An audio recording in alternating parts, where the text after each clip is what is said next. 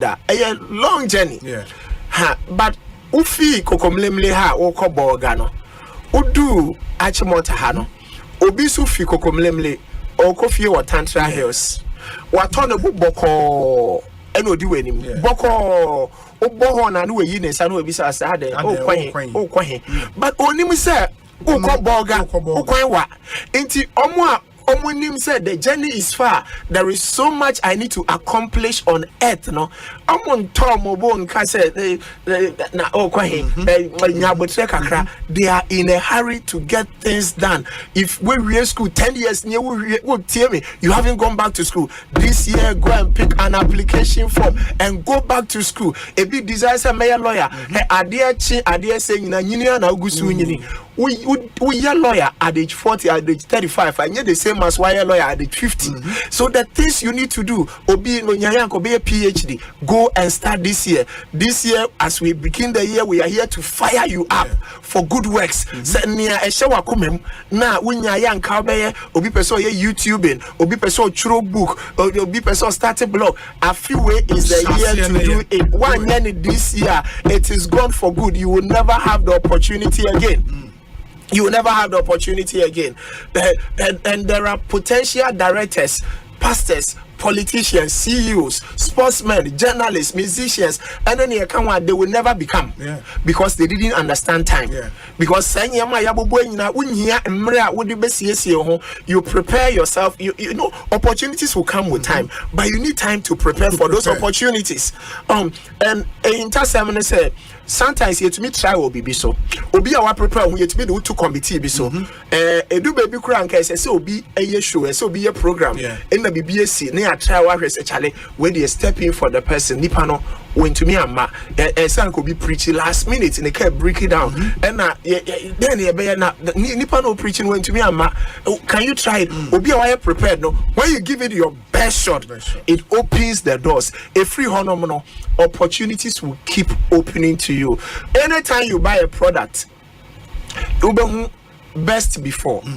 Products be Ubehu best before. Not just say some product who you soon emria and kaya abrabo bia but there is best before. In your life as a husband, as a father, as an MD, as a pastor, as a journalist, as a director, as a musician, and you mribia now bet me a fly as a musician. There is a period called best before.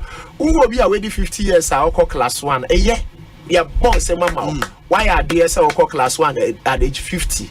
But the best before age 6. Age 6. And you call 50 and who be bound for so near Kakre, and who man for so be brave. Who to me be also for penny at age 60, and this is why I also for penny at age 35. The mileage levels are different. Obi or DMD at 35, and this will be away DMD at 55. In fact, it's unfortunate I have to say this, but I'll say it because we are talking about time. In the private sector, Obi, in the years to come, a lot of companies will not allow you to retire at 60.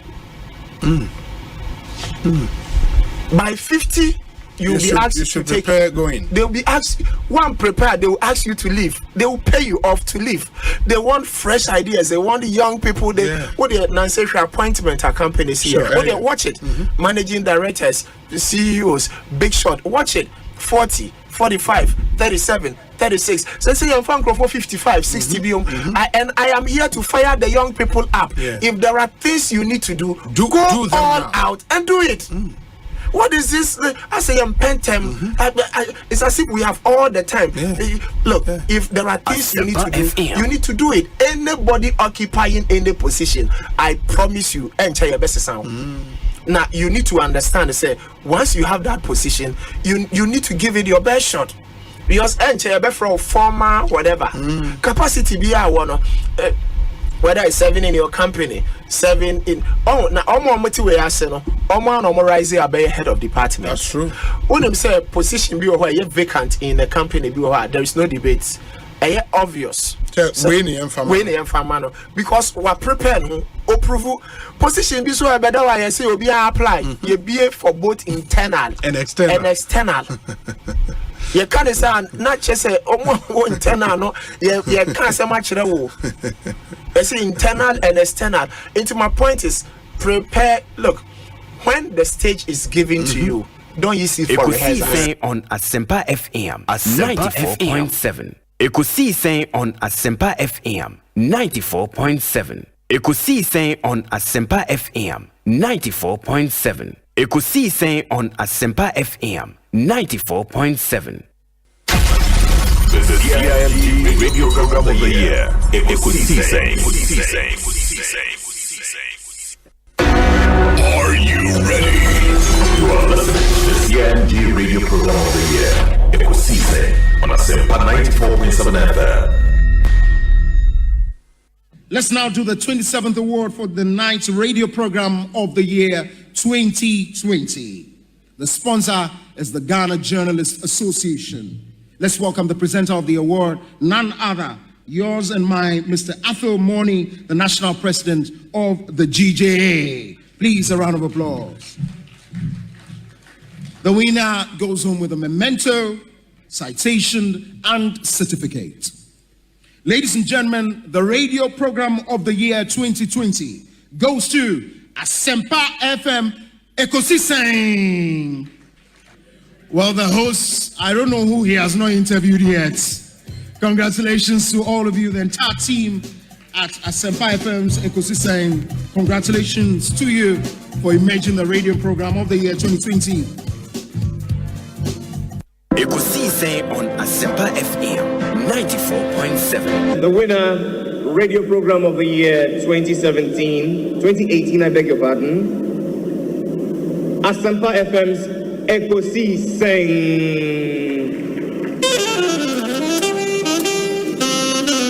And then they come, ladies and gentlemen.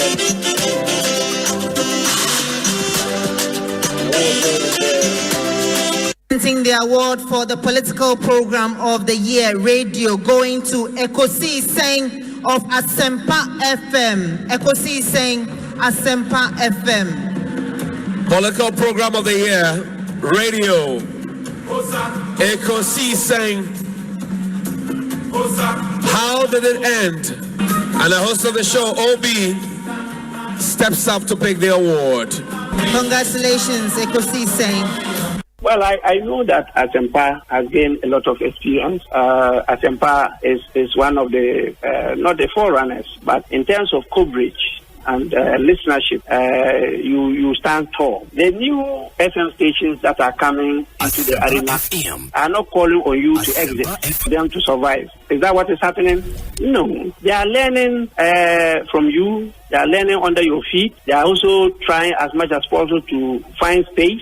And, there's enough in the world for everybody. There's enough in the world for everybody. And so I think that those who are coming up, we definitely will encourage the injection of new blood. But you cannot also totally do away with the experience. It's always a pleasure coming to Asempa where the truth is spoken.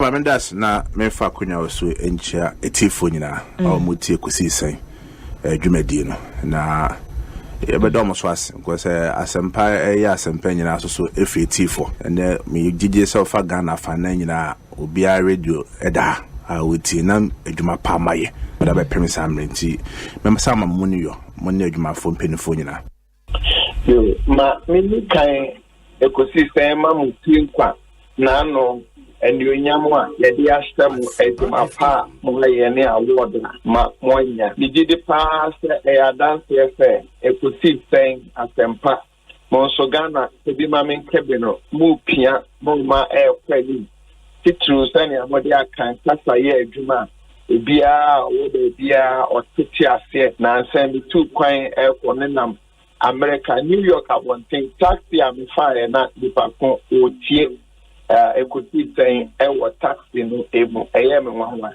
na nso nyina aka ho bi na ya bomo abaso amamon abonso body no Ewurade wo nshram na omo amen ya ewe ye nemi yeah Salisu Muhammad or your branch youth organizer what that honestly your bonu manikola say Ahemachi Krona exactly enona asthma any NDC constituency organizer no more on them say omo confront say we will not allow you some be NDC for a prom and then omo fa edua say be dadoa esesem and omo de bo asthma Eddie Papa in team to the extent as my Johnny Korea Bush or Tata and one.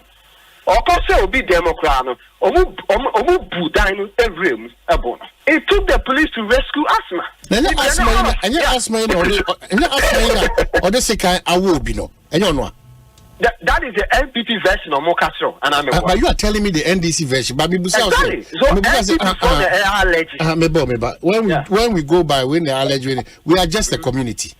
So at the okay, be say me say everybody abu nipa no ahimachina na mitio die no enti eno nche say o die na o kan no 100%. But mitie eno na me busa say ye nya nitia wakra enti ye wo obi sikan ana. Oh, Matisi, I will be sick. Who Anna Wate? Oh, Matisi, I will be some who pictures. And I miss me who said, about trade. Mr. Wate, see, I will be sick and I walk. Oh, Matisi, I will be sick. One day, what you say, oh, this kind of one. Okay, it's Asman or your dear and nobody that that do a boom, a bob. And I make that say. Come on, Mumbo, NDC for me, no Mukulase. Okay. Mama Udin. 2 names. Amobo Mukulase, NDC for more than I know Amobo NDC. They cannot watch what they kill NDC members or more. They went to their rescue. Asma Bonio Yen is all rescue NDC for Yabu Mo Makulase. Your constituency organizer call for the Moko Hospital. That is what led to Asma. Ye butcher na ye din your mabubo the team now or no ankasa wo dwane for his dear life now almost bush so almost akọ bo na okosi obi dem a mu bu dane esa to an ho no. Okay, so Dalali, in your case, what was he a proud call for me, you know? What would you because Moko can say, young Koba is that correct? Anna MPP for to go almost a borough pre promo. Ask my Suhun San or Cabino. Anna will pay in year that do a bobo. Anna would Bruno. Is that the case? Yeah. Okay, but one who dear or chase a kind a war a year at Tono. Who do you chase a can? When you are a sea, Bribay, I am Machinana. Ahomachino. I see. Na me pacho. I am in one say Michael Adi or Casa this time I ain't seen. Ade. Yes, because per the police principle, the constituency organizer, the only reason according to police or saying is he was present when the clash happened between the NDC and the NPP. So how come Michael Adi is working free? Uncle Bibi, I didn't have a chino. Me say police for principle omo capture ye call regional command omo detain NDC constituency organizer and say the reason why match NDC constituency organizer and say no a leader of the NDC within the constituency no will have that clash and happen. And I'm asking a simple question, say the same principle I did see NDC constituency organizer and then you call two Greater Accra Regional South detaining you until I did not apply the same principle when it comes to my garage. Okay. And Ghana here when your different set of rules governing NDC and NPP. Men ko san komun mo kwa ebe adefofo mpacho. Ya ro in ko bi na mo fa establish fact. Obi ni ho a asem ne say no NPP ni go no man collapse it say na me ya ne e kan. The fact of the issue still remains to say asem ne say no. The police for you can speak to the police people present. Version the young can this is about saying and another or engaging me say let us try to resolve the issue and send escalate it. Ask why did Daniel say Daniel didn't call hospital? It is also not true. As some by your own situation, Daniel eventually drove off. You to organize the roster also move away. And your police force and I move back to the rescue of Asma. His facts are concorded. It took the party supporters who say Adia Branson or Johnny Dewey so you if not privy to the fact my name is running commentary the fact still remains to say who say man oba say no one better kill bia one the do bia or the friend of constituency organizer say let us have a chit chat in ensure you say you better resolve it. Make us know say and yes in arrangement. Now yes in arrangement the problem ni buy ya. O kasa no see about queuing and sitting in. Sitting arrangement with queuing and sitting what's the difference? in any case, I don't know how to say someone will conform 100 cities or 50 cities here. And ISM. Everybody saying I will say you are the one that is being victimized. Everybody say I call you. Any main, any two bar registration center after saying the current situation. Who said I call you good at you? I'm saying it on authority because as I'm seeing it happen right in front of me. A non car will be our concert and you say, now call your official vehicle. Trade. No, Bosuno. Who said now call your Ekutatu? If I told me who said now call your car now or the buyer, me macho man is not to Ekawa police for a cheap car now. Yes, any to car now. Almost set arrest. Was it established say any dia na a license gun or not?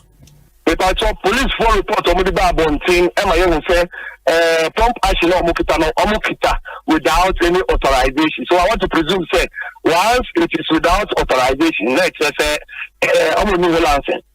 police for report banner or rely on to tell me this afternoon. I saw police before I issue report and then you mean with regards to the issue. Report and say the two party NDC party for now now call your car including now call your name now Yachio Mama in investigation. But the person can say, look, we are getting closer to an election. This is an election year, and the stakes for this election was rododo. Mr. Politicians. No matter why, the needless tension that is created across registration centers, transfer of votes, and so on. Look, these are needless. And you are building a certain environment that could, get worse on the day of the election. And here we don't need Sanumanu in this year's election. Timesre and our police volunteers, the Mr. Wong Chum spoke about treating everybody equally. Mijidi said it should not just be about treating people equally, but you should be seen treating people equally. Because that alone, look, politics is highly perceptible.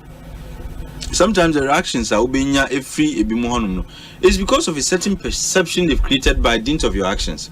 They begin to form an opinion.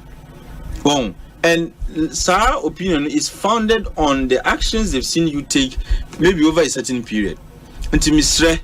Let everybody feel that they are actually under the law. Nobody is above the law. And that everybody has equal rights and everybody deserves equal treatment before you can say more security agencies. But once acquired say, we move the opposition, you want to prove say, what to me, and when it comes to be I say I say you are not as high-handed as you were when you were dealing with the other party. And I am mangrove for entrenching positions in respect of how they relate with you and so forth. Until Mr. Be seen to be equal and fair to all parties. After all, yen muka and your party bakuni muka. And that's what I was saying. How comes to Nutui? Yanchina Unko police station much less detain her. Where they found a weapon in the car. It results in detention. And I'm not saying that if somebody offends the law. No, but we should be seen to be equal. Treating everybody equally. The best thing to do. Omanhene too that you registered. Chumwo. Everybody else, I mean, lawyer dear. You should have one. Obia, no. Maza. I know when you. Hey, and then Nipakunkuma. Shall we are the waste you? Ufi, I'm Robert. And you mean, now because of politics into you, Debbie. The Americans say, so born who buying. And you can legally acquire a weapon out of the bomb mobile. And because you have legally acquired the weapon, all of a sudden it becomes a crime because we are manual 17. But Okabi say, Mamika say, Obinti and all the two, and also is another problem. But if that is the case, if she really said so, then that's very problematic. Then it moves beyond I acquired it to protect myself to I acquired it to possibly harm Obi. And that is where, for me, problematic. No. But whatever it is, let's do the tempo. Tempo no. Ya shas yen temrodo. Nti yen lowa no na yen nyina because politics is just an opportunity for us to elect Nkrofo Mbe leading for the next 4 years. And yeah, do or die affair. I am utterly appalled and disappointed by the unprecedented unemployment rate we're seeing today. Perhaps if the government had not jettisoned the 40-year National Development Plan, which was developed by the NDPC during my presidency, they would have adopted and implemented my 24-hour economy initiative, which was contained in that document. And that would have saved Ghanaians from these levels of unprecedented unemployment. But as the saying goes, elections come with consequences. The stark reality is that the current 8-hour working system is inadequate to create the production, productivity, and well-paying jobs required for the revival of Ghana's currently bankrupt economy. It is also inadequate to produce enough goods and services for export. My young people, extraordinary times require extraordinary interventions for extraordinary results. The 24-hour economy initiative is the answer for now and the future. It will create an enabling environment with deliberate policies for business, companies, and government institutions to operate 24/7 in a 3-8-hour shift system. Clinic, ever go round. What you fear? Now doctor Abba. No, I better saw what today. Now I'm away Drew. Now I'm far. President Mahamas member Mwamane. So 24-hour economy. Mudi wo muda da. Eti se dodo. Na se wo be niwa. Obeba telephone number bia. Wo be frɛ. What you frɛ sa number na. Obi be fa. Of obe arrangement. Within 20-30 minutes.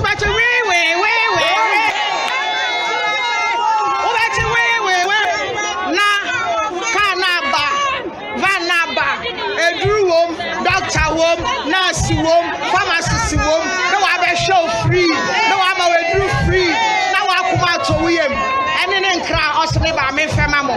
Namen can't tell say, and about Asempa and actually.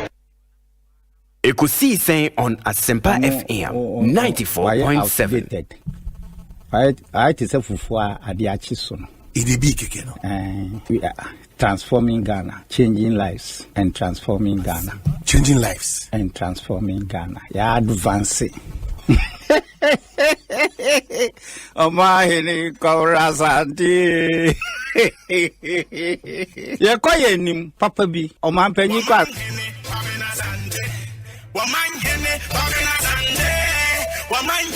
Kwabena Asante. What I say, what carry I want. Yes. Omanhene Asante. Omanhene Asante. Omanhene Asante. Omanhene Asante. What I say, what carry I want. Omanhene Asante. Omanhene Asante. Omanhene Asante. What I say, what carry I want. 21 minutes after A2, I have Asempa 94.7. Unyamedia chain the 11th day of June 2024. If we say kopim say nonsia ebebo edia paemuno meko so adawase say wajibre wa wo hwe wa utie. We are so grateful. We appreciate you so much. And benada you know tinani adweno man ho nsem na ahwe nkomo a ekoso all over the country. Inti ayadea ensem ene nkoma ahodo ebedi no megirisi a wo so bejebre na watimi ede wadwenkyere ede abrain. And if you are celebrating your birthday today, it's a happy birthday Shunko Anamdema. Maybe you can join me on Asempa Extra page on them no na birthday celebrations be and also dedications be and so no any baby abutu be and so am my aware, and I thank you for watching. As usual, meda inyumeko ahodo aso ase if you adwada kopim meye if you ada meda ona so kwanso nkoso kra meda jumeko givers meda ona so kwanso nkoso Franco Trading Enterprise 1374 Syntex Tank Tabia Herbal Anameda Ecobank for asset power jet batteries and so asida kese pa na eco ediamon and a Vivo Energy Greenfield Scientific Clinic yedamwase yetimoso aprekope sorry and My Life Insurance once you don't say sanso na kese builds you don't say oh kwanson kosokra iti edwedie is really packed in common all over etifi epoe anafo atoye baby biara adia tobiano SMS biano yedesa enkono ebebro Dominic I can't say Odo has it been confirmed? Okay, so that's it. The show is put together by Dominic Isieboa, ably supported by Dr. Jackson, Lawyer Chum, Ben Gazi, Ekuyabwachua Iadom, Philip Osebonsu, Anafi, a new convert, Abena Pukia Ahenie, and maybe also Butubia, Mananibiano, Mamen Koso Nawase. Some of you, the time differential, as you know, and yet you market to across. So, Ubisuna Jum say, the head session as well, OTN in the Baba Felix of US of A, era president to Denmark, Sansona, Kwame Kessie, Golden Radio, Worcester, Sansona, Yankasa, ranking members of Netherlands also Yachiao, and Afi, Yenu Bounce Austria, also Ojibreti, one of family, we are so grateful to you. Nana Prempe, Ewo UK, Nana Prempe, also welcome to Ghana, also Yachao Kwansun Kosokra, and all the power do Omaji, Omoji Brain, Omoshe, Nomutiewa Manone. We are so grateful. We thank you for every time, every moment, every second you spend with us. Well, it's another day, and Yegusua, Yetwa Juni said we are Ghana. Ebitima fan and Tumapa Ediefra. Our conversation is still on. Election year, MRFI, and the pledge is very, very important that you abide by the rules and regulations of Ghana. Na abo kwansun kuzukra. So help me God. It's very, very important in times like this. And what you know, unkomo bi awudi o baby a onsema hodo a waka o baby no esese oye really measured now journey Ghana first. Yebeko so akai o say asoja for so the crat e bia babonten meje braken kan sakrata ni na ma o. Obeka na enu ya na MPP amanyoko no MPP amanyoko no wono parliamentary candidate bin so in Zambia wono susu se waka enya dia enam ne kwemu be na kwa benaden of course unim dada say also the concerns be brain make your community concerns it's baby awo share most of the time our expectation is that as I say mutimidi enyoma papa ene de enko yi atosi nyina timi brain it make out say sa akonya no beto dia ma yehu de ekoso opotem na afie ntimi ni oni nkomo 0302 216545 and 0302 216546 and 0548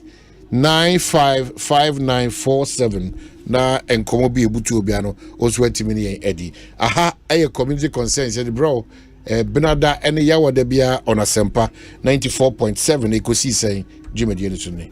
Good afternoon.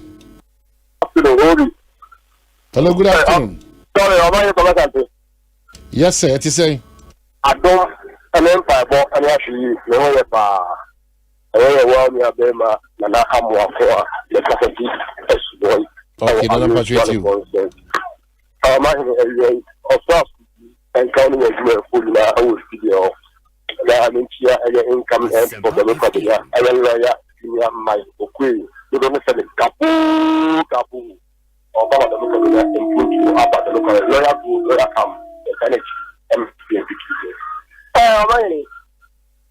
MPP parliamentary candidate or MPP in Zambia waka and the echo viral. In fact, the illegal mining, illegal and free. Na Ogia also share and ram on my Ghana. No, my illegal mining, zoning in Sasse. I have 2 months for Papa. Say illegal mining, Oh, catch them, say, could you find say, almost site. Let all your mind say, you be a power for the power. Omen and Kuntapa. And yes, the papa, and then after, no parliament, I'll parliament, quorum. Who can't start him? And the best thing to say for that. That parliament, Omen, no one and kill him because I still no kind of. Or yes, maybe look to pass. I'm going to sit up on their boy. I don't want to see any song considering the other thing in Rakadia. So, more on my own buying. You can get the truth. Now, what I cannot. I mean, what's the show? Come now, you're talking about the see someone. And that's the way was almost a you. No more to papa. Nothing else. Then I'm going to the airport. Yeah, say, I didn't tell anything. I bet they use me and start to the young school. Many years. I don't know what you told me. Papa, my way to phone. Now, everyone is a woman of power, you know, the things that are kind of. Some of them go kind of perfect into the fight for. I don't think that man was our Ghana. We will be not comfortable or percentages are. You do two, so I know that your kind of 1 years in the Papa said, I'm a patrol, I'm a poor man in our child.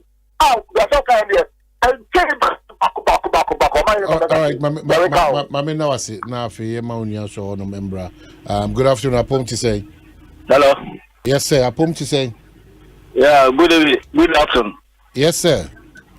Yeah, my or phone na no tie phone na awie. Yeah, Joshua. Yeah, me concern the echo the fans e free enyinam. E free Omanhene. If I essence kese penfoni binya ayintino obia hwenye Omanhene. Ade a hamen won. Okay, what's it if free night nina. Mesro so lie white na ya no de bia kwan mu. Ye wo baby wo ha lie enye djuma lie no so eboa pa nganka se anajo wonam no to light ya neto a wonu se wo kwa na so ko bidim enu so hinya pa. Okay, so road markings was yeah da CP but also here for some na ke we see here for enyinem ana o le ti enyinem also here for okay say kwan nefa kwan free enyinem ngoko enyinem to nkoko. Okay. Okay.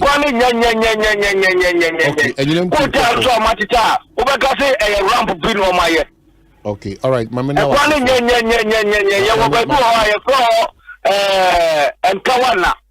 Nkawanda number 1, number 2. Okay. Okay. All right. Yeah, that's CP. Okay, sir. Good afternoon, Apom to say. Hello, afternoon, Apom.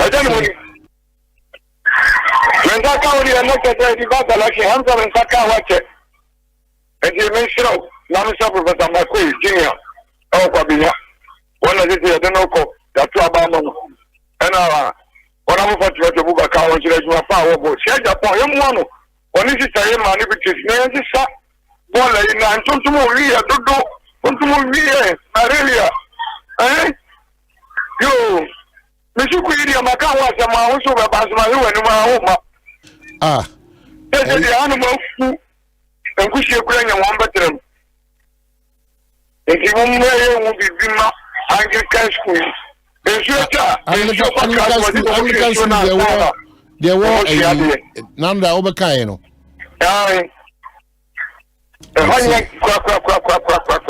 Okay.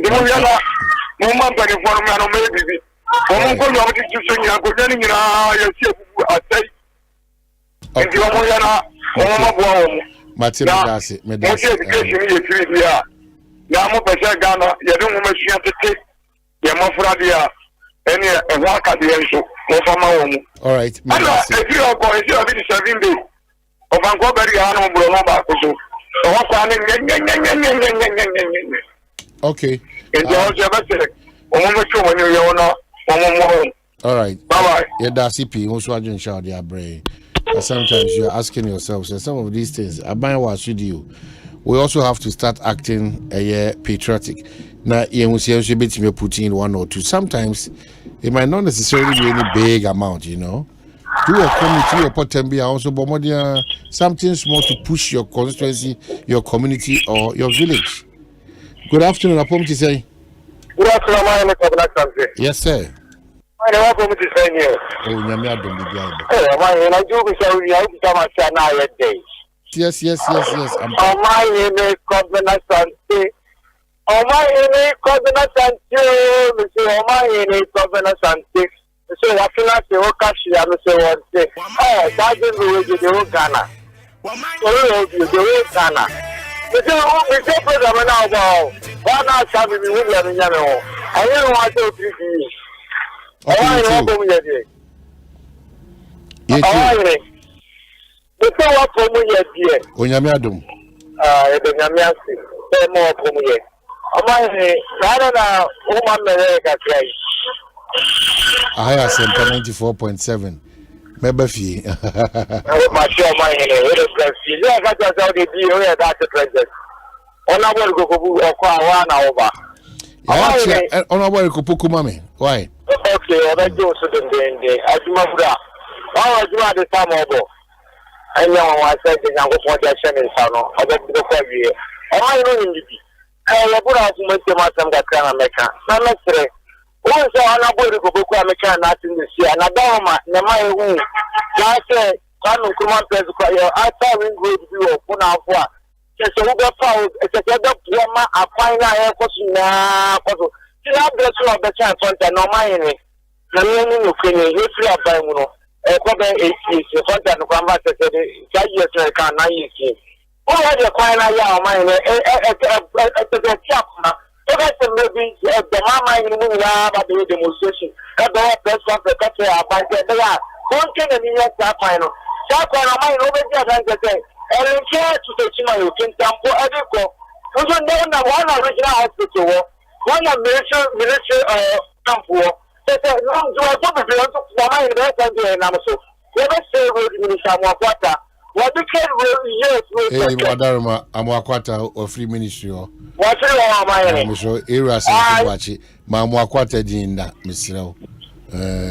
Era Sabuachi, and also say, 80 Medasi, but Quina Okanamehu, 80 appeal to Era Sabuachi Minister, Roads Nafi, Ordinary Chile, Suya Hospital, Quina Quinano, in Sembi Honor. No to one among them. Good afternoon. I'm saying.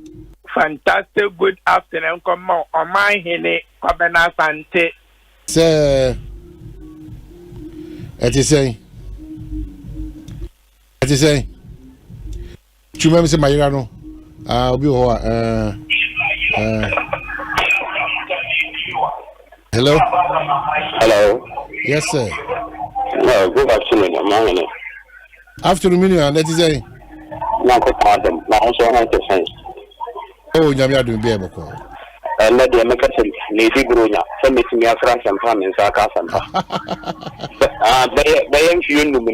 have never been Sankas and Pada. Oh, really? And let them make a young couple of some in Sarcasm. Now, made them in some more sugar.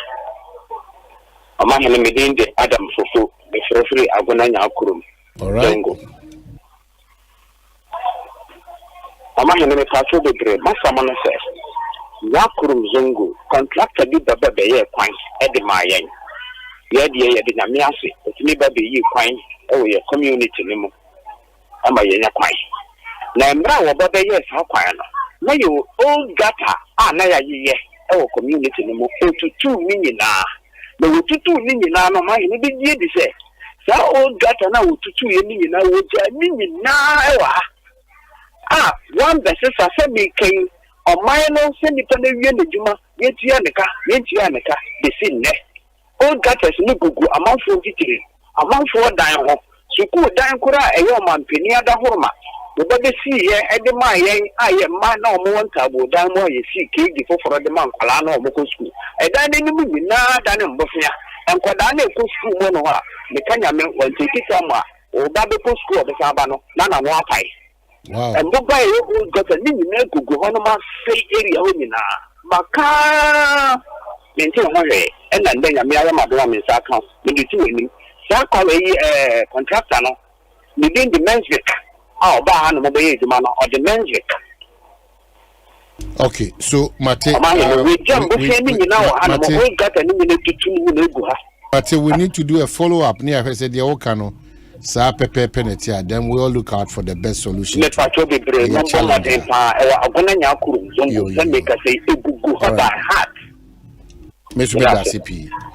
afternoon. Hello, good afternoon. Medisha Mema how?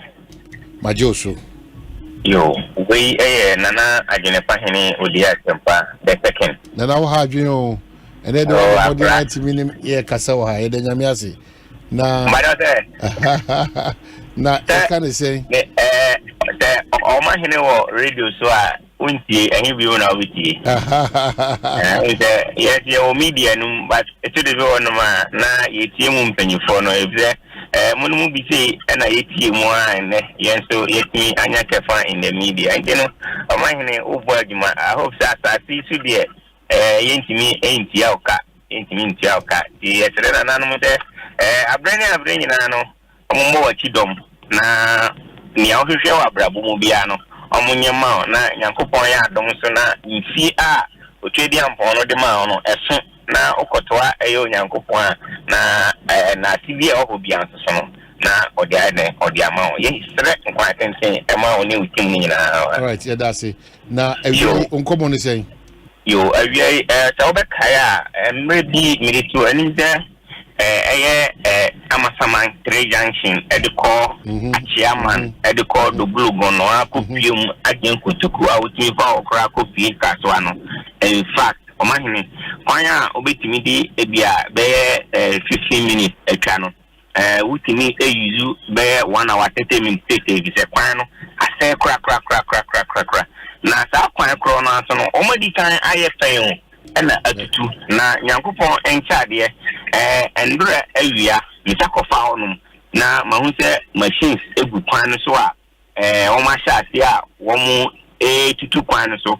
I'm very very sure for one person mo ye kwan na second day na se mesa kofa ho se me kodu na se am pata mo ye kwan ne dia na ye dia basibody ama ga west municipal assembly no na me message that you might do you might think I'm a bahonum na personally no media chance na we bita ho asem e be amanfo bebre no na ebita omo say uko yen communities ni bebre mu a you big companies wa be komu na akoma kwan ni nyina eden asai mostly no bisa dodo no say omo pese omo ye kwan no but omo ko asem no a asem no omo kwan asem no kan say omo fasika no mra no mum enye den enye mesre opase bomodia na pe MC bi na bisa say adenti na ya omo cancer for example Maira road Maira ne Pukwati Katabo road aside for a long period I'm sorry I can see one more person here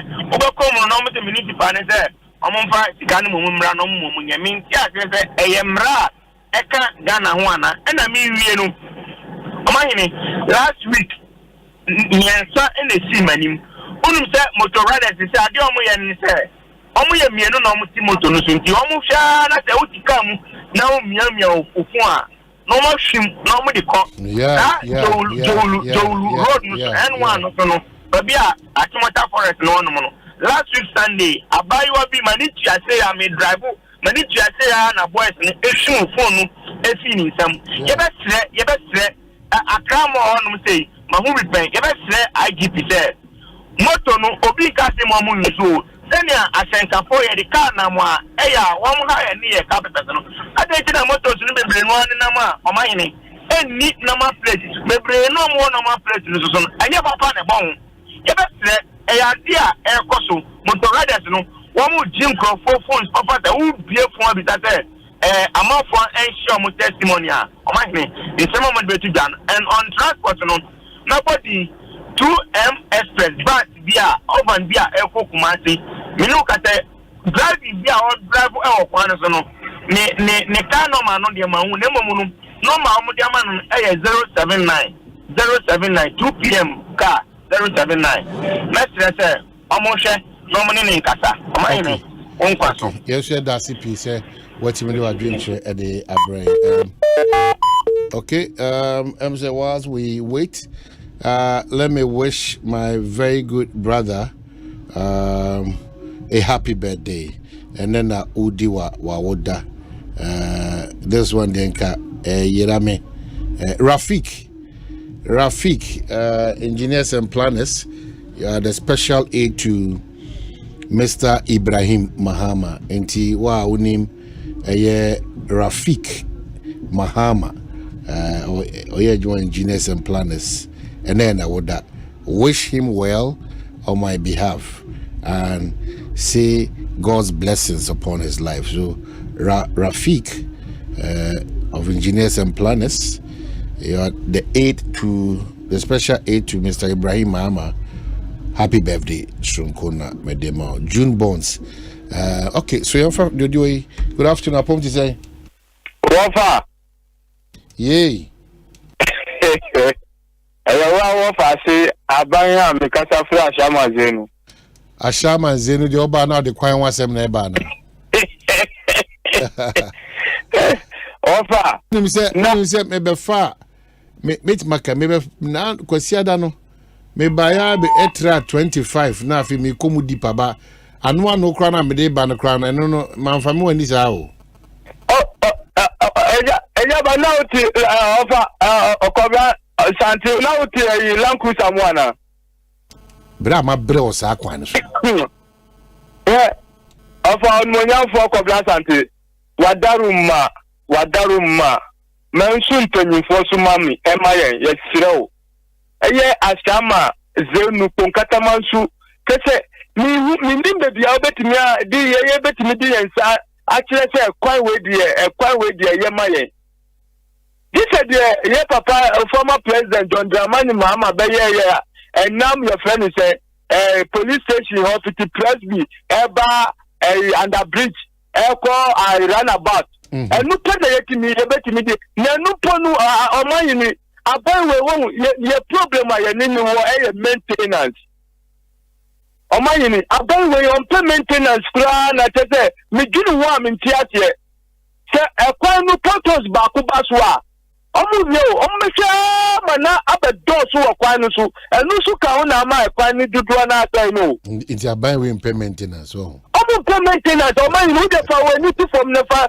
necessary asemo ameka mi bua okay iti ye besire ye wura mani omayini medi kokura anu endra na ye me ba otoso me sani birthday what we say me wo ma 4 na ya oba house abe complain o chiro no say o da na omayini enye beto me ba odi kan tata me ka enye bete ade enye bete o da na o se enye bete na o da na no omayini ya obetimi aka say obeda sa abira o nya bibia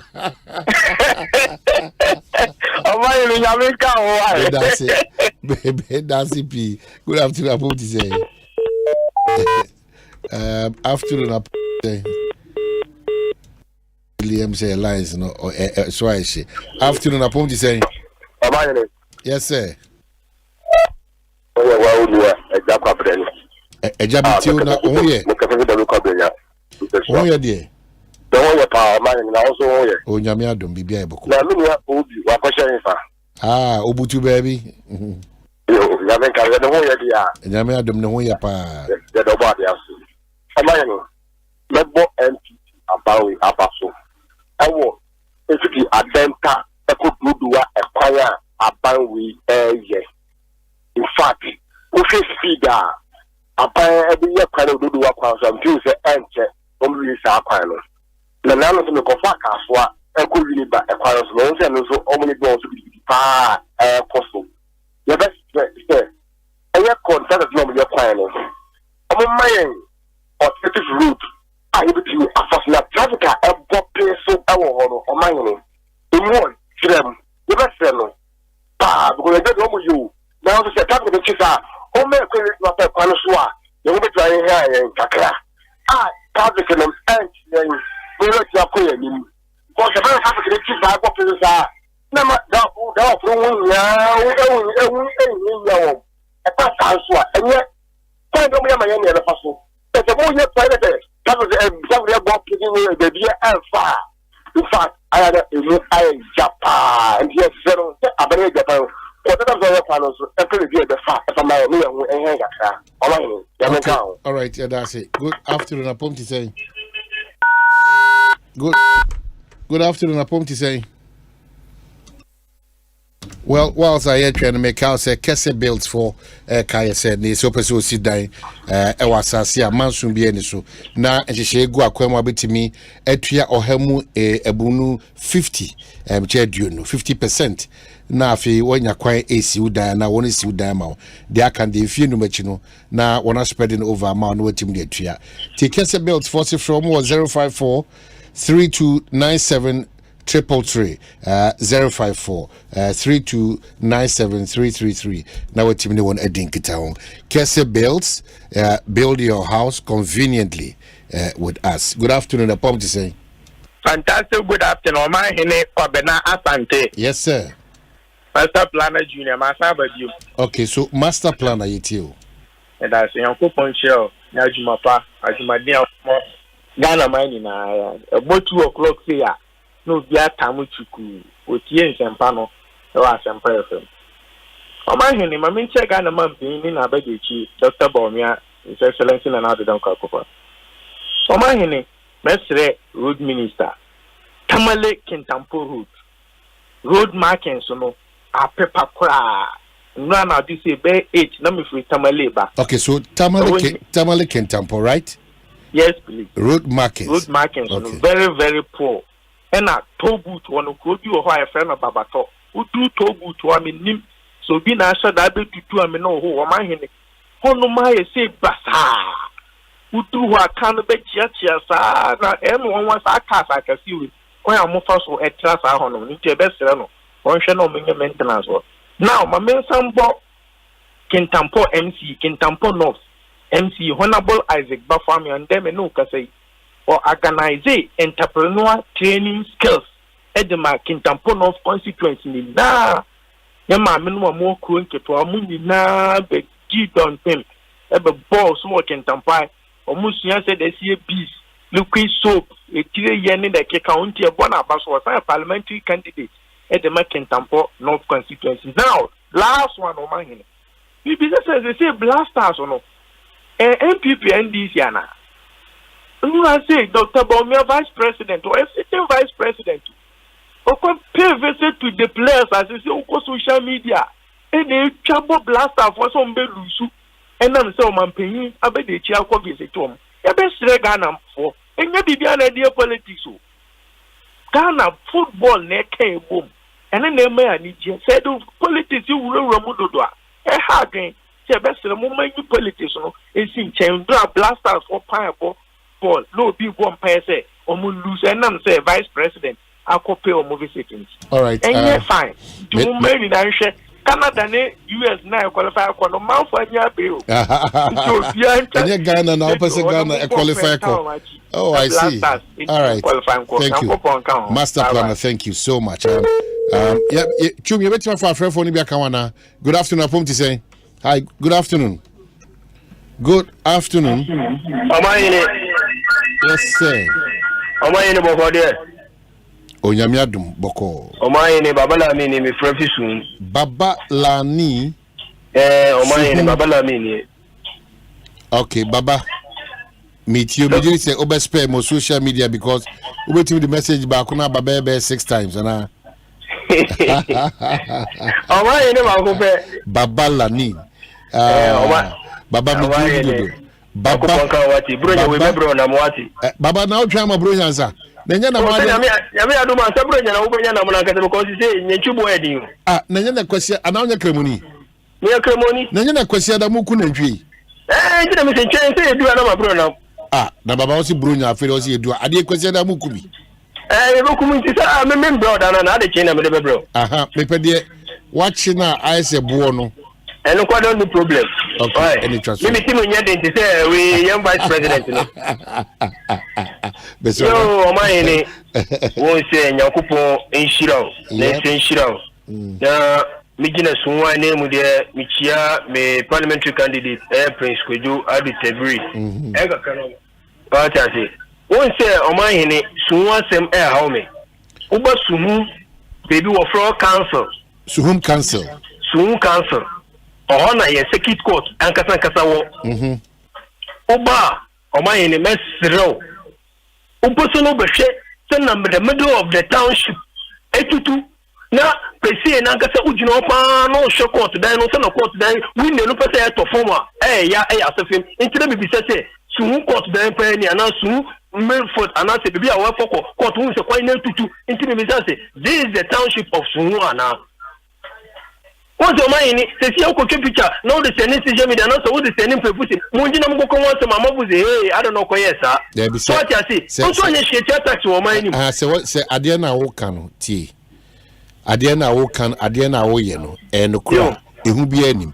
Nti se court wo no nokura ne bia na dan so apa be bosumi sie ne waka obi amfi wa wo ho kwan se wo draw your attention through Asempa Ekosiisen ana say through Adom FM ana through Bedwem ana through Joy FM ana through Joy News ana say wo ho kwan se utimi to mountain so mfonyini ne ka ho na de hia ne say ni kwan se odidi obi atem ba o draw attention say de me court bia ekonie empanyfo monhwe na munsisi nyoma Omanhene is a work and sadia with the pictures in the best because the condition of the court window no kwa atofo mawie what I say adesa no the plywood are talking because of light in inside inti so what I say and then one man so point to because the best race who MC na say and no court na public account committee what I say na asefem is alleged says and APU say we need say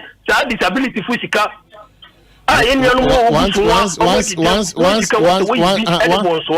oh Debbie Jaisa what asema okay what be that say Debbie emphasama where then waka say disability physical de kobonsa what be that na no mo ka say that form say for sa and na form say Ghana sika enti wa utimi fa Ghana sika di no na say wo no wo ye krofo ankasa yie sika na form sa enti Sirese Emasa akura modaruma mamu fa no mabi ni agro na akohye yenuanu ma sebe edemdi ewo mafa no so ashomo ya na ebufuo you have no idea what they are going through this all simplify and say obi de musika akobonsa wa yasa you have no idea what it does to them so I know they are careful it cannot be true why me that's it. Good afternoon Apom say good afternoon Omanhene. Yes sir. Richard, I'm Sakimedia. Richard Kasefri. And make up with them Madina, me taxi driver.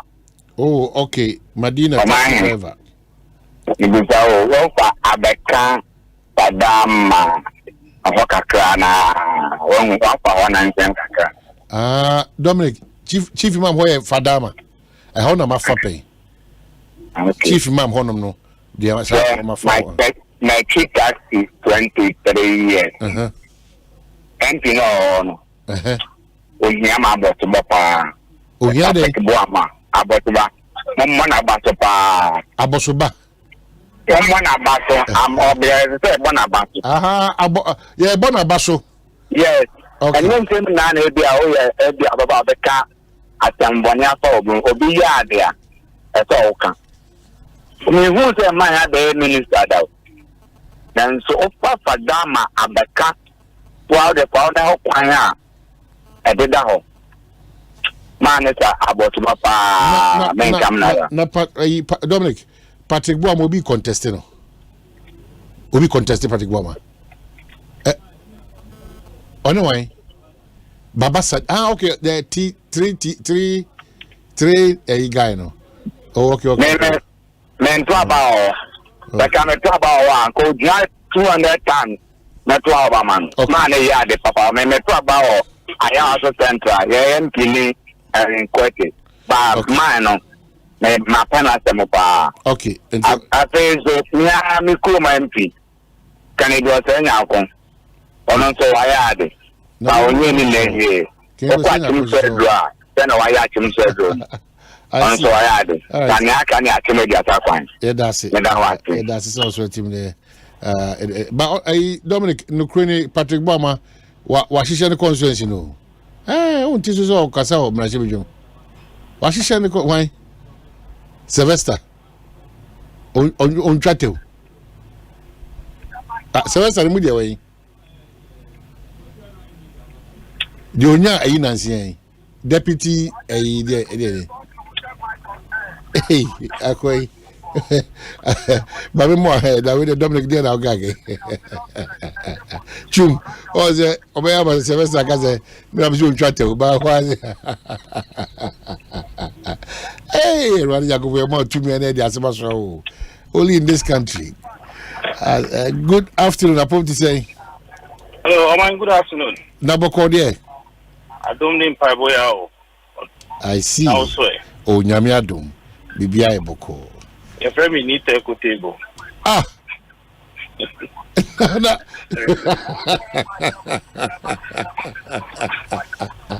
I that Radi Jacopo. Me? Bruh. Me can't cry because of what fate here. Onupa. Yes, sir. Be a warrior. Dominic said no. Be a warrior. Oh, no. Hey, the Bujanam should now put us. Be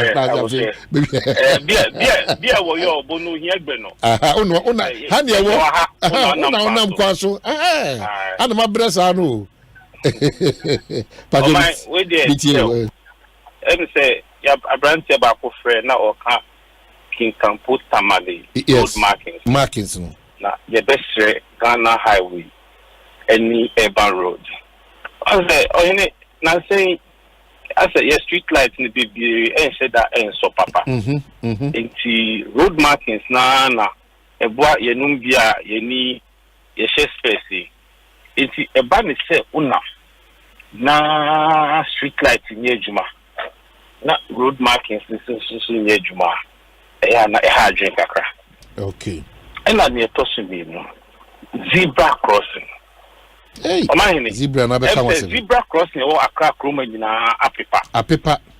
Now, I am to say the GD say urban roads, any highways, only be their public need private schools now. Zebra crossing a paper. Into Udruha or mine, Ujina, I had 2 minutes. Uko with Nima Nan Kualana body, Omabodom, or say, Ujina. Yeah, that's wrong. Say, be crying almost minya. Zebra crossing now a work public and private schools no. Almost marking my because a one Kualano, a boy drivers now. Ye walk ye nam quans because when him says zebra crossing, they would do what mandatory or say Ujina. Now, unam, nini na paper. A paper nini na paper. Yeah. That's very true. Nipa ni jinaha, nipa ni bijinaha, nipa ni bijinaha. It's baby abedubia I was so jina. But what you say, who do zebra crossing there? How be jina? It's your best room, your promotion and a road marking. Street lights no be bring juma. Into a basana na ma. Ule ni mudino I didn't kakra. Yeah. Na yan my suspect is there na. I feel I didn't my. All right, no crepa. Mame no ase ba obekọ ede nyame na me dan asese. Now no empire me boy pa has to full intimi anchor relegation. Enye djuma ketwa. Oh my, you said them free moves out. Oh, there you be in the moko. Madaroma. Ye bompa pa na de ama me brem wase kakra ne na no da ohempo obesra gamanche no. And ama me consider 1 or 2 because enyimre nka ba bia me ko fans na kwasia da du no. Just to make sure say we lose match. First being a couple more about it. Would me answer the more who said them. Now, you will me who say has already. Just with the level, both sides in your last match. Okay, Papa, I know she, Papa, yes, that's a Kotoko, any league, myself, league, and you trust her. Yati, you won't buy. Yeah, that's it. Oh, my Jamaica also.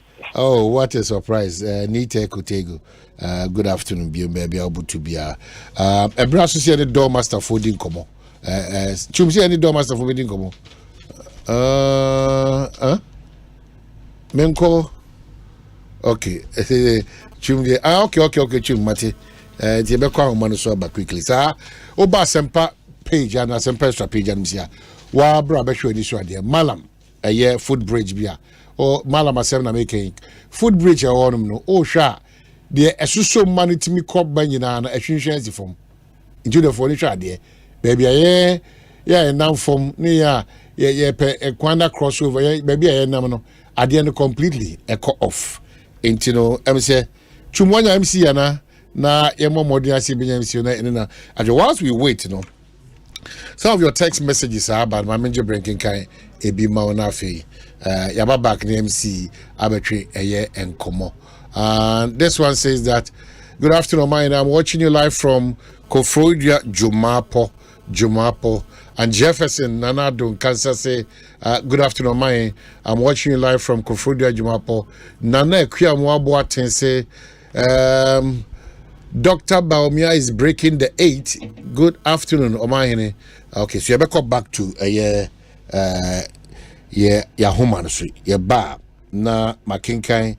Some of your messages now about be at the amount.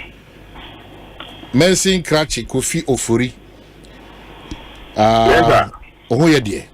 Yamiadum, yeah. Bibia Kama. Yes, Room. When you should be or jurisdiction.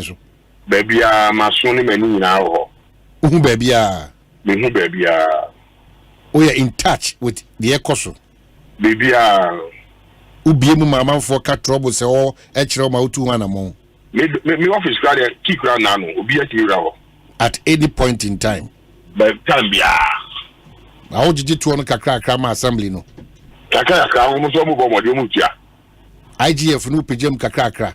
Kakra. Yes, we the the mom Kakra.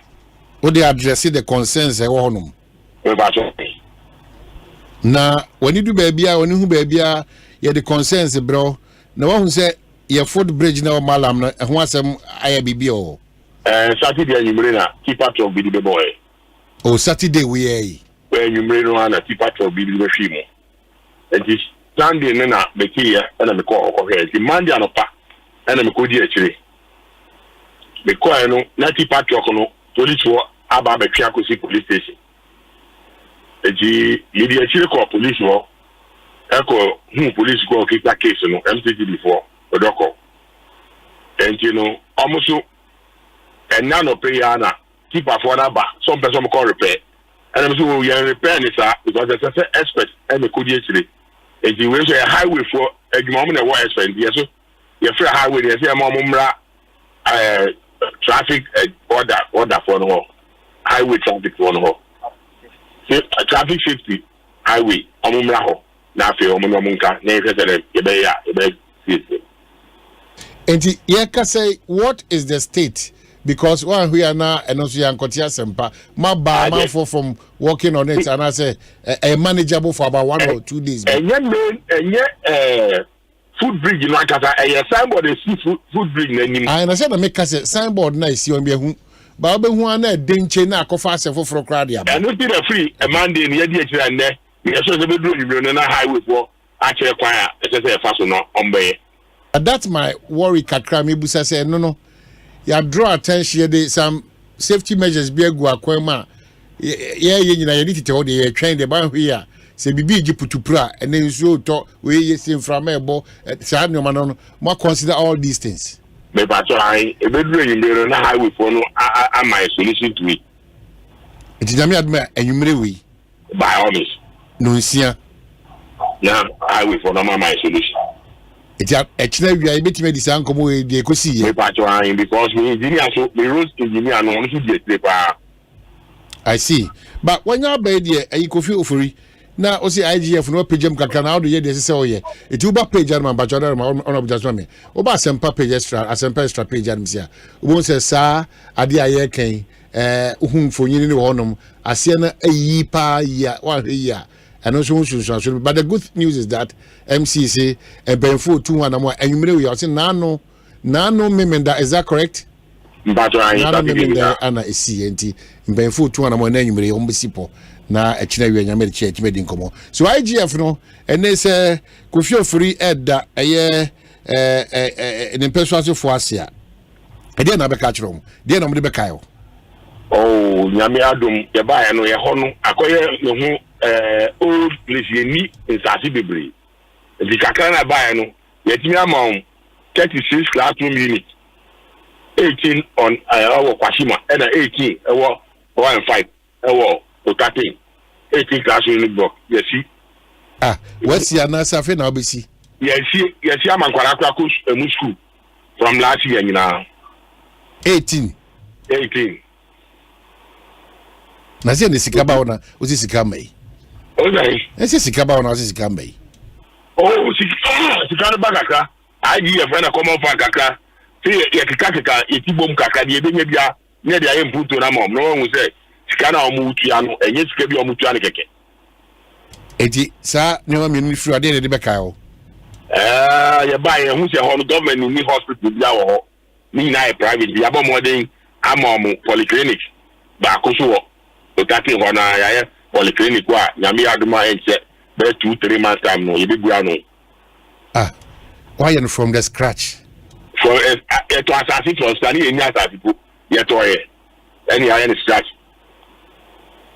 Na hono industries ahenko an go za. Oh, industries in here na go for no tua kakra na ban so common for no ba. Ye mi eni fi edi baby. Ama obi ehun se sika edi abande yesu yetimi di ayeni. Na music bambo ho asem te sen ho. Yami adom bibia ye kama omo so omo bo ho modern. Se do sika se what to bibia yi o. Oh, yami adaruma ni po jimi ka what to bibia we ba ya boy ho modern. Ya boy ho modern. I see. Any egususu bo modern no. Na ya edi dwa wo kwa mu nso na e wo malam no so ye nso e.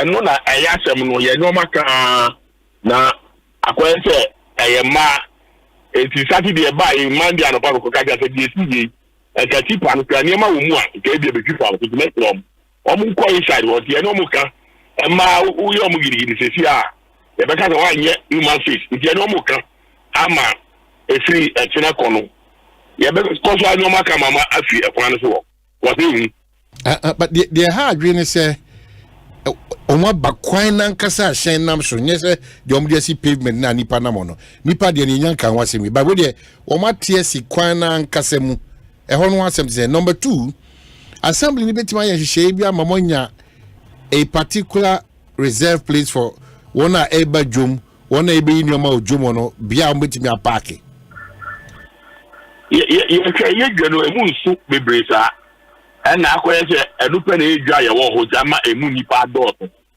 ba ye fa kwan bia so ama sanity aba ho ye bo mo dia fa kwan bia ye no mu kasa ba me gidi so be dia to bi efuye e ba ma omo kasa hu kaka ba mu ama ati asema ye no mu kanu e wa so pam na assembly health inspectors no ne environmental officers no mo call on so mo fa report to me say ebi ni mo to meko ni je ni tomatoes or form awa any opoku no ni na gu form wele no ebi ma ja ho sa na nsu etiriti tra ye yina zo ni bibia o market women asem no wo be ko no wa ko kasa o mo tika wo ba wo so me o bibia pepe wo be fi ho no na afi na ma ye bibi fufo e do ma sem ka no di kakra ba ye gusu mi yidi se ne ya ka se omo so meti omo tie omo mu se ya ka ho asem e no mo kan meti asie e ya kam kakra ne no wa tofa na the last time I checked na some of them me complain say o di dwana baby on be yo mo hu yie ni baby a sa no ma no ebi ni ho o ya we oh yes but yes toilet fine e wo ho a ebi bua no e nche ko ebi bua no aye school kra wo ama omo tina ho mo declare of fertilizer zone afeni ebe bia no yes toilet papa ama aba bo mo dia ma yes toilet papa ama omo ajanan bia mo pamso mo uze ewia nkomo ni yedi ntino u jam sa ya yedi no bo ze na afi yes na so mi tanka me ya ko di ni me kai sabita me am ho kan yi ntino wa ko ti nyama we man kan yi crowd so kan yi crowd me no ye kan create ye ka me yi ya ye tu okay ti we de bi na ko free em say me hawa dwen kase ade pote ne yen ni say sa eye risk na e pose on na watimetu on na mo but the good mesrel ye di nkomo kama say no ye hwe anim say nyame admire o se be yo na e kira wi aye frewa there should be a concrete action mo take it to ensure say sa ade na si won ankofa yo ni bi amba why me pa you ye fro Bella na ye fro me Bella kwana Bella Bella the only Bella in MPP the only Bella in MPP Bema did Bella yes Bema or did Bella or no penny friend Bella MPP o mami oba me mami oba pa hey mu chirebio Bema or did Bella Bella na Italian word chiremu kakra oh me see Bella na Italian word me kakra beautiful and we beautiful wow me bosi why I don't want me boat of him because Bema they describe so you beautiful there na say we Bema ho fe pa o Italian word Bella and mami fan so prekwe Bella Kofi Ofori is that correct? Ofori Bella Kofi Ofori Bella yes na osine etu ana yegire mesino 2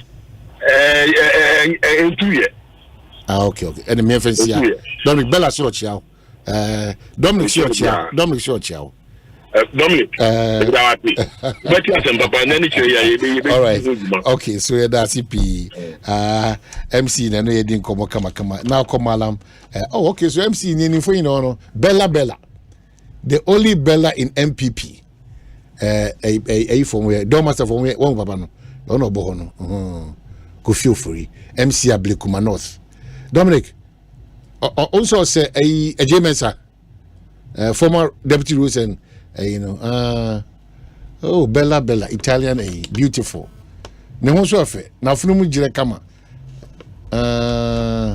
tokuna do se fa ne jira na tokuna dan bro uka bo from the dimple we na dey na dey fa unim for Dormasters mo your friends so to too shall dey to yi say dey be say say do bra Asempa extra page and say is zero free Ekoko free beautiful Bella ana oda honum no Dormaster for you know wa funu bo to cruise your friends say Dormasters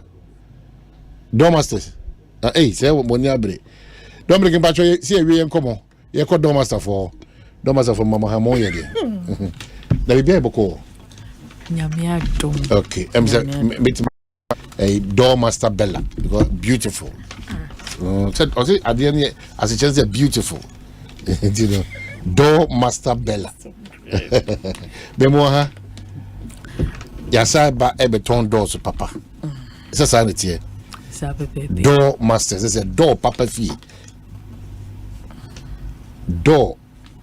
door ben ega wazemi meda si Omanhene na ewie mamemfa enchi akese ema wetifo ni ahwefo omuje bre Ekosiisen dwumadi kese eso Dormaster eye edwumaku kese wo Oman Ghana mu na yechi mu ponyina ne se ye beton apono papa e de amagana de hie bia ana empo ohofo bia wo pe epono afebo e de adi ne dwuma eno na Dormaster ubura yaso ye bia ubehuno na esan adwuma dene no kwaidie ni ahobrasie ntine Ghana fo amaya be number 1 say baby obefa wo Ghana ha bia se wo padwumaku a ye beton apono papa ma wane bo ne da fom a eye Dormaster na yen twen ema afene nso ansa ne di promo bi ahyehye so ebi se ye dwene omanfo mu ne ye di dwane ho enti no ye hwese de na nsemu eni emeko omanfo su sikasem ne ade na ye di promo kese ehyehye so a ya to ne din se May Rush promo na me busumi na omanfo ebeto ade wo ye nche ne se yensan to asoma wom na Ghana fo ne kasa yetie enti June busumi yasan e de aka ho enti se wonim se May Rush promo na ye kan na kona wie ye de a ene ye de June busumi so aka ho enti ye gebre na ene omanfo adi nkomo na omo atimi abeto apono apapa penti apapa e de adijuma so abusuan bo Dormaster ye wo apono papa ubetimi ato ede adu dwuma so na yapono no ebi exterior steel security doors, internal steel security doors, ye wo bulletproof doors, door-in doors, armor doors, ye wo fire exit doors, bathroom doors, ye wo wooden metal doors, ye wo pivot doors, eno na manfo bi friend is high check door no, ena ye wo wooden panel doors, glass doors bi a open no ubenya bi wo door master. Na make I will say yapono no ebi free China, Turkey, Israel, Germany a wuto di ujuma so a ubehu se ampa ye door master. Na promotion no ye de hye so busumi etwa mu na ejinamu akosi John busumi se beko na wieye enti ujuma di a wudi a waye wadwene se sikasem nti no anka wode tu baabi na afene so ana yesi afifufuro mu a abusua ebeduru ho ne de ne na ebi kra wonim de ebesi enu nti na yatete ne maso nyina de ama wo se bowra door master showroom bia na watimi ato apono papa enti sabre se me kase ya wutie me we project manager Mason 4 men efiewrafo ana wo bibia dansie hu hia wo no eye door master number ene wo se ofa na watimi ene yen abedi dwuma so ma mefa number entudwa na bia na obi ewo baabi opesi wo si for mana baabi owo no hia number na watimi aba apono papa nyina efie 0542 745222 0542 745222 and that's 0500212447 abusia ubora door master ye fie kase animu a yenya na yenua any ppm no ye friend professional paint masters in just all the bo ba ko ekumu no ma mienu na yen na ye wo paint ahodo wo man yi mu a unya bi wo ba bia so pe paint ade betwu de mama danum be so kuzi de bia na dan ma nyunu a eye professional paint masters ye wo paint bi nso a wodi twi dem a so be mu amu ase ntefre ne ntete ade eno nso so no unhu bi na ensu ototo ensu ototo ntina no ada unhu se wo nchense dan na eboso no ensu no efam no akofa bucket office ho eyesa entwa yie na obi wo wa na enye ono a wakọ ba bia ma ye di paint ahodo yesi ebeya ma na yeye ana wo dan no a wusi ye no yese britia bi mo beto aso na wantimi anye amene ye dan na pampamu nyina bonse wo hwa wo paint a na san anonom ho no mepacho professional paint masters bibie hia efa paint ho no ebe make sure say sutobre mu o hawo a ema wontimi nafie na de bia wato ba ha no yebesi ni nyina ano edi amawo na eba ni paint ni de a mepacho ye wo acrylic emulsion enamel ye wo road marking paint edi ma contractor for ye wo marine coating waterproofing dampproofing wall primers potty any paint accessories said ye medi kan ekan no na mo ka kire ye se muto paint ya papa apono papa na afi mu behia toilet seat no mi visa de muto ne nchen ho ne de ya na mwa yetie ye esanse door master edi hu hia ye nti ye de luxurious toilet seat ena edi abegu oman mu se betobi na enye de woto a enche ubehu se obi se o sebe me flash na afi ebu anabo so obekọ na ase no ase bibia no no debi ye de no luxurious toilet seat ya eno so no ubenya no ewo door master ya so ye vanity sanitary wares enti fa hu hye rush promo ya ye ka ho asemi me ebusome no ye de akogu na se de mo kan ni June busumi edaso ejinamu enti wodi wani betire door master aso ye bie beben wo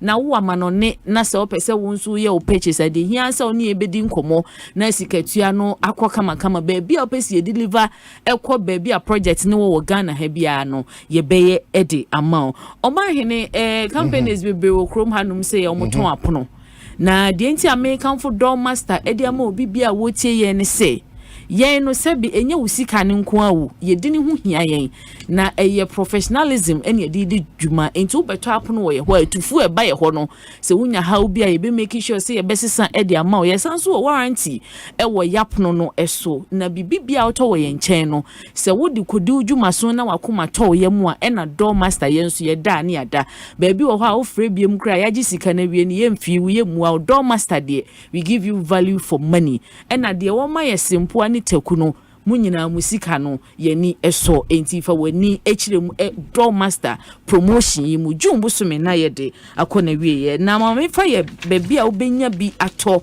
ana ye branches ahodo wo man Ghana mu no watimi abowura ho na wato wapono papa paint ya papa sanitary wares vanities na bibia etimi aye kama edi amount ubetimi akoye website www.doormaster.online na opese oyo pages ubetimi aye no ho ene yenti abrojefo onfapono e magana biem ene wo mu etu apono koton wo mamu ha no de obehu sene de ye papa na ne bo no wo fom no na eye Doormaster ye nchen e na obaye ye showroom kesepan wo Pobiman Pachodo ani achiremu enkrani Kumasi Kwantimpon so Accra Kumasi Highway baby a enkani ubedru na ye gito ye edi kan Pobiman sese obi ani ho ye Doormaster yen ena ye wo wonsanifa so ntudru Pobiman auto boot na hwe wonsanifa so bon se Doormaster apono papa nyina afie ye wo honom se kakra me pacho ashalaja 3rd October e honom nso so no ubehu yen e wo ho ena Pobiman ye fre baby economy section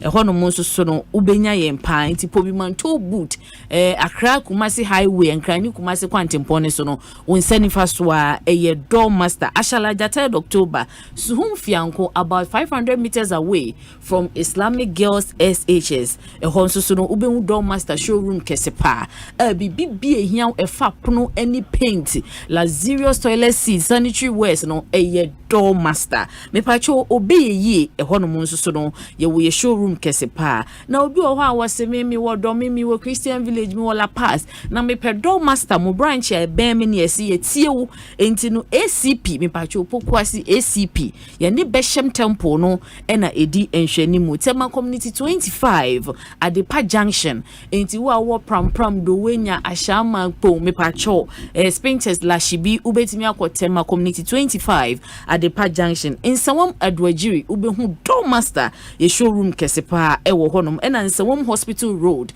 nso so no Doormaster you will showroom kesepa de mo manfo a wo pesi wo kɔ no woni ekodi dwa na me pacho kasoa ne nimpotamufuo ebia wo Cape Coast wo wini ba wo mankesim me pacho kasoa Tipa Junction enti se wo free enkan na wo kɔ ebia Cape Coast na wini ba me pacho kasoa Tipa Junction no wo de kɔ Liberia camp kwan ne so wo na no Tipa Junction ubehu Doormaster ye showroom kesepa e wo honom na me pacho kwa santimamu nso a ye wo Kumase kwada so edwenase ubehu Doormaster ye showroom kesepa nso so no e wo honom me fa ye number si entudwa na watimi afrɛ na promotion wo de ho ahyem na wo nso so no etimi aboa opa 0542 745222 0542 745222 and as 0500 212447 0500 212447 me pacho if you are for men obi bia wo sit down contractors me pacho ye hiamo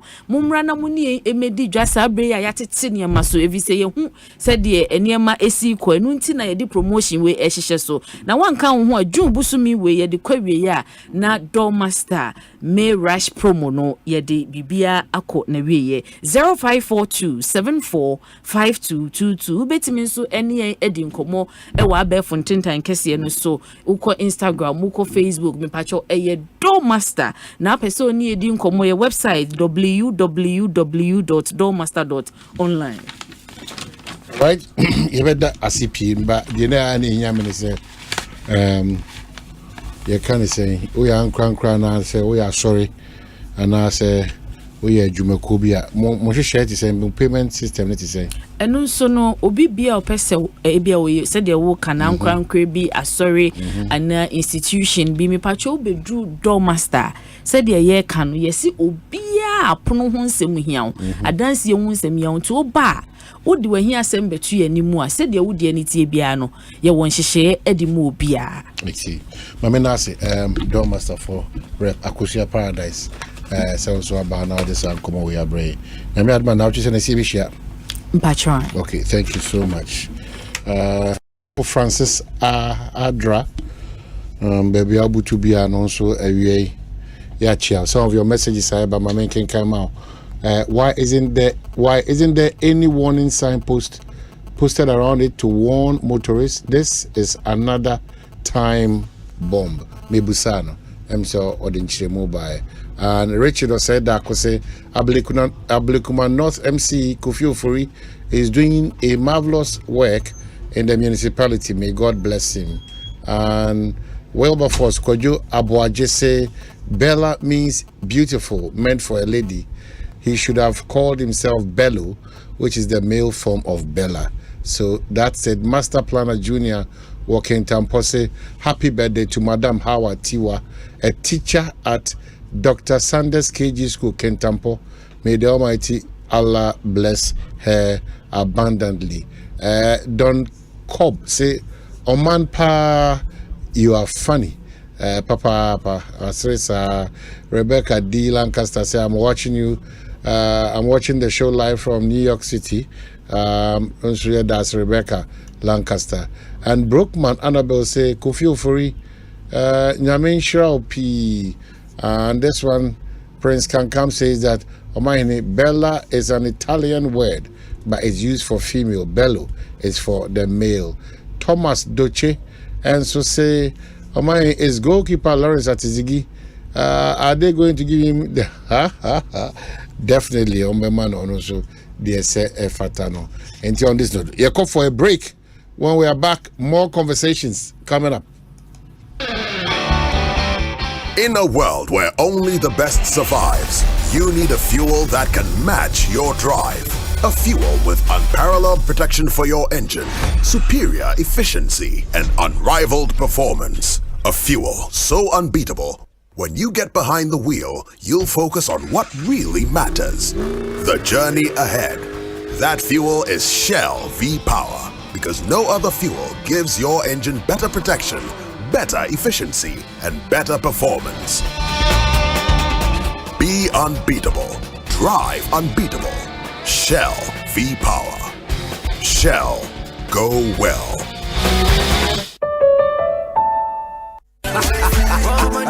Himself Grobo shit. Nanswa was so with Jiweni and one is so with the 500 Ghana cedis in Mohomo, but to EcoBank account mu or EcoBank in Krabata and now Express Point BRA Bengu, who to me so the fa EcoBank mobile. So now bet to me a deal with Chefa Wat, said the Bro, 1 million Ghana cedis, EcoBank million gang promo nimu EMG. Anio, every May Bosumiko sit 31st July 2024, and Ipa Bro 7,000 be feely soft life and kasa. The year EcoBank customer now we are foul call. Kaise 500 cities be a whatever to account muno. When your point wo EcoBank million gang numu eneya EMG enti fasika to account mu eneya na di wo chefa wo sikani a chede bebro 1.2 million Ghana cedis numu kwampa wo befa so agi weni wa brabom kwampapa ebibi man papa EcoBank, the Pan-African Bank. Akradie ena lady won sa hase na ekoso won Caritas platform no so. Senior won't you how Tibiano. We hear Syntax Tanko. Free say, Syntax Tank to me, Jine, a real sacra bia. Empire, ne bonuso ye kama say. When him say, Syntax Tank ne D can ye double air tanko Ghana.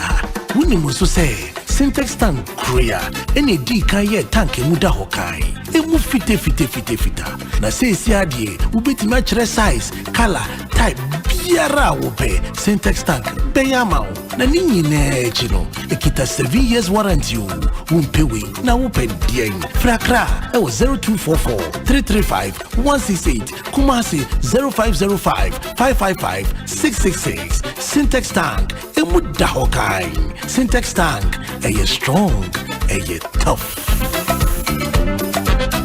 Lankai, who has striven to build an empire in the world of men, loses everything. Everyone thinks she's gone for good. But Lankai is back, and she's filled with vengeance. Don't miss out on the epic return of Madame Season 2, showing Mondays to Fridays at 8 p.m. on Akwaba Magic, DSTV Channel 150 and GoTV Channel 102. Akwaba Magic, Ghana's most loved... Martin, my show with my oba. Oba batofum. Na me so be hiaska. Na only aska we here. Mama me susie ni na aka me tumu sa. My way so far so na be no. E wo mo hihye mu no. Utimi di busuani a onimru 74 years. E be ka ho. Said be asem 2 said asem 2 mi ya. We need to anka won sem.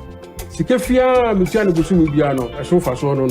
Me frɛ o ma pɛ no mo ba me moa ene se obi abom abaso be didi na eye na emfaso Mr. wa kai say owura boatin se wanfa ne papa anhye my way insurance ni mu a enka faso di we nyina ka onyina aya kai say abrebia obey my way insurance no odi obusuani mafa baako ebe hye so ebetumi aya wo yire ukunu umame upapa unua ana oba nipa bia odi ne beka ho no say nipa no wontu ahwe phone ne dial *165#. Oh, MTN so say sia. Send my way. Can say no way. Fellow Ghanaians, did you know that it's a company that builds your house for you once you have the land? Oh yes, Kesebills Limited builds your house for you once you have a legitimate land. You pay 50% the cost of your building project during the construction and pay the remaining 50% over a period of 5 years after construction. As a government employee, you can pay part of the cost of your building project through salary deductions. Terms and conditions apply. Locate us at Plant Vales Residence, Akoko Photo, Dansuman. Call 0543-297-333. Visit www.kesebills.com. Kesebills, build with convenience. Ghana for why ready ana Game Park Limited a lottery company for ewa Ghana Kromha e dia grow for Abeja na e shase every 15 September 2023 so abeda wakoma so every the number 1 Ekwesi 36 tani boom na share nim say wo be disika bocho wa bra ye number na pie bobo wo na ye ready say wo be di mula wa bra wo twa from 1 Ghana cedi to 350 cedis na face kana wo be channel fa bo ho predio no nsia me kire 26 times e was up pick one game yimu but *946# e networks ni nyina so and now betimi download the Game Park app no e your website ni so www.gameparkgames.com share live draws e Adum TV anopa no nkron e wi adumie no e na nwumre no nsia de bia Game Park more mula more power Sagodi National Lottery Authority in Sashase undi mfie du nwoche a endi sago ibi bono wa hwe yiem.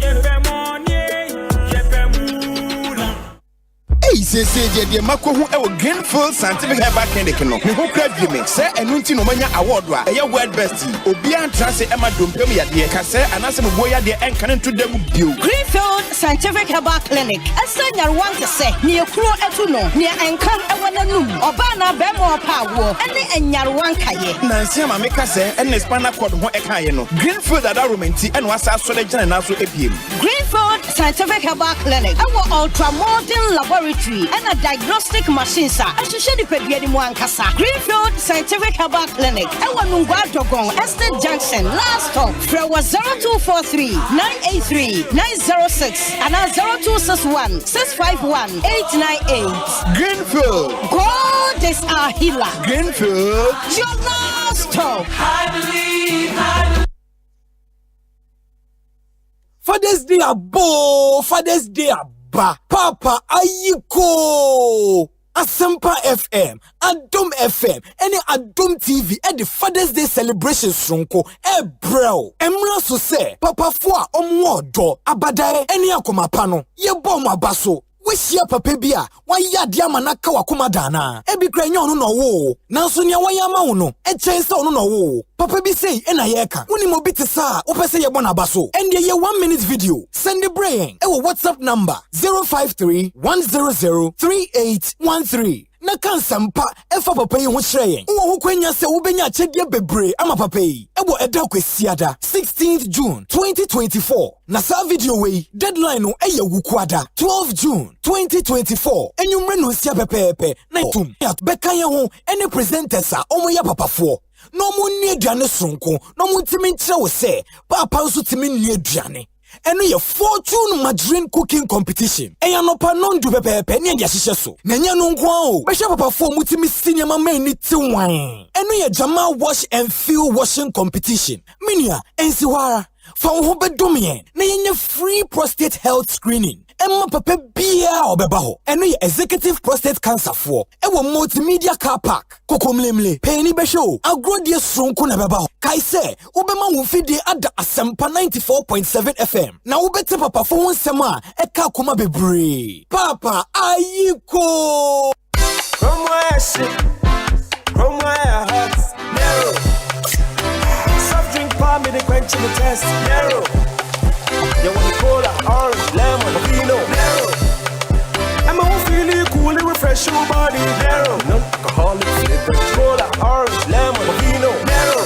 Nero Cola, orange, lemon, and Bovino. New non-alcoholic flavored drinks from Nero Beverages. For bulk purchase, contact 054-5300-811. This advert is FDA approved.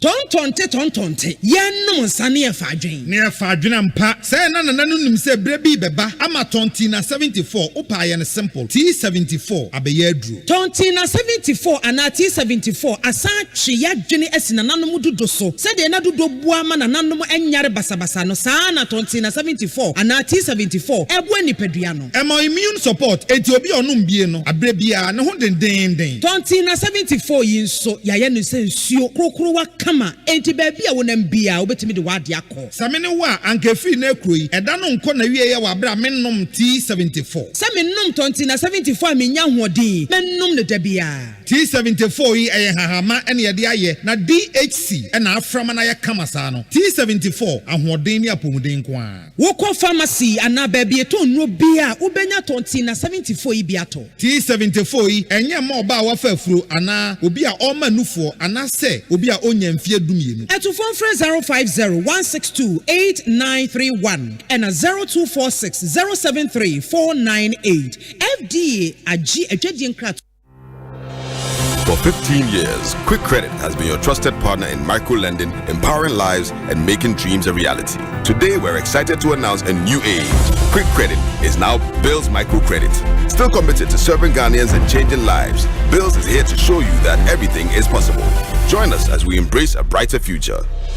Bills, financing your needs. Think about it. You can either go out to watch one game at your local and pay for the bumpy, stuffy ride there. Then the food. Then the drinks with a 12,000% markup. And a new team jersey cause some drunk spilled red wine all over you.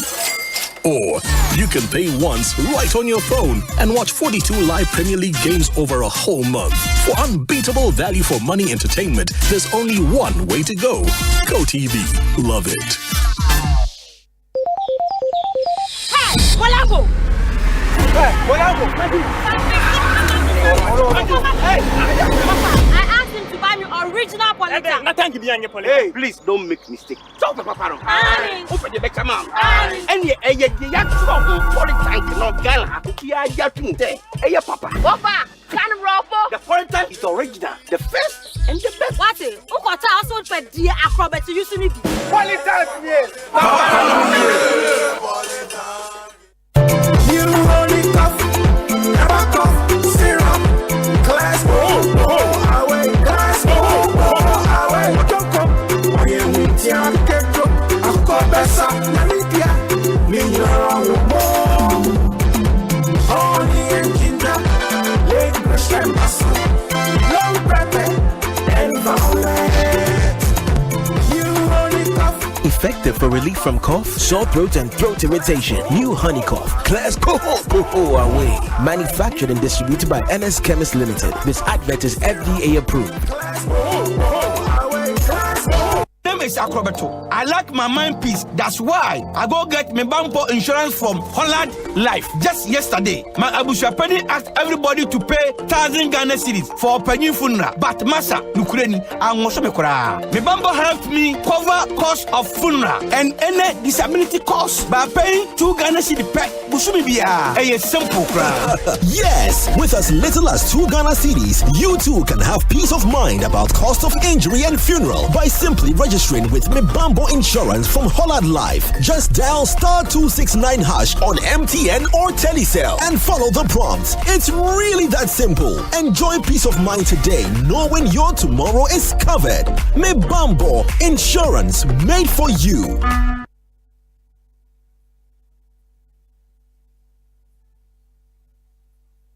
Father's Day abo, Father's Day aba, Papa ayiko. Asempa FM, Adom FM, any Adom TV, and the Father's Day celebration sronko, bro. Emra so say, Papa Fua Omwodo, Abadae, any Akomapano, ye bomb abaso. Wishia papa bia, why ya diamana kawa kumadana. Ebi krenyo no wo. Nanso nia wayama uno. Chense no wo. Papa bi say ena yeka. Uni mobiti sa, upese ye bona baso. And ye 1 minute video. Send the brain. Ewo WhatsApp number 053-100-3813. Na Asempa efa papa yi ho hyereyen. Wo ho kwanya se wo benya achedie bebre ama papa yi. Ebo eda kwesiada 16th June 2024. Na sa video we deadline no eye wukwada 12 June 2024. Enyumre no sia pepepe na tum. Yat beka ye ho ene presenters a omo ya papafo.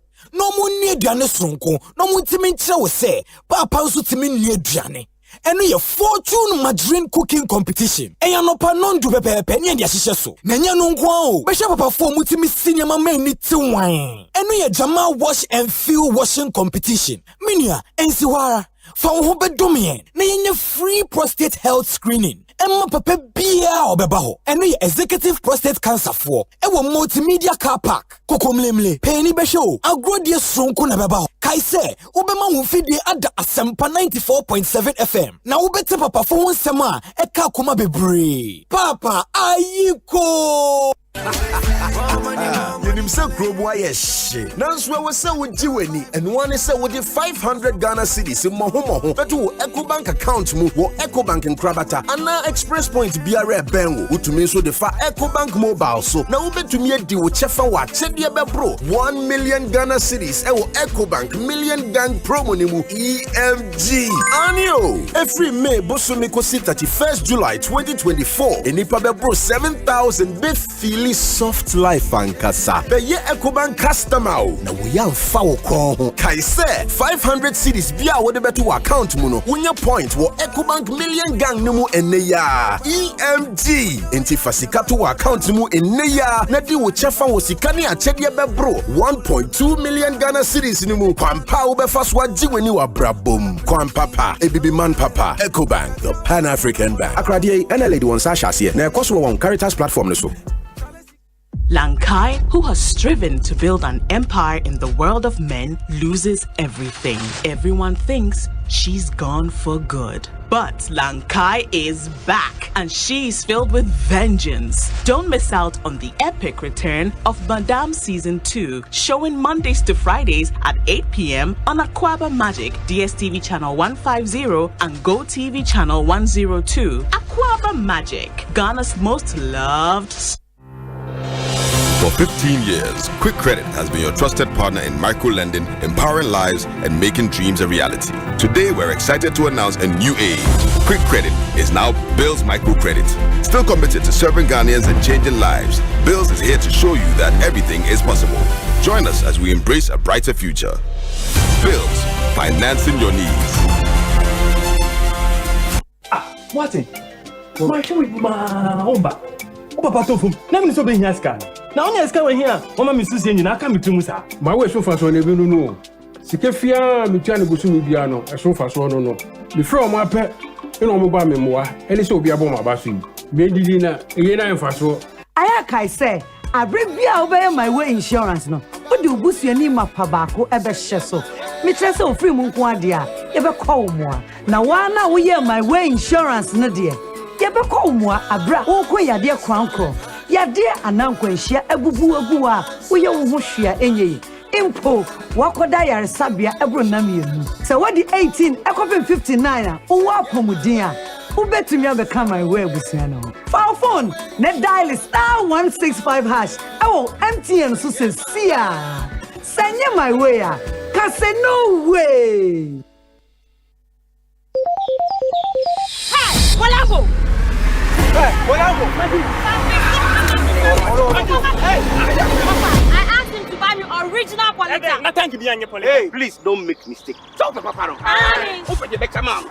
And you quality no girl. Yeah, Papa. Papa, can ruffle. The quality is original. The first and the best. What is? Who got also for dear acrobat using it? Quality, yes.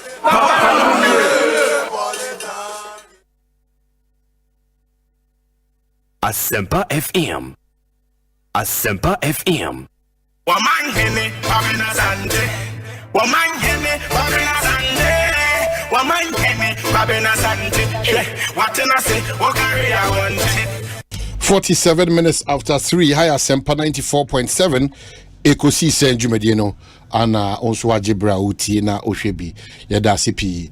None of that, and Komobi Akoso on the part of the Memphis East parliamentary candidate for the New Patriotic Party. And I'm sure I'm a Ghana Armed Forces and so at the Krata Ababonting. But Yenko Tis and Komonemra, ye buy Bekin Ghana Armed Forces for Krata Ababonting. Now, I say, ye ne. The parliamentary candidate for Memphis East and the ticket of the New Patriotic Party, Ebitimi Edin Kuma, Inti Kwaba. Operation Hot, Galamstop, Abadaba, the soldiers for now. Omuchumosusan, a training official, Omonia Quena, some millions and community. It will be about site, our Quena, some question. Inti about for some of our patrol, and yet. Petrol now soldiers need security services here. What woman? I'm a road business. It is a while through a woman now of 5 million, 3 million, 10 million. Now the total price of 1 to 4 one of the man. $7 million here.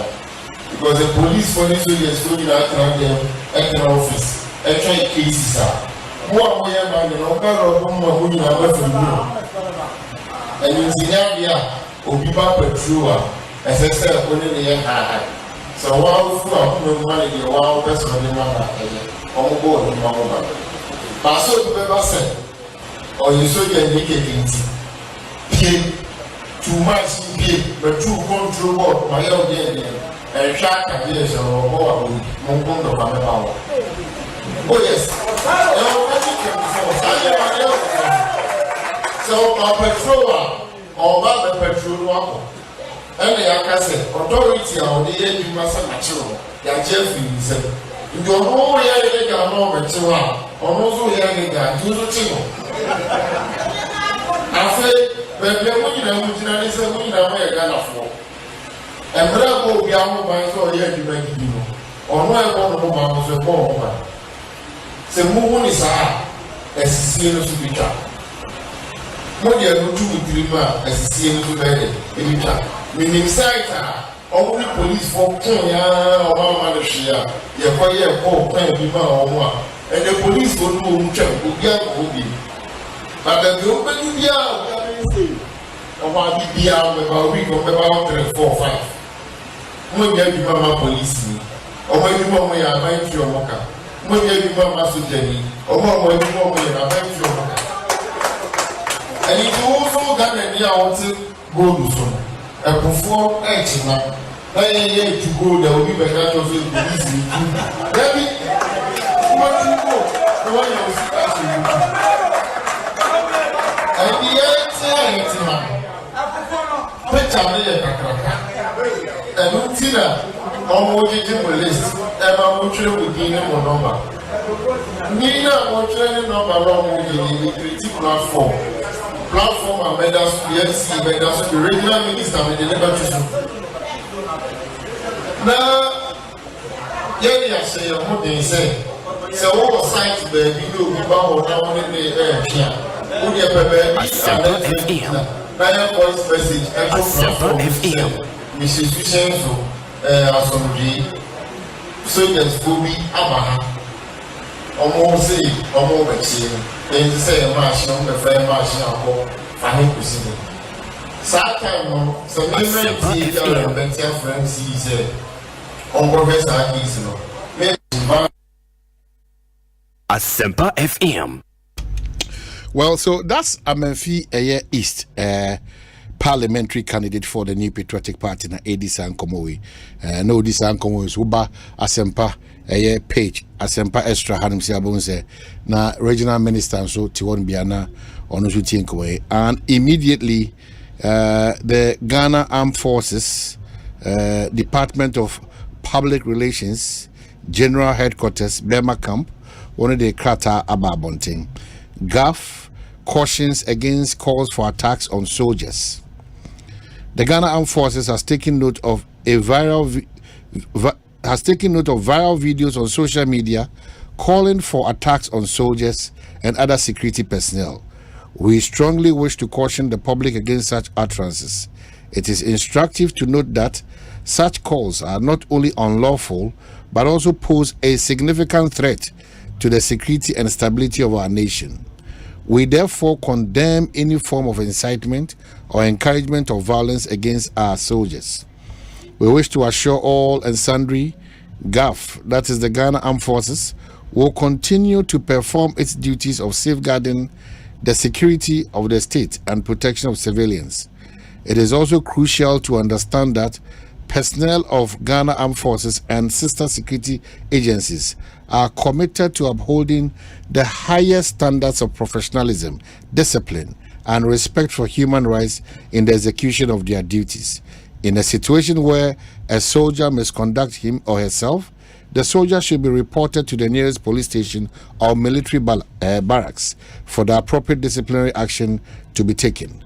It is important to note soldiers, like any individuals, have the right to self-defense when faced with the imminent threats or attacks that pose a danger to their lives or the lives of others. In situations where soldiers are confronted with immediate threats or acts of violence, they are allowed to use necessary and proportionate force to protect themselves and others. It must be noted that the outcome of such avoidable confrontations may be unpleasant and dire. It is against this premise that GFA, as Ghana Armed Forces, wishes to remind and caution the public that assaulting or attacking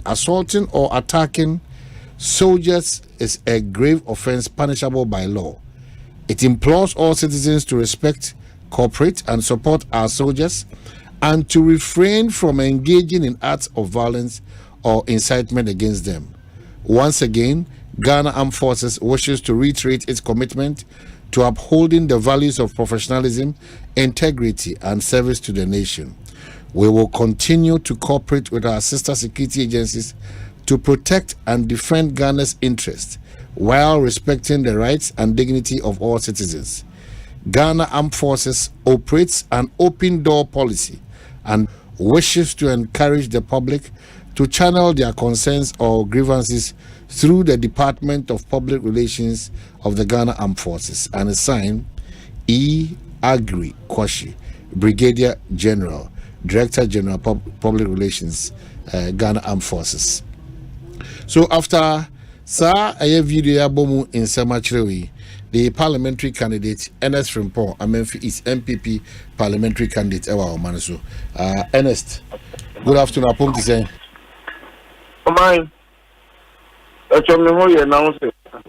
Oh, Onyamiadum Bibia Eye Boko. Na Mijili se wate ukase bia achire gu kase fidie ebo rounds. Oh, video no wate sa kasa no. Isi ni Mijili se wate sa u video bia na monte so wate. Nana eye inhyemudie ben ana na udi sa nkomo we.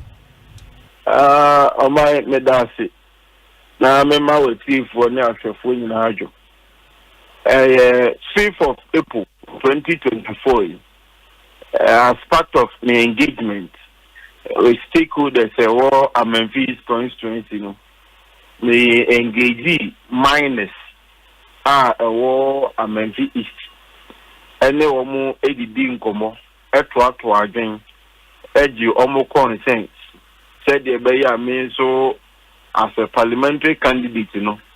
Me who a quan papa me faswa. You beat me abwa na omo a consent, you know, yet me are resolving.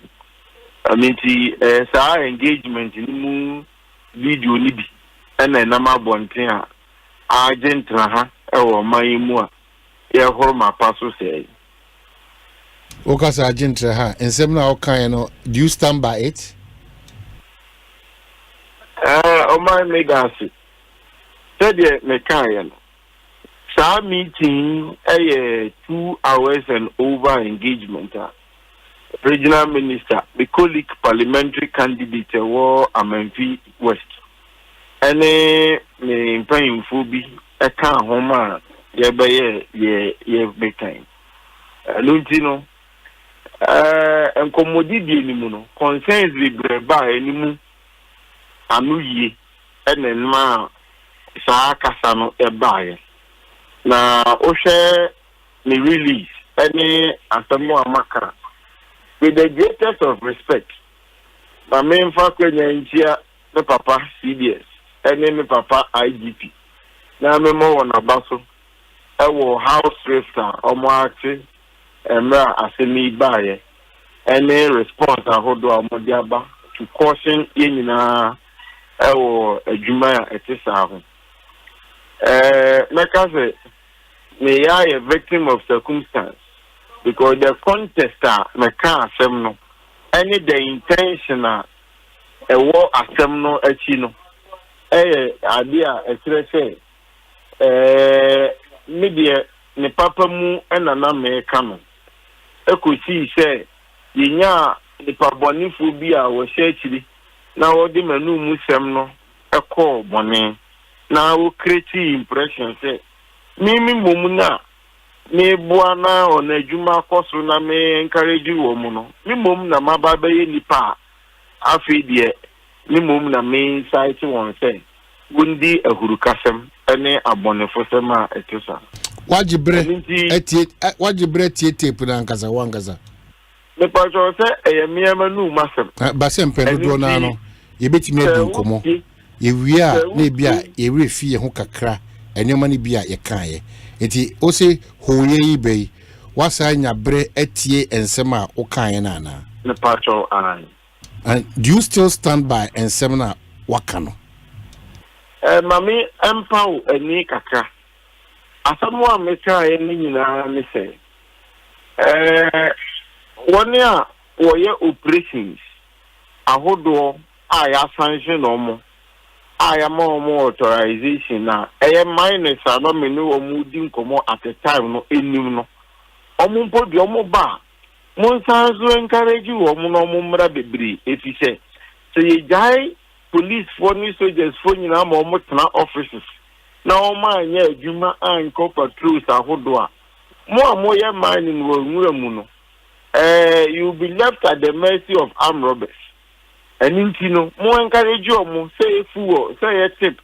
She said, yeah, no more, a whole restaurant, or mere waitresses, new waiters, almost every year, a giant summer woman. Monsha or more, Pampasona money or Montina ye. Nemo, no man be easy, Hano. I remember ye, who a number of operations are, any source. Some operations are any source, and it continues to say. Ye won phobia omode atade ye soldier for na police for atade ni bi se na omudi ye business start sita free minus ho and town for no omode say professional soldiers na ya training omoni police for am proper training omo ba no mo be ye dwumadi a asoma omo ekono omode omo ba omo be ye business India pobo yo macho edumokura tutu awa bra mine no enka hwe no mo fire shot no mo de fear and panic akọ si no mabobo no makofa ba no meji no mo so no maji no mo ko from December me ba ye be si April am no mo ye engagement no na sa incidents no mako 5 ena na aba manim enti na ye concern no ma raise ena me ma won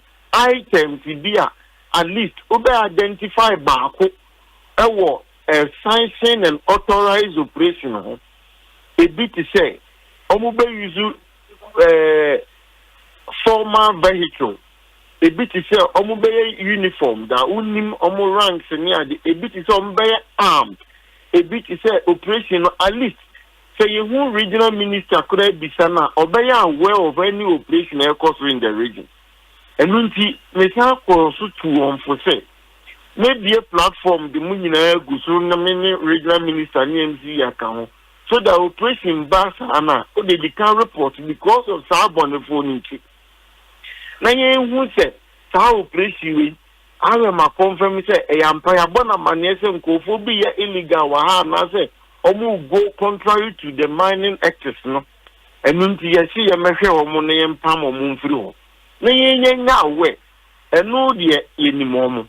No more, yes, our business is no more or more bomber pool. So, more bomb, question woman.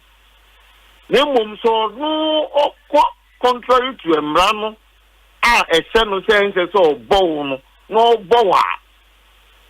On my man, I saw soldier near the police nearby Montimun is Bruno. So no contrary to Emrana, a salmon, no boa. Bonibi and self-defense. And no Nebamaya woo, baby, are 7 Nipananga free, said the bay able to Mako Chasey. Near tracing us uncle for near you on my free system. Massimo and you. I feel that we'll try when afterthought and I say, when afterthought and I say, tape ya boy, this is the intention of the Asempa Mekai.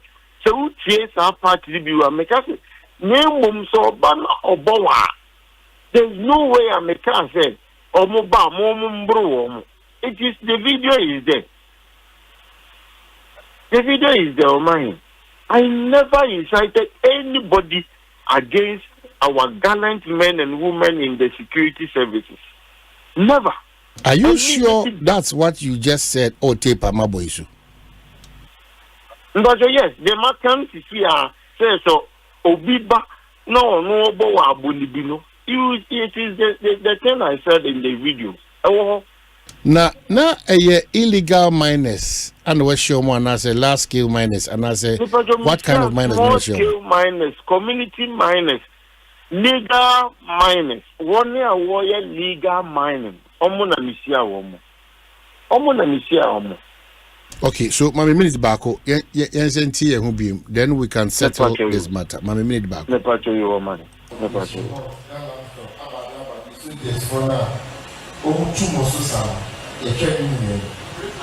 Official. Omoni akwenya so mbeye se etumeni. Itu biba on site awon akwenya se o question. Inti awaba o. So ba petrol petrol na so yes ni security services here. O ba. My road business it is a while to a now 5 million, 3 million, 10 million now the total price of one at the man. 7 million percent because the police soldiers going out around them at the office, actually cases are more man, who you have from you. And in Zimbabwe, or people patrol, as I said, only the high. So, while from money, one person on the on board in Mama. But so the paper said, or you should get pay too much, but too control my own. And track ideas or more Mongo Mamma. Oh, yes. So, our patrol or rather patrol, and the Akase authority on the end you must have that Jeffrey said, you don't know where they are moment to almost where they are do the two.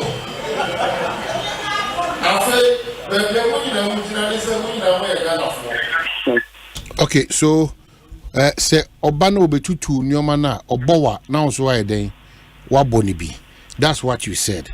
Now, also the omo soldier for no illegal now call for no so community miners so illegal anti obi a partisan illegality. This year miners are omo mining, but almost suffer all of these things because among property me person yes specific me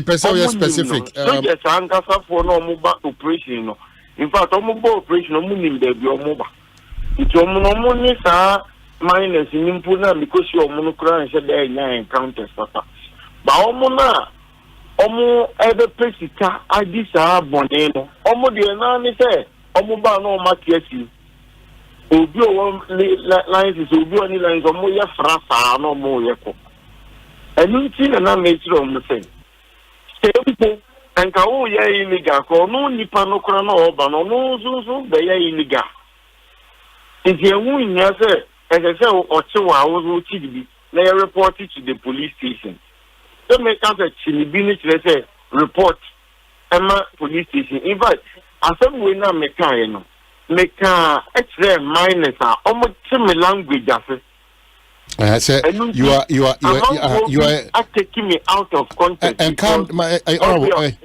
area and it's important to Boasi. You are a potential member of parliament, so some man for no can or constituency no. Whether or more wafa and or money wafa no, that's not the issue. You are a potential leader ewo that constituency. It means sure say obi a person you can defono sa keke no obi. That's why I'm person more specific say one. The team that you met, you know, when we say Uncle for Ghana, Mutumi Krata, it doesn't matter whether community or whether large scale or whether big scale or whatever. Yeah, no Krata, were these people legal minors that you had met and were having a conversation with them? Is that the case? Yes, please. I met legal minors. Okay. In fact, I can send you the flyer which is saying that engagement with minors. Okay, so after meeting them, now what do you know? Ujini says operations Papa Bia Eba Western Region Onuma. It goes through the regional minister. Is that the case? He is the head of research. But me say, is that the case? That every operation Bia Eba region, you know, necessarily the regional minister should be aware. Is that the case? Most of the cases, yes. So there are cases where the operations can happen without the regional minister even being aware. You agree to that? I agree to that, yes. So Ujitum say, if you agree to that, sa commentary we are running on, a bit may cause a major problem. Meaning, the minimum of clarity or later. Now, to the best of your knowledge, no. Ebibia na asrafo na posifo eba Western Region shiemu no wo de wo no wadwene mu no ugiri sempendo do na no wone bo regional minister amane. Is it not the case? Absolutely, yes. Eti ebetimi aban so se ebere bi wo ho a sa bambofo beba esa strategy bi on be so mo adapt ntino wono embo regional minister amane ugitum sa menyan hu bi sa de. But say Ujitum say at least not all these operations the regional minister will be informed. No regional minister to it. But you just admitted, say at least yes, it can happen. But me and America says at least almost all operations they said they're not almost Tracy river bodies na ye di drone see a flyer na mo di see and the more na to mo baby o na say yes specific no ma kwa strike ho that maybe but no dey unim say no dey obi ani say this is a legit operation so nobody will ever dare. But I was referring to Tanko for someone me person who say there are people within the constituency and within other parties. I am not Hamekwade, Adansi, Minimia Obi, Adansi Wom, Yako Wase Kropong. And we saw it physically, whether Omoya Azan Pusoja Fu, so Omoya Pusoja Francazo. Yes, so you a soldier for Omajai, Omajai, our uniforms, a hangi, a daimua, 3 uniforms as soldier. They claim, if that is the case, Yako Wase Kropong. And they were doing illegal mining. So I side with you on that aspect. But the point is that, how do you point out?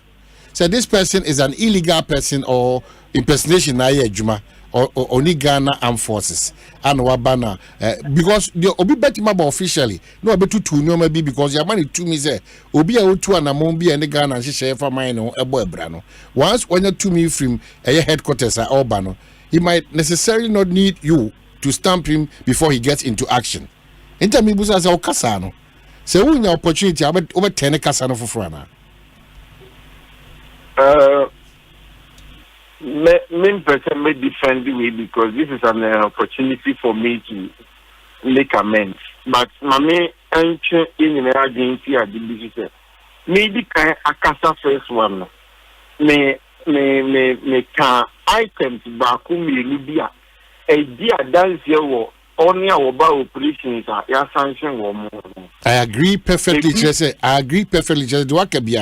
Its important was targeted at those illegal officers. No, doubt about that. I agree that what targeting Kophobia or more harassing some of our genuine licensed miners. Is it not the case? That is the case. But I'm saying, say, even in the midst of that Kasarina, so I want to say there are certain operations we may call back and forth on that. Make Kwabena Asante bit mass from every headquarters may bass specifically for a purpose, and the security does not always have to give us intel when they are going to do something. Not all the time. It is that at the end of two one because yes, small bit of shame ampa ubia on the right. But sometimes the approaches might beat your imagination because there be with the Ministry of African Armed Forces. That's where the danger is because what BMC say, and what's our case to say, because I feel year 2024. What did you mean by that?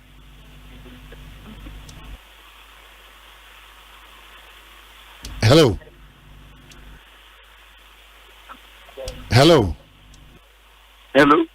Yeah, let me say I feel year 2024. Now purchasing. Oh my! I know the ABR out of the enthusiasm and the euphoria not a war and I may refer to 2024 year woman that we stand and gone through all of these things to the extent that some of between identify my people know them, we also know them.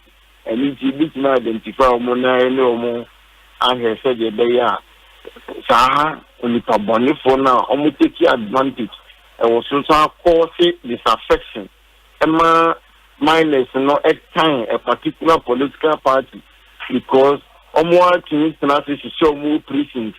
No more about some year I started scared the minor temaka. Now my binary time. Now call parties for advantage. That thing is there. And in America almost say that is these things are happening now. You evidentially 2020 almost this one for so. In the year going to 2024, yeah, ma almost and this for so you 2020 na any and now I feel near the edaho and in the sam of bonnet for no more mobile operation and my party no minus of 4 you book woman for sure out. Now, I arrest you a million. And it is all Mamma Queen to say the old kind now. Like I said, 1 year, where any pabonnet for Sana or Moba, almost means no more identity. No, then arrest you. But I'm happy you deal with them. With appropriate laws are a boy of mine or home. I'm happy the way we are going about it, but I'm sure so you are aware to say, even some of our commission officers in the Bikurano. Could do feel that they compromise. Some of our officers, Nankasabi, would you choose your licenses? No, would you choose your official mandated to check those places? No, so Unim said some of them they compromise when they get to the field.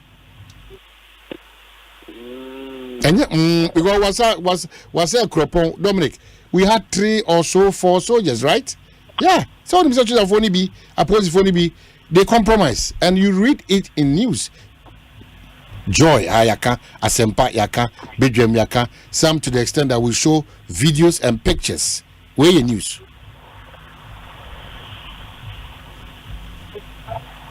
All right. Mamena wasi. Okwa Amenfi is right. That's what I mind. I didn't know Amenfi is for tomorrow. Amenfi for. The person who told me to say, your dream part, your woman constituency, no, Asafia dead. It be a let there be light project, who share rural electrification over the last 10-20 years. And some can be made by you through your skills. I hold why they lobby. Now you be soon at the end. About 18 communities are rural electrification. About 10 communities are extension. And so Enonqua Edia dance say yeah game part we to per se a big constituency in terms of electricity. Now it me industrialization. Water for all project assess here. Holistically, you 10 boreholes at the same time. Our contractor no site or your Mojima. How is your health project assess here? For the first time, 80 place of convenience. I'm our Selkropon government hospital. There be many papanum echo edion or uncle for hospital. Now unya baby shano. Those are the Betino Mugu Baranda, Sonny Hall, a one man member, Edidan and Tuntumrium. A critical case where Mammy be the Nikuko Hospital. Now, about 2 years, I can't. Now, Corano, Papano, 3 days to hospital, 1 and 1 ton. Now, and Tuntumaria, Corano, Emma Canaya, and Snare, Sandia, Canatona, and Canona, family, a coffee. And into your same modern building as here, 80 place of convenience at their moment. A bill representation of Amenfi is very critical. The shame call for about the years. Only our Babesinaqua. Ubia Ejamak. This is the first time in our history to Obama MP for 4 years. In him a dear Bako Krawaye. And Ninti Ama Ubia disappointed. And my mom for them who said, Amenfi is the two about the Jim Punti. And indeed, say a deal, no one to me and yes, now will be Bano or you be the Everbon you near Bonio. And in Tuba Memphis, Ubia say EF24, Ubia say Nes Frempon, Ubia say Costero, and Ama constituency meaning a Nigerian who be council on Abba. A bill mining community to some Memphis. Now go there, Busuaha. Now Ubia no go there. It's the Bikura, he said. The classic hospital, Takwa, any the Kikahone, the Abatadi. Midday, ye, many one agency, Pabon home or your government policy good for you. I have good rich company limited. You know, Makako Kamuma baby office Kaka Kawaha. Sikaya available at all time I dispose now and a part, Christian, you may Ubiago, the Bio Ubiano, unfriend to find rescue. Now, Ubinasika, Wasahania Diato. You go so then she say, any so I didn't be two on anymore. Almost so much, and I'm any painful BIGD. Sabri and media, and from home. Until mine, and you might have cost a dozen. Ocean Sports, and 2 players. Our more double soccer academia, Mino Casacotoko, and Nidi Bakuati and Bapano, and a Bakuzo Babaco Speed. This is the first time Wasam via Yaya Sports, man, how Ghana High resource every and to make out a the platform in their campaign. Amedawasi, Ewa Kenya, dear mammy, and yeah, Wasam. Okay, so Mamedawasi, now me suggesting mouse once you are a potential leader, you're very mindful and careful of a year and comma to LBGM, very important because the election year is where we find ourselves. I say now you're measured in the kind of conversations that you have no abundant. Why? Now me quid I mean for and that security services for their cooperation and no more understand them. Now I don't mean evil, I mean good. Omoya Manyonko for in fact Manyonko for what services you would also change any other service in the country. It's me domo pa and I'm a so you more man.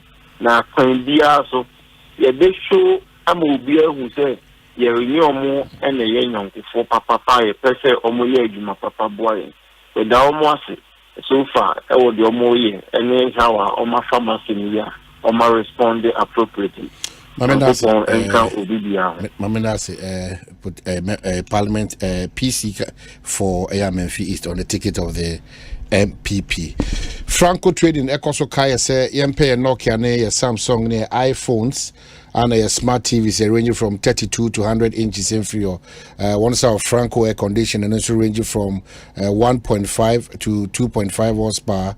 One more chest freezers and a refrigerators or more washing machines. So a CCTV cameras. So one will be a one baby episode already or Jumum or hospital ufie any baby soon could be an machine ebebo amwa de kosunyina Franco 4 on 0246 422338 0246 422338 and 055 5939 now what team one Eddie Inkitao Franco say still one a phone papa ifi any one website near www.francotrading.com na wetimini wedding kitao Syntex tank Ekoso Kaya say that's your preferred tank and then make sure say the open answer no one in terms of the layers on the building in a tank it make us say open double layer open triple layer open quadruple layer Syntex tank say one I crowd say they open one be any na a day amount kaina hunu say baby biara insurance biana Syntex and so and hubi strong and a very very tough one war over 300 agents on my baby over 300 agents on my baby na opese order be anasa otobi so number or the friend 0244 335 168 0244 335 168 na watimini won Eddie Inkita ho ama bibia etimako kama Eddie ama Masaka o se me shuku ba kwa eboa menne entity etimi akonkan yi pa Asanska University College of Design and Technology. Mino kasa die enioma one kika kanyina ne se open titie e fashion design technology, product design and entrepreneurship, and a digital media and communication designer. One bebo. But quickly mamen kwa mano so na mi wie san komo we mbra Yera Major Derek Odro, retired, or a former military officer, former deputy minister, and a former member of parliament. This parliamentary candidate, Amenfi East, Ninkoma Wadino, as a former military officer, or Jissa and Komo is saying, Major Derek Odro, Dero, oh yeah.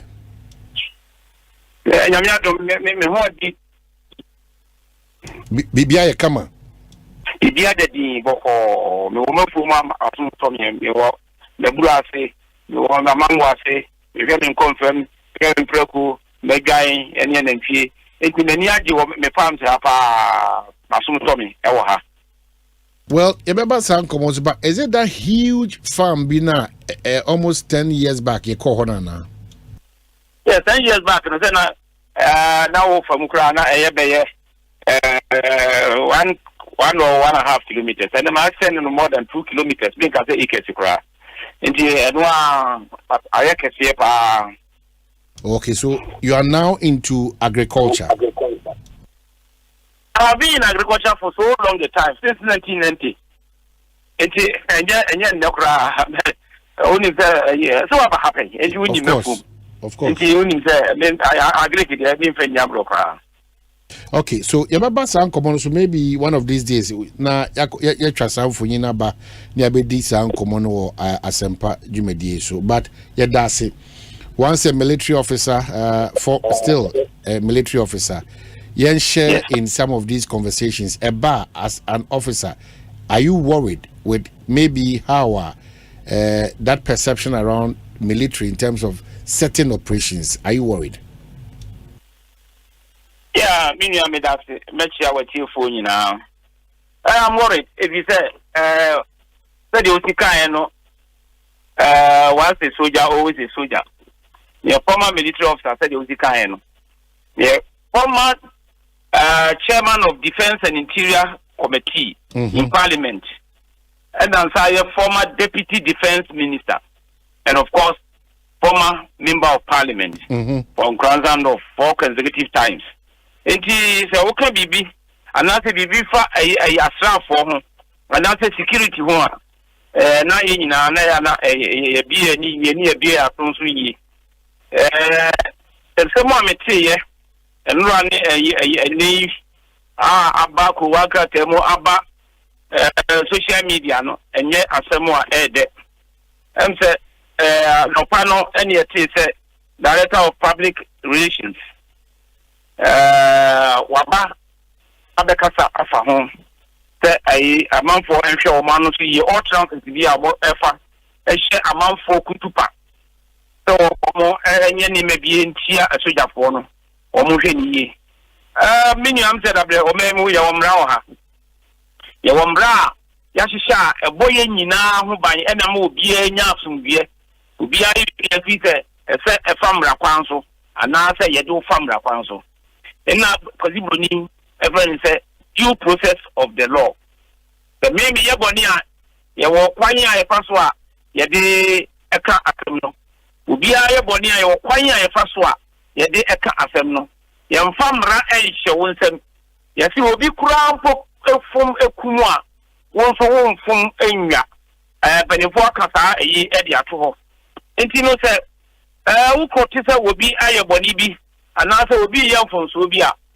ewoso famra kwanso na ode deal with that situation na so the mrasha wonsem ahwe yi a na fe wa yetsa nkotro na inse se wo se ka famra kwanso ye na o ye se ta nipa no de wo ye no kura na boni ana se ye boni no no afa ho se de ayi wakoto se ye bo obi mob action na so ya na so akodwan e bi ni ta ko nya krofo na wonyi nipa boni fo enti no akoye na ye kum no na so ya ye kayaka de enti ye wakoye paso na se de minia no isi awo amanfi asemo a wokae no amse dabre antini yi na bia na wanka ne saa ana se ye bia nya saa no pese wo kire okay so major pacho no akwakosi body major pacho me dia ma kise no half de major pacho to be sika efa ho no se dia armed forces major pacho public relations e dia ba betu ga aka ho asem no na tese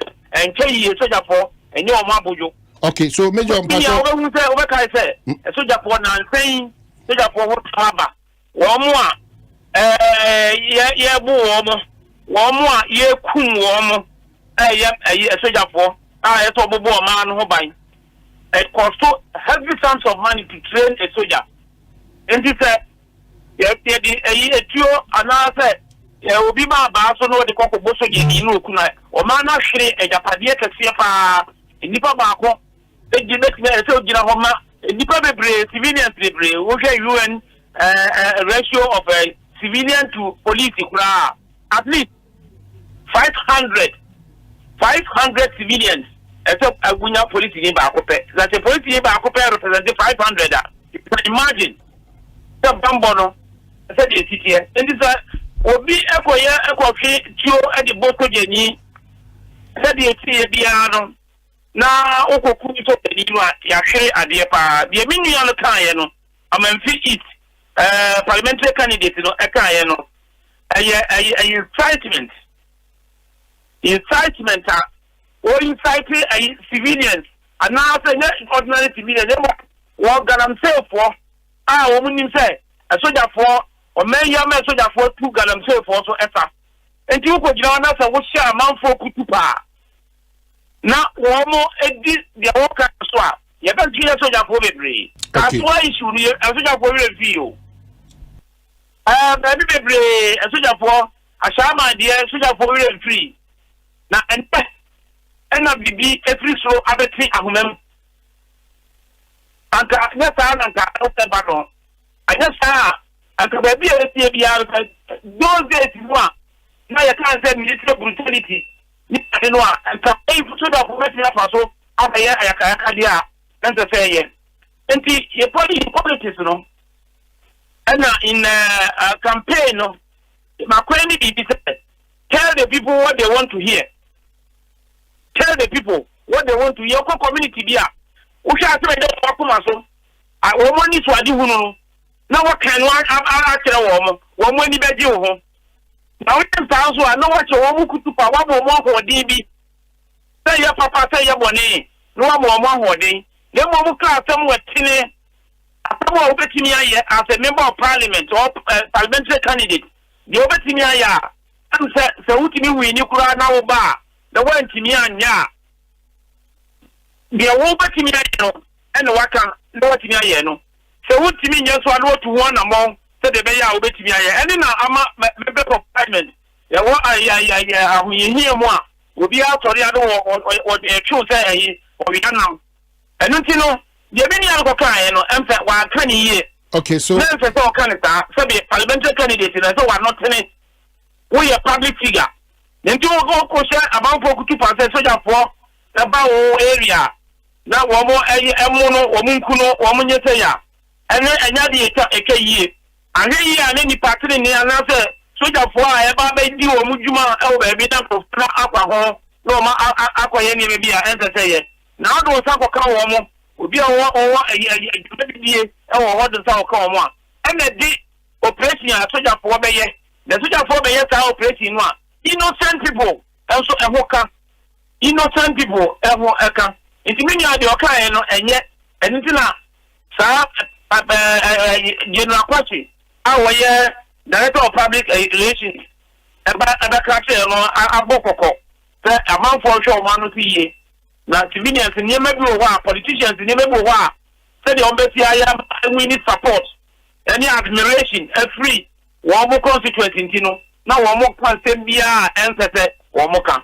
Okay, so the yamia se say ene emra sisa ene man se say first ba bi ene ntino ya na soldier for edi ni mebebre because obi timi gina oka yan say soldier for cry akwasiafo muntimi nyeku enya dia ese say nipa datani eba enyina le yete soldier for edi o madwuma security no ene be yadwuma le yete o ma be yeku obi timi sore etibi ka kire soja for say wo mo eba ba mu a wo be yi soja for bi etu ka so disband soja military what disband police ma your phone wa wo mo kan we nu nyina na manfo tietia ebo no toa me be di soja pen over 30 years in the Ghana Armed Forces etimi ni America pen chance we nu nyina emfa asum bie ma soja for enya nipa binum for time Emma soldier for omunya adwemboni bi efa nipekuo bi ho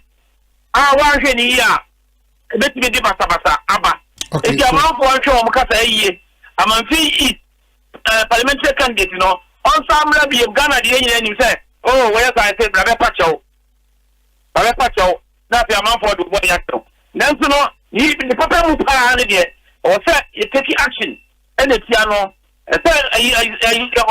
security institution police for friend na ye no edi adobaba ye na kokobokura no so be ebonu a just because we a public figure no entia na e wasa di ma no anyeta na cha manfo kutupa na cha wo mudin na obi e ka bibi eti asem ye din a ye se soja formla woti bokura ko na sa nya ya se ade ne ya fa soja formla kede amanfo ebre ewo boko ese de amanfo ebre ewo miamia nyina no saa na wo say di obuo ani bie ema sojafo na te woni sojafo akọ arm robbery pa so mo ko check anti arm robbery squad eko na te arm robbers ko bo mu na o mu dwane afa mfikire na o mu tani tio egura sojafo so ani politifo so na soja for near 24 we want to from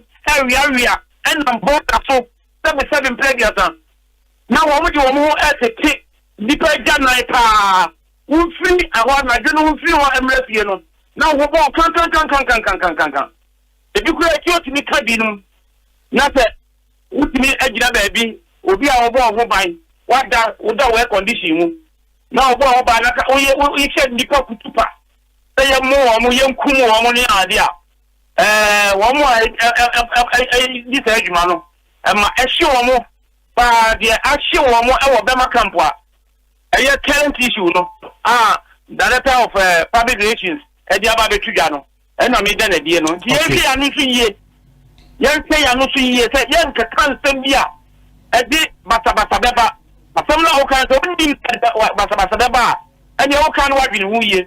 A bit nim but o person satisfied and crop for so we win support. Now area or more so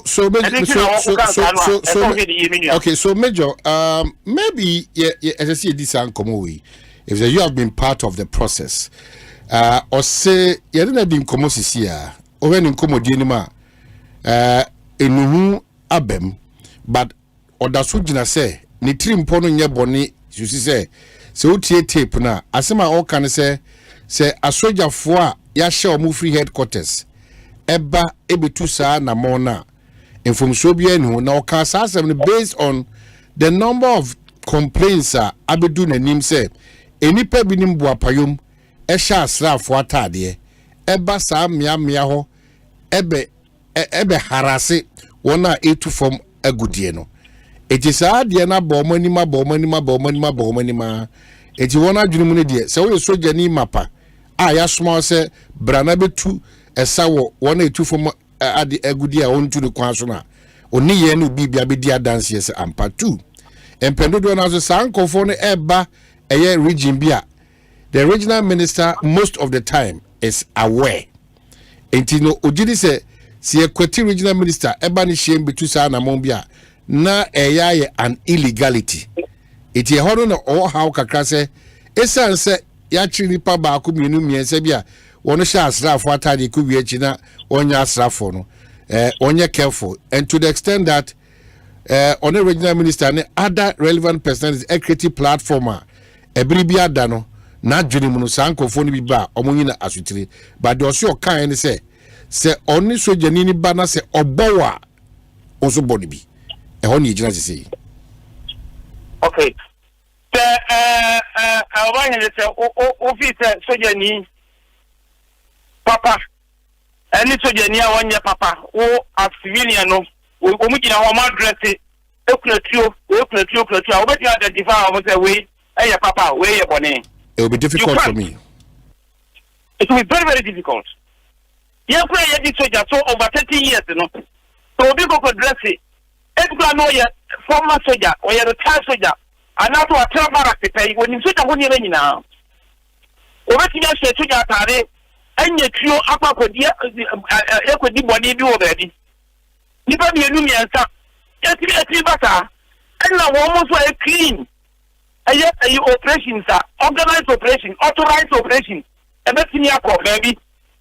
And it's all deal one another class no. Not what attraction. That platform no on because people are monitoring that platform. But I may catch it. You know, one cut out to know here and I'm way because they was your canon. I'm out for any good flow. If you want to let have one partial unconditional apology. No one renders an unconditional apology, no, because there are some people who and to want to be on because what you guys said, what won't be identified clean soldiers who we are a PC, parliamentary candidate, who won't be identified as civilian now. 1 year soldier for I want a time, a woman, because I had you know. Or better to advice, you know, the parliamentary candidate to come from the car say to not upon papa. Now saying I will be you are no. Yet, so, Major Mahama, I want them to boss. Then you know, there are saying to go call, and you probably be no minimum. But the same said, I'm not a arm robbery, the apostle from town back, I want that for them, you know. What will I that say? No, personal, I want to hunt you know, or your arm robber. I won't come ya. The Anubi and a parliamentary candidate, I'm on feet. What a Kimbanum. And so, unconditional apology. Now, I never say I'm a can or say I'm can. One year west no a director of public relations at the Bayano. No one too hopeful. I never, and ye, Emma, or no, and ye, Emma. Security adwumano na enye emma o mai me dey put you on no I see because a deeper e wo fu ye o transfer politicians eka o me tia wo kasa na to wan kasa ya I wonder why you apologize president flag bearers, ministers, anybody can send me out. Maybe I don't know what and now I said, you are now I can't hear. Now you can't work as what now I can't see the swam. Put the one who I apologize. I don't know. Said the Akobana then the big time. The platform now was here. One would target here, so yes, no. One year no more, and yes, at the Bonnie, at the Baminia. Longest serving former deputy ranking member, Defense and Interior, 2009 to 2017. Ofe Parliament, Anna. Parliament. If you tell me what I make my green, and me not our Queniano. But no near my airport for Parliament. I said, El Shani. Now, a mamma, because me near me, because I said, mini Parliament, I am honey. If you say, a neighbor, since I ate Parliament by and I'm on to be a Motia, you're not hand Parliament, you know. A money, Kasa someone more quack swearing, one quack our Parliament, Speaker of the Assembly. Nyama and see, now and California who quite catches it, and California parliamentarians to plan or moon deserve for own numbers. And so I can be a kaya and the contempt of Parliament, a better woman. As the son said, yea, I've been hoofing. You know, a woman said, Speaker of Parliament ever had a patch out, said Yamami and Kay. But I know with traces of such issues, you know, the question, national issue be bar, or Metro, I can, a 3 years, or more infant to not one with the partisan, non partisan, a partisan politics, our Parliament, your national interest, and the idea, but no. One about party say, don't do this. One would partisan consideration and Emma war as a will be a war parliament and we have national in character. No, now for your political party in character. And yes, if you're not, yeah, former MPs, no, everyone you're in it. You would say, Jumano, to everyone, let's think of album. Now, so they are not a bit. As a Chilean, I was a penny of you. If you remember why not penny for the album, no more other correct issues, no, not near my I see. And the mommy free parliament and after men free parliament, said you was Armenia. I see, but any Unianimo more Dom Kuman say, making kind one catebiamon. NBC Minority Caucus to solidarize with Minority Leader Dr. Keselato Forcing in ongoing court case. The NBC Minority Caucus will only be available for the business of Parliament after proceedings of the court have ended on the days scheduled for the hearing of the ongoing ambulance case trial. The decision comes on the back of the refusal of the presiding High Court judge, Justice Efia Sewa Asaributwe, Mrs., to grant a request from the lawyers of the minority leader for the leave of the court to enable him attend to important parliamentary business on Tuesday, 11 June 2024, when the House resumes its third meeting of the fourth session. Last week, Justice Efia Asaributwe again rejected a similar request from the Parliament of Ghana to enable the minority leader take part in a meeting of the Parliamentary Service Board, which was due to take critical decisions ahead of the resumption of Parliament, amongst others.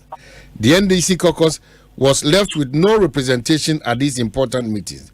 Today, as Parliament commences its third meeting of the fourth session of the 8th Parliament, the minority leader is expected to deliver a resumption address, join parliamentary leadership to engage the press and undertake other important activities as part of his legislative mandate. These are part of very important parliamentary duties exclusively reserved for the leader of a parliamentary caucus at the commencement of a parliamentary meeting. The NDC Minority Caucus has taken notice of this worrying trend that shows an attempt by the trial judge, Justice Efia Sewa Asaributwe, to prevent the minority leader from performing his constitutional duties as an elected member of parliament and a leader of the minority caucus. In the light of the above and the continuous persecution of the minority leader, The NDC minority will continue to solidarize and stand by its leader anytime he is due to appear in court. The NDC minority further reserves the right to apply all other tools available to us in our approach to business on the floor. Ira Kwame governs Agboja and Asante Secretary. Oh, not no be say CC. Yeah, Omanhene. Parliament, you know, the constitution and the standing orders and the year you so you see, parliamentarian biano, so who call a juma, and also for a juma bar. What intimencho? What intimencho? So, Omanhene process, bra court, na bedi adansia. Sa enyama we ni nyina o immunity was a womuntimi enhye wo demom omofa kwan bi e speaker of parliament asutre e request o ama oba na no nkyere se wo kumi se wo de wo special human being bi wuntimi nko ye nya na se president the crash yamrana se enti immunity no and this somewhere and the constitution idea juma no and the woman said oh juma anasa ofre juma mo ba president cho anasa bibia ansa na president be ya no ye de saa eyi no ekọ speaker ho ni akọje permission amwaba now parliament juma no enye di ko ma akọ pedi o eti sa presidency ni padu a wo ya president no anything can happen to you. Yet me be a Kurani will be a Sabi, Predia. Oh, so. Yet it will be done. Yet it will be a sea, the name Juman Ecoso. Yatiti, our baby, vice president to be a Wakonia accident, what they play na crash. You don't know, Tarifa, and also the president also a class. Yeah, see the name. When you are or man the coso, part of parliament, when you are a human the coso, and then you are deputies. Now, when a case, I near a fair na essence yet. What a court to a power to more informal parliament. I'm a parliamentary do. Sir, do you want them? Because the amount criminal case, criminal offense. Would be it's in your trainer. Obeka said that me wa juma ye wa parliament as they release you na issue na deputy take over because when you are deputy there na me mfaka ma no amabone na se convict so wo ko jailer obeka say we minority leader ntino wo ko jail man nye you can say that. And the American minimum now any standing orders in some any standing orders Musa. Oh, Abba, I do permission, I beg permission, say, okay to a parliament, our court, and until you release you, court now, now, say, parliament, Jumantino, Oka Quaisa, Obetina, Quaisa, Jumanua, court arm, Kenya. And therefore, the almost procedures, no, and so. Would you be a semi worker see it? And until you tell the movie, and I say very careful. Now, minority couple, because of that, there be a proposing at the court, no, one judge or manage you are when you saw one such parliamentarians, no. I would be a back which will be a man charge criminal trial Ecoso what for dinner chair 77 predia your chi will be a robber our constituency or cocoa for dinner chair now so what become nipa our constituency our constituent what for dinner chair now and the was a number of pounds.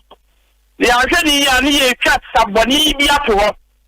So we are empty. That's the Adoko court. Oh, it's a prosecute you on. You see, you persecute you. You are buying an attack our. And you know, woman in our guy, no matter be do it. No management idea. I saw one saddle. 9 and 9. You got a break. Citizenry. Yay, a man for a walk room. If he said, Parliament, Jumano, yet to Punasi.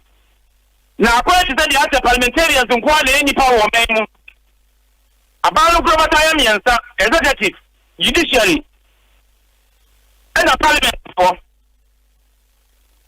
this a Nipa Kwabena, Papa Samuel men in an Fakosha, a boise. You call a trafwa, a swafwa, Moko approval, Mono Gogo, for so many months, no more approval because to me on Santa Wonkoya, yet to me and yet. Sasano, a year chatu. Aya saboni na MW mo mi anya na akwaka se edipakuru betimi atore amai mo betimi aye demonstration edi atia parliament akan se o management o mo ye no o mo di akwakoye abanyosem na emfasu bia ma o mai pete be ya obi fu enkonkwohwe so anya na dachi bi sa we ti ye no se no o mo ye because no party ba ko na betra Romaye Amamoto. I did the yard at the time. That's the son. Not almost yet already an uncle, Benyan, uncle, it will be any year. Not a bad decision or Massa. One more sending over decision. As I said, the one day Nipa Bakwan and you so woman caught. Now, go further dice with Ediam Collegia, and yes, not a morning in our local pot. Say your car, I said, send you a cocoa to be our mother car. In Chay, Mumian, no money, and young quiet dear. A queer or may a queer for dear, or may a donkey for dear, or may a teacher for dear, or may a pretty for dear, or may a teacher for a dear. But Major, the people know about Yakaka. Nipa ba kwa ya boni tinye nyina ya gaya na ta nipa mabobo mu tin nyina so sori tia parliamenta e de ne beba mo mi ya wuri ta parliament se bi bia be ti o memu bia no parliamentarians who ogufu chai other 3 arms of service no 3 arms of government no 3 arms of government judiciary executive and legislature who ogufu ye pa first announcement a soldier for no a year no that it's all the body is overthrown. Constitution suspended. All parliamentarians should report themselves to the nearest police station. Parliamentarians are so far our coup d'etat everywhere. It will be any said the Baya or Maya from Viash Adaba. Said the Baya, young visiting a past history. Sabata, a double memo until the young year. Nadama and Yama and running Yajuma, the rule of law and Yajuma. Yenina, democracy, no, Yadi, a trash up there. Unquay, Namayan, Nagaya, a bedroom, Yakokasa, Mihuyanka, and to then Yasa I see. So, on my Kabam in Kabia, would you recommend a hang parliament moving forward again? Not a hang parliament, you know. Yenina said, the Abedima Yenina, Ning said, yet me play rubber stamp because the government now what is one our majority of parliamentarians are. Woman initiative bills, no one of parliament have been defended. Now, Sandy Pakoya approve bills not now by your law. Asante executive one and our president Asante. If you go say, oh, the same and rubber stamp.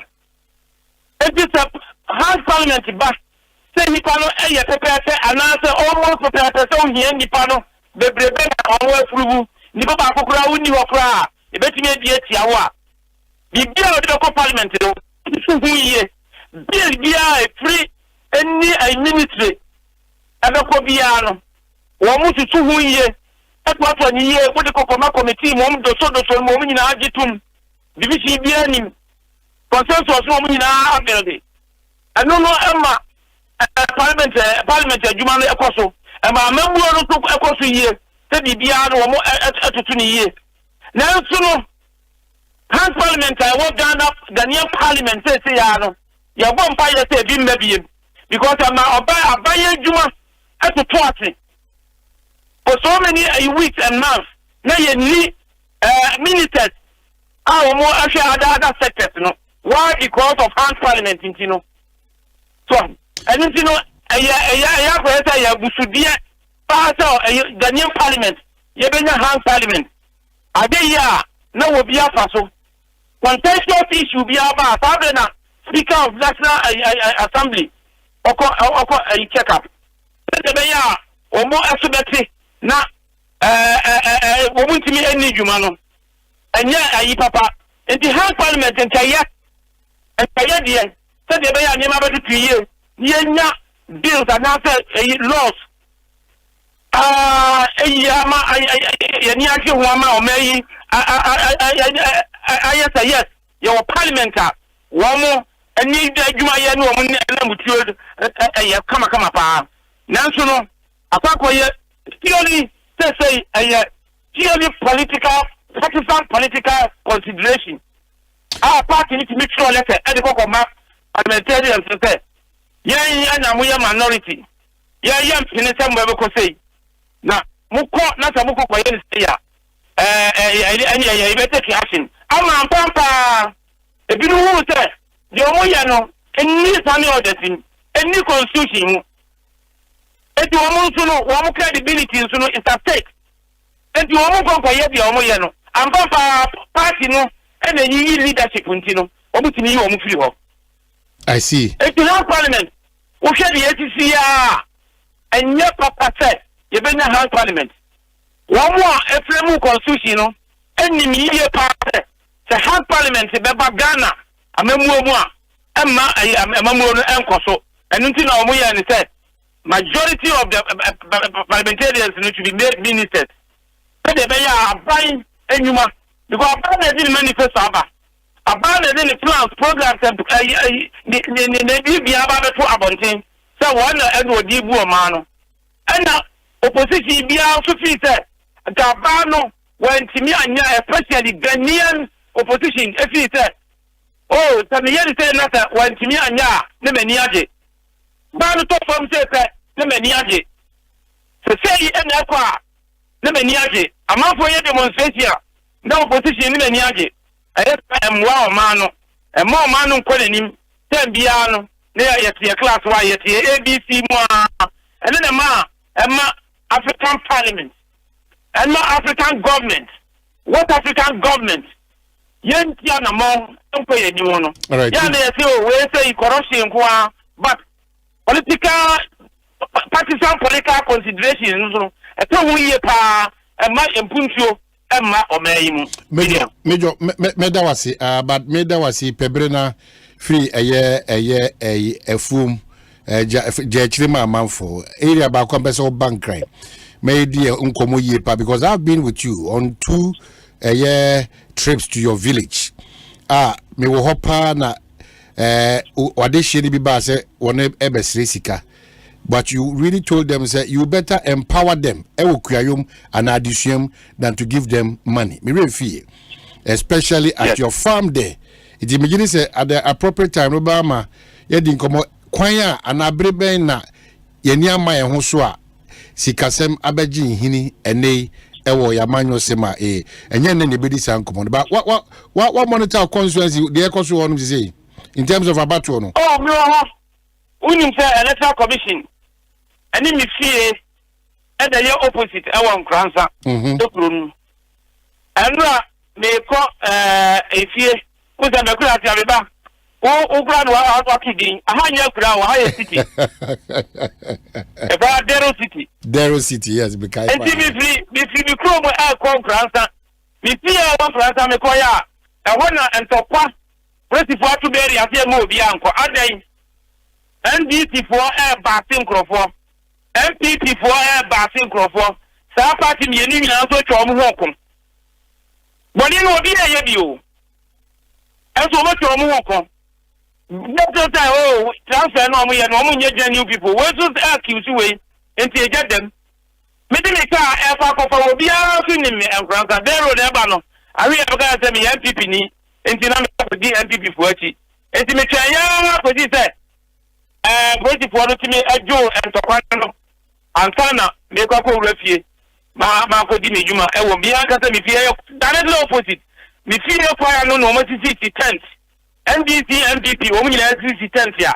Wo mo eti wo me wo no ho nyina. I see. Enti ni wa ena minim de ekoso. Wo ha. Na no ma kwa de otika no. De pebre. Na maba. Nya Asempa. Na say yinkwa nemom most of the faces you know afime e won cry. Say the bia no amanfo busa say na hepa na me call ya me appear. The bia radio so na interview na mo ye me no meba ni abetra ase ni adi nkomo. Now constituency na wa ma kwanya ama independent candidate pio. Oh me say me man ko bi na a democracy na e won untimi country obi say untimi contest. MPP a contest, NDC a contest, and independent candidate in so a contest here. And the democracy, no, that's the beauty of democracy. It will be our share now, who the Ebetimiano. Now, pay what you mean. Aquafa Kunyanwa. And you more be up by M1 corporate. Now, one more. Ebendi Kunimit at one more amount for Betty, one more some Eddie. A woman said, me policy be here, and my principle be my charter was there. Tell the people what they want to hear. That is place one. Tell the people what they want to hear, and they will vote for you. I'm not going to open electricity, open hospital. Now, so you know, I'm not going to say, media me and Pintino, minti me and you call mount, me and Pintino, minti me hospital, my wa. Find a very nice way and tell them what they want to hear. Sampa. Me ba minimum buying bet the at na mo way amount and kasa wo na abeyo kasa wa buy na beye but wo be mo di aboa at na mo amwa ba beye they will vote for you. The second phase you so say wo buy you make sure say wo promise na promise here no wo be do so wo be fulfill promise no anya sa say pe the second term say it me call 4 terms no ari a wo second term kwa untimi nko. Na unim independent candidate no. O minimiye, chato usu minimiye pa. Wabao na asia besre. Wabao na asia besre se opeso ojina na. Wapoyin for all the stakeholders. I want a kromu sabi wadi buoni ani die emma obi a woni sabi na me former MP. Me say former deputy defense minister. Waba me na so adaka.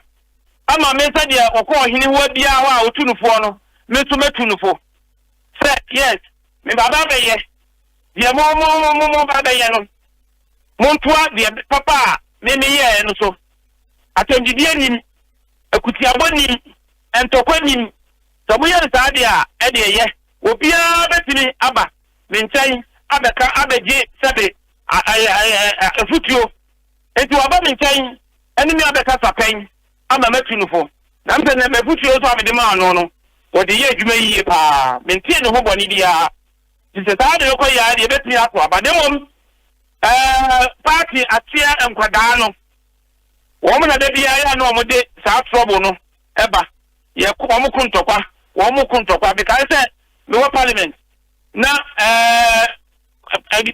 NDC for akrofo bi ebesra wo mo na yo ni ade nko yi muntaka o didi na nko yi mutaka nam enam so ya MPP ayo amu aye kakrakanta o we do guso wi nam kwaba menwe na majo fa na me honto me abe o nyina ate nkrofo to ate se bo sa na mo tie aha mo dom ho mo di gomo efere sa ena e de ye ya kuntokwa no hwe mo ni mo na nka dom se ho na se kuntokwa ho exactly just an tio ye be debate ye be kasa obekasa bia ya kuntokwa obi anti obi tikai obi amu obi atio enso ukọ constituency a na wo mu kunto kwa to the point is that etio ni atika hwe nyina abem enura nkransa etio eni tikai eni nkonti ba ni ade enyina ewom why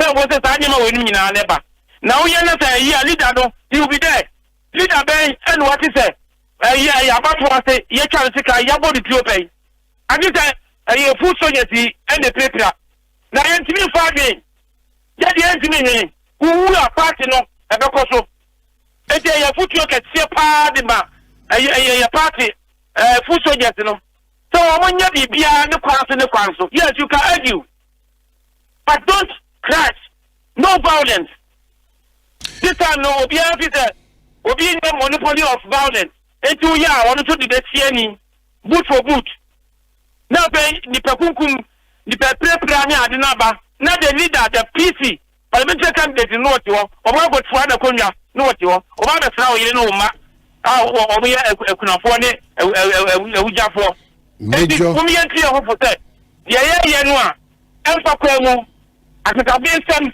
ni de ye mpire ye nye se ni ade no ye wo mra ai wo memu se wo nya ni ya fasa mra kwa so men pine mani register men pine mani transfer won so se ba be ya me ye wo to me sa me ye wo akonya sa me ye na se wo de tie di pe towa asa sabi nyante bi anim. All right. Omanhene. Permission to end the conversation, sir.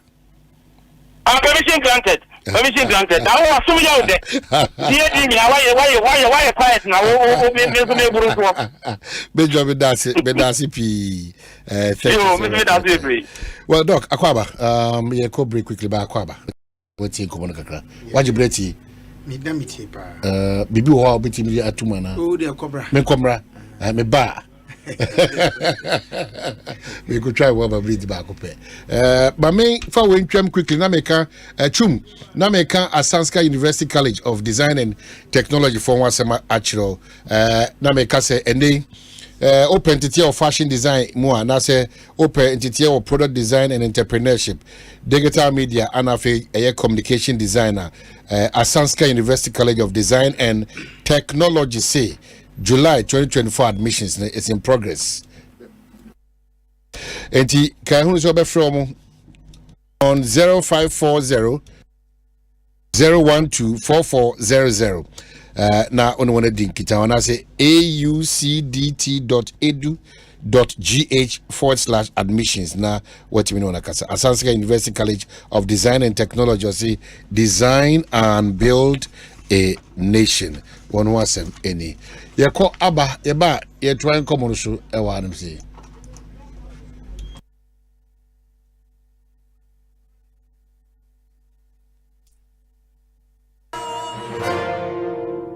Washing machines, Asian women, yopo, CCTV cameras, and need all clear.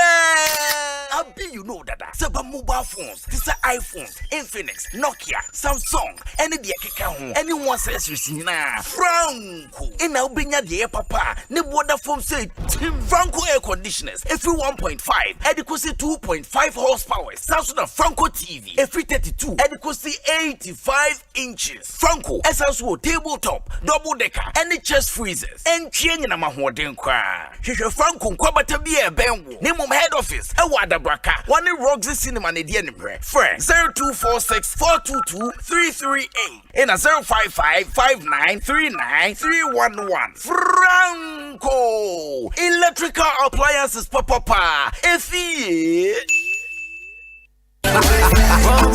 You himself grow boy shit. Now so we say we jiweni and one is say with 500 Ghana cedis in mohomo that to Ecobank account mu wo Ecobank in Kwabena and now Express Point BRA benwo utumi so the fa Ecobank mobile so now ube to me di wo chefa wa chedia be bro 1 million Ghana cedis e wo Ecobank million gang promo ni mu EMG anio every May bosumi kosi 31st July 2024 enipa be bro 7,000 be feel so soft life ankasa. Be ye Ecobank customer. Na we yan fa wo kron ho. Kai say 500 cedis bia wo de beto account mu no. Unya point wo Ecobank million gang no mu enne ya. EMG. Enti fasika to account mu enne ya. Na di wo chefa wo sika ne achede be bro. 1.2 million Ghana cedis ni mu. Kwampa wo be faswa jiweni wa brabom. Kwampapa. Ebibi man papa. Ecobank, the Pan-African Bank. Akradie NLA one Sasha here. Na ekoso wo on Caritas platform no so. Think about it. You can either go out to watch one game at your local and pay for the bumpy, stuffy ride there. Then the food. Then the drinks with a 12,000% markup. And a new team jersey cause some drunk spilled red wine all over you. Or you can pay once right on your phone and watch 42 live Premier League games over a whole month. For unbeatable value for money entertainment, there's only one way to go. GoTV. Love it.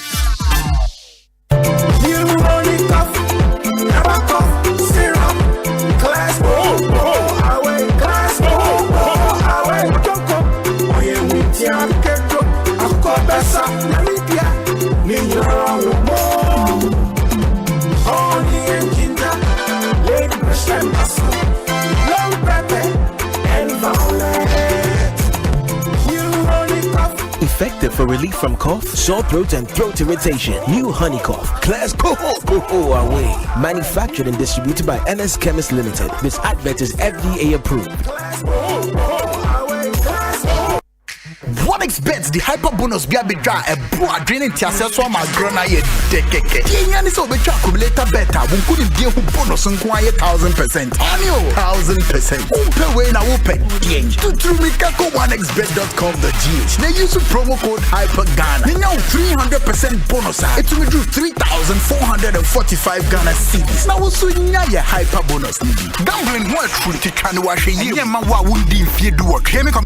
Father's Day abo, Father's Day aba, Papa Ayiko, Asempa FM, Adom FM, any Adom TV, and the Father's Day celebration sonko, bro. Emra so say, Papa fwa omwodo, abadae, any akomapano, ye boma baso. Wish ya papa bia, wan ya diama na kawa kumadana. Ebi krenyo no wo. Nanso nya wan ya ma uno. Chense ono no wo. Papa bi say ena yeka. Woni mo bi te sa, opese ye bona baso. And ye 1 minute video. Send the brain. Ewo WhatsApp number 053 100 3813. Na kansampa efa papa yi ho hyereyen wo ho kwanya se wo benya chedie bebre ama papa yi ebo eda kwesiada 16th June 2024 na sa video we deadline no eye wukwada 12 June 2024 enyumre no sia pepepe na tum ya beka ye ho any presenters a omo ya papafo no mo ni aduane sonko no mo ntimi nkyere wo se papa nso timi ni aduane. Eno ye fortune margarine cooking competition. Eya no pa non du pepepe ni dia hihye so. Nanya no nko o. Be papa fo mutimi sinya mama ni ti wan. Eno ye jama wash and feel washing competition. Minia ensi wara. Fa wo ho bedome na yenye free prostate health screening. Emma papa bia obeba ho. Eno ye executive prostate cancer for. Ewo multimedia car park. Kokomlemle. Penny be show. Agrodie sonko na beba ho. Kai se, ubema wufidi ada Asempa 94.7 FM. Na ubete papa fo nsema eka kuma bebre. Papa Ayiko. Omanhene, Kwabena Asante. Omanhene, Kwabena Asante. Omanhene, Kwabena Asante. What I say, what carry I want. Omanhene, Kwabena Asante. Omanhene, Kwabena Asante. Omanhene, Kwabena Asante. What I say, what carry I want. Asempa FM. 15 minutes after 5. Okriti Akwaba. Okriti, you're from Akwaba. Yeah. Maybe come on. Yo. Consensus is saying. I'm sure. Registration, maybe okay. No bus in Bia. Oh, look. Go and bus and bring it. On phone. Between now and December, we are politicians. You have your strategy to your chest. Nipa, I mean, friends, Emua pa. If you say copy December, I make a show. Emua. You are not bothered about the big so bring them. Now, Obian soon got thrown the area. we'll look for the materials. The audio ban. We'll all look for them. We'll all go after them. We'll all sell our message to them. Don't even know. Yeah, of course. Oh, yeah, yeah. Bring the people on board. What's it? All I did was Ansana registration never started. I went to all the communities. And I become catcher who baby already 18 years. Who are two coin? I went to me and throw the Bomodiana mobilized and abra. And in fact, if you look at the numbers now, I buy and I think it's still reaching Hanomono. We never stepped out. We never went anywhere. Nisa Sikano Kram in the Kwanko, yes, Bassin near them. But Ukofabo, Ubefako, the one is at the end of the day, you know, Yenina pet. Tanko for the Mabano. Oh, the Mabano, near Makasa. And you know me, a mummy who cry. I see. A mummy who. But that doesn't mean, say, that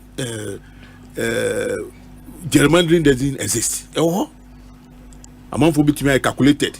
Especially where I am marginal near the we will try so here. But you see, it is always the case that people you bring there no ever to Abama.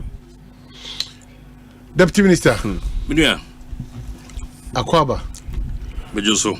Constituency citizen. Nyamia do me hoye. Now the Minerals Commission papa no be bo odin wa se no niaji or the office ma on kabakaba no. And they say ja obi kai achim da na nim potem. You start to a former good year when ye so hwe omo officer omo yemo adwuma ensem fata enso ani na enne no adwuma no so no wo ya sebe obi ebeto baby a wotia obuoni ni di ode ma wo no ejina wasitine ono ha ntino in fact ye bebo yera abugina po ene efese ayisi so abaso se omadwene achimda ho na omamaye Minerals Commission office fefefe na eba beboa na monitor form egudie ho adwuma because senior office ne tie no sara ne yehwehwe so madwuma nso ebeyo. I see. We need the voter transfer nechi pa achimda mo strategy ba ko o me constituency we be constituency na mema moa o de voter ID bansa me inspect it na me so me constituent an kasansa itie bia na oti ho ba nto aba wo ho no de adabraka unti me besalaisa intino ama obia woni me body moa me de bo amanfo no ayo madwen say obuna no register no mato aba wo ho. So you are not bothered about NDC or MPP. Oh, don't feel on quite a bra. I say NCNC, no contribution, no job. Ha, and you know, say no pa, yeah, baho, your name couldn't come more, and Puquan could ya be a chimame, no money I didn't idea. Then I know some could say, what to about police station way. Okahona, yemi and pino. Into no obia steady. And Crofokra no fee about 10 crowds over.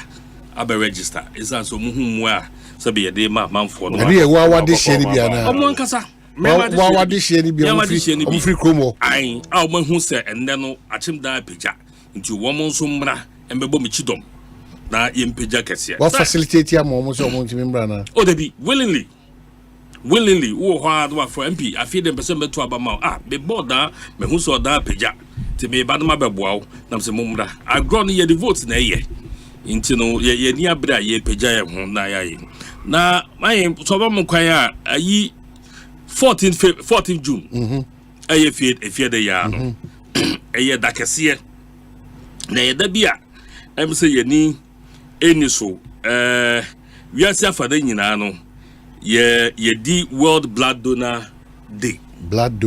Yes. Na and then no make chair strategic meeting be to be sure mo boss e fi na kopum fiada no me media engagement ya no be bo hu de ro my what you moja na mumu se uti we ya no nhunu hu mfaso na se bi manu da sumuna so na da ho sisi ya na esi mfa kwani esi moja ona bo se moja hu mfaso pa ena me ho adwire me statistics are wo mu dwire gu ho no na chese enya de ketwa o se nyina fatu ye ho so na me ka jo sa fie yi e ya bato obre eti wo ma blood donation no enye political me say me kwa kwatwe moja fiada because donate they will check all those no me hini na that me kwa yepe me opponent opompo o wa pomudi onya pomudi o so ba kwa yebi ebu honu magwa age is a barrier there are a lot of things he's using a medical field in intino efiada nipa do doa no am betima ko yi moja de aboa no wo momodi a se wodi wo ho ebegim na yemo hu deru na manfo hu no se sebe nam ho ni na aban be ye bibia aban timi ma moja aban timi nye moja ne twe efie ho de de amofoforo nti no wo se ebohu deru medasipi doctor mame insha in common say with you probably obeje bra address almost all the issues you want to address and then nimnya for makenso e de almost adwentre ne o adwene foforo bi o ebetimera tudwa ti mame insha say with you media me Mesha say actually a major common in the year. Nama catcher and say there's a parliament outside parliament. There's a parliament outside parliament. And you welcome to what's our parliament. I mean, it's interesting. Some more kind. Most of them. Some not to do no. Now was so set the agenda man, but they only mean may or none can decline. Especially I from independent. I would have declined commentary, but that's his choice. Oh my Emra soldier 4 call Ashamai. Abufu so koye domoye no. Sada na unia obi nete akunye so. Mi bufu pa ekasati ai. Na ne minfa bufu boko asema mejo kan ye no metwe akonanim kakra kase NPP as a political party leadership so mbetu anamo akire se wo ye party wo pepere yo wo so na sponsor president Nana Danko Akufo-Addo man beye mampani a wodi asi nani so se e famu agudi a ye fa kwamboni so tu no o tu so sa no so mo title din dia the gentleman in question the PC parliamentary aspirant or a parliamentary aspirant onyambe ye candidate answer menim say party no won share they can withdraw him to send a strong message that they against those things. Yes asama okai no na say they made your busa no there na all patchre anche emsa de chi ya na wo fidie so moni obi kasa wo hono a ye say yakobu obi a ye say oyeso jani wakacho mo so oyeso jani omo ampamu ya ede sika twitwa no wie ye kodu police station ye twitwa no wie no ye send no ko police station say police won nya emfa nipa na ye twitwa no nya den ya fa na ko hospital afi ye hwehwe no ho a ye hu say oyeso jani. How do you connect the two? Omanhene amamrai na yedi adwuma o Ghana ha this national constitution. The worst offender of this law, the wa from mrai kese pa ye friend treason. Onumpo owo kwan e wo mrai ase se obetwitwa adwen age no. Ansana obi a wadi ewuo. Ansana ebebua no kumfo no. Owo ho kwan so twitwaje ne ho nti denti ena so bi aye bone se den ya chi no mo do so chen no ye fa nko police station ya se ye dwudwa no me gidi se Ghana police sahine dampare danu Dr. Akufo dampare won be hwehwemu hu nipa wo me yesa de ni Asempa FM. Asempa. Yati mamu na se. Wonu ma ya nkasa ya boka atete wo mu adi akadia ma omo say wo mo fa mo ho ban wo mo ntumi mo ho ban wo betumi afom omo fa mra na ye de omo befa so na ye tutu hye wo mo so sa on statement na every forces public relations by you know a deep my provoke wo mo my nkosho mo bufu kwa Omanhene mitie me mfa ntetie mu emeye sojani nanso oba me so ataka yese aboa no kana ni breso na mpese obi a yatete no asiesie no adenti na sese yakoye sa enti mesensi subio papa no a oka sansem no mejo de wakase enka o mepachew Omanhene me fans wa to serve as a deterrent beyond a chopper no. Yes, his political party say anyam filing no as a candidate or an aspirant.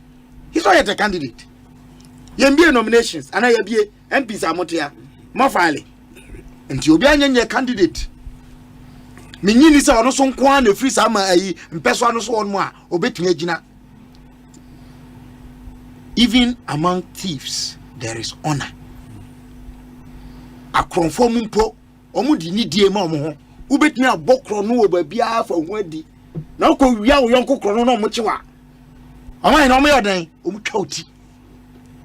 There must be limits, restraint into obia owo leadership aspirations and also akanye opese okodi kan obibi mu no sabi anya asem bia na wo so to no nareka anya asem bia na eka na ho anu na no omuhia no community miners Amu free.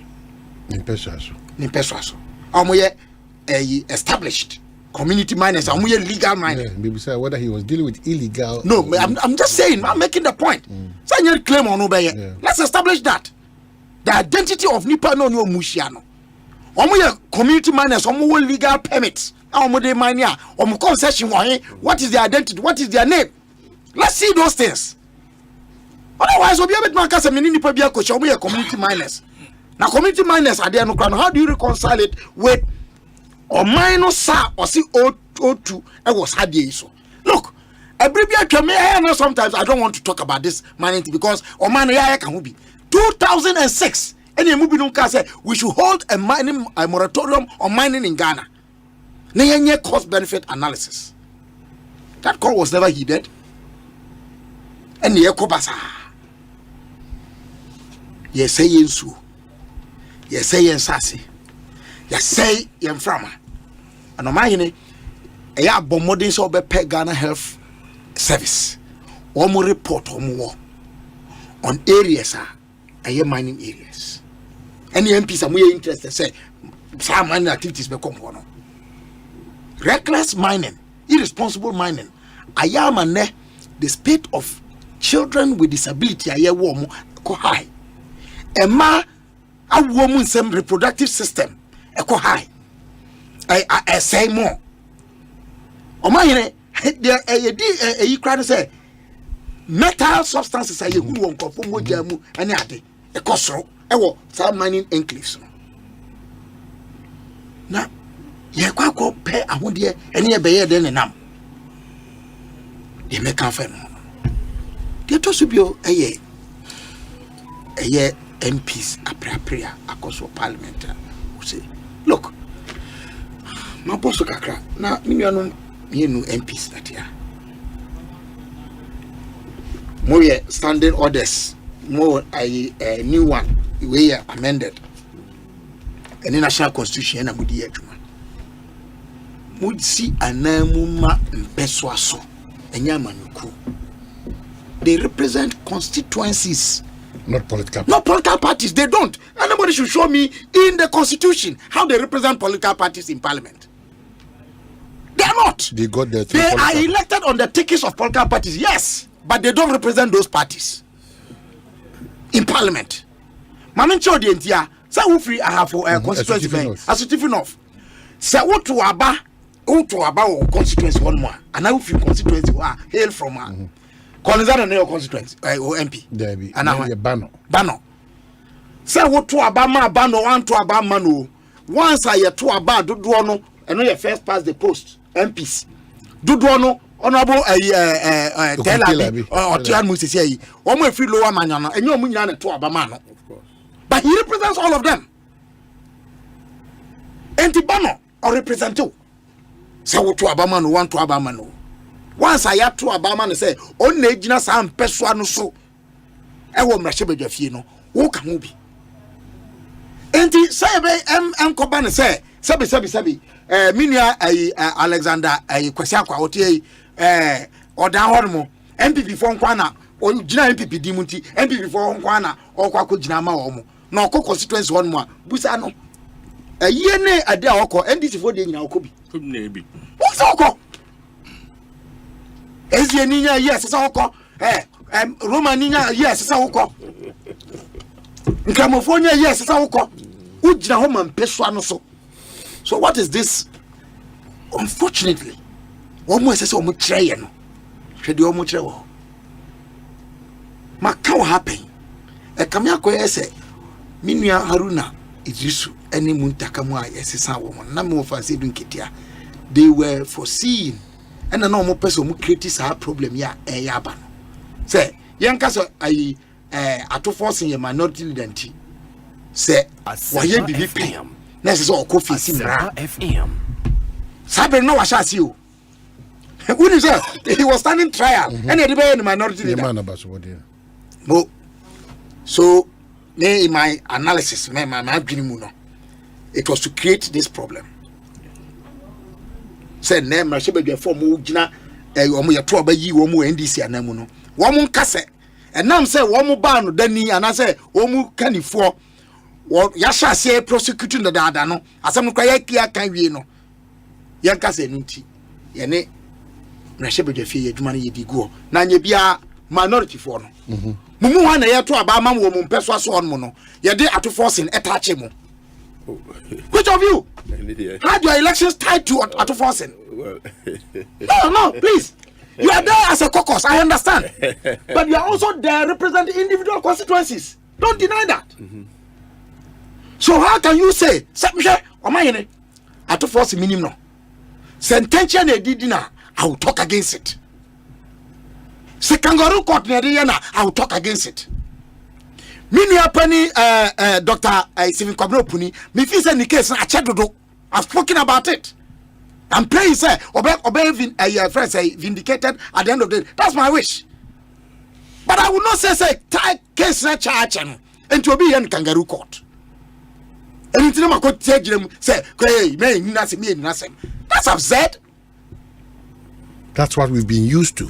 We cannot accept that under a constitutional rule. Kabila, let me on this point, let me intervene. Now me more with little information about what actually happened. The Ekosiise no NDC caucus in parliament and can say ma ato forcing and court. What we are saying is say every member of this country, and I say every leader in this country know what certain privileges members of parliament have. And then a first day I reopen what do you call it's not an ordinary record, but we are reconvening to start the last session of parliament. And it's one much letter, and they come judge and say, and then can you excuse our leader because Obe play part in the reopening of this session, this last session? And I did now reject it. So pray he should come. And he said, look, and the uncle no mra. We sat. As I speak to you, sorry. My friend. Because of this engagement, and I'm sorry for you, Oba. Parliament is sitting. Oh, you see, I like this. Yes. But you have not exhausted all the means available to you. No. A high court. Mamino, your Prince Court judge or city as additional high court judge. Her decision is not sacrosanct. You can challenge. No, you see, Omanhene, the burden of democracy is fidelity to the law. The burden of democracy. So what say what pet kabi mean kabi? Rule of law constitutionalism yɛmfa periperi nyɛ adwuma ɛyɛ brɛ ɛsɛ sɛ wonya abotrɛ na ɔka sɛ adeɛ adidi mi ɛnyɛ judge kora sɛ ma ɔkani sɛ nkɔka nso waka ɛnyɛ hwee I'll go upstairs and appeal her decision on the face of the law because more convinced say maame no nyina so amode kɔɛ no ɛsɛ sɛ nkɔtie ɛna wɔ se wɔntie ɔmmoro so mpo Supreme Court kora kɔ asɛm so na ɔka wie a yɛtumi kɔ review the me patch ne say that you say you between onkomra what he read what Omanhene read Omanhene read something that says you will not cooperate and perform your functions as members of parliament representing constituencies. Parliament but statement there by you know Agboja statement now on release patch they say until say no, but are you sure that because you see sometimes and that's the point is that a minority leader letterhead exactly so let me read it I'm not privy to that because you see the point was that we NDC minority caucus to solidarize with minority leaders. That's what I'm saying. Let's pick and choose. The NDC minority caucus will only be available for the business of parliament after proceedings of the court have ended. That's the point. On the days yes, that's the point. Scheduled on the days scheduled for the hearing of the ongoing ambulance case. On the days. Yeah. So until you need us no. Obeko court. We are saying that on the days. Let me tell you. We have revised. No. Don't. What we are saying is that Obeko court now bans on the city. Now your new standing orders. Your trim this time around, once we have business, no, say 12 midnight. Yet to be traced. And it's in the Obeko court and opa. Because honestly speaking, who court Asempa anymore? Obuka could hear no. Obetu ababe jira hono aye obenya concentration. Timi ye. It's the can say. Obeko court na ba na ababe transit. After all this time no. The standing orders which say you betimi transit up to 12 midnight. Even if only doctor, that's all. Me ya the doctor ya jene say. Obeko court. Me ya the doctor ya jene say. Enti document. Yeah, na ya adwene say sa court is 70 and I area to force in mu kwabena ma no chile. No, okay, please. So you see media let's say I'm being speculative. Yeah, let's say I'm being speculative. Yeah. But I'm giving you a justification for my speculation. May a rational speculation, logical. Ususu say. Yes. Kwaya ye fast so didn't buy. You understand? But here's the point. Media must remain minority for. That we could have made Police Dada the leader. Also a case of court. So I'm coming to that. Sorry, I say. Never, and I'm coming to that. The hypocrisy on the part of your party. Why? Outside Parliament. Almost a press conference. The party did a press conference. That even 2 million kuma sami jemfiwa. Come sa. Mami said natamaklu. Say ono judge a pronounce a guilt judgment on her. I will not cry a sentence in absentia. I see Interpol cry pediatrician. So what is our my press conference? Minia Penny Stephen Kwabena Opuni doctor. Or Sunday trial. Yeah. No NDC ni. Or NDC ni. What is our my press conference? Yeah. I'm coming. NDC please. Oh. Call Honorable Collins out, Madam. Yeah. Standing trial. Yes. Why no press conference as a party? I mean, you see, get my point. So, how special is Atuforcing? Need trial. I know the and the part that is most dangerous. It was silent in Munise. Atuforcing is being persecuted. When you say your constitution, a brass persecution. Yes. That so okay. The lawyer standing in for him. Meaning penny, Madam for look. They can on the strength on the basis of persecution alone. Listen. Knock out the case. So your claim on is the that issue in the light of the above, the continuous persecution. Yes. Continuous He's been persecuted. Listen, let me tell you. But persecution is not. When the court has decided, there's a case to be answered. It is theory. Into your mind, You see, let me tell you. Listen to me. I have done politics. Yes.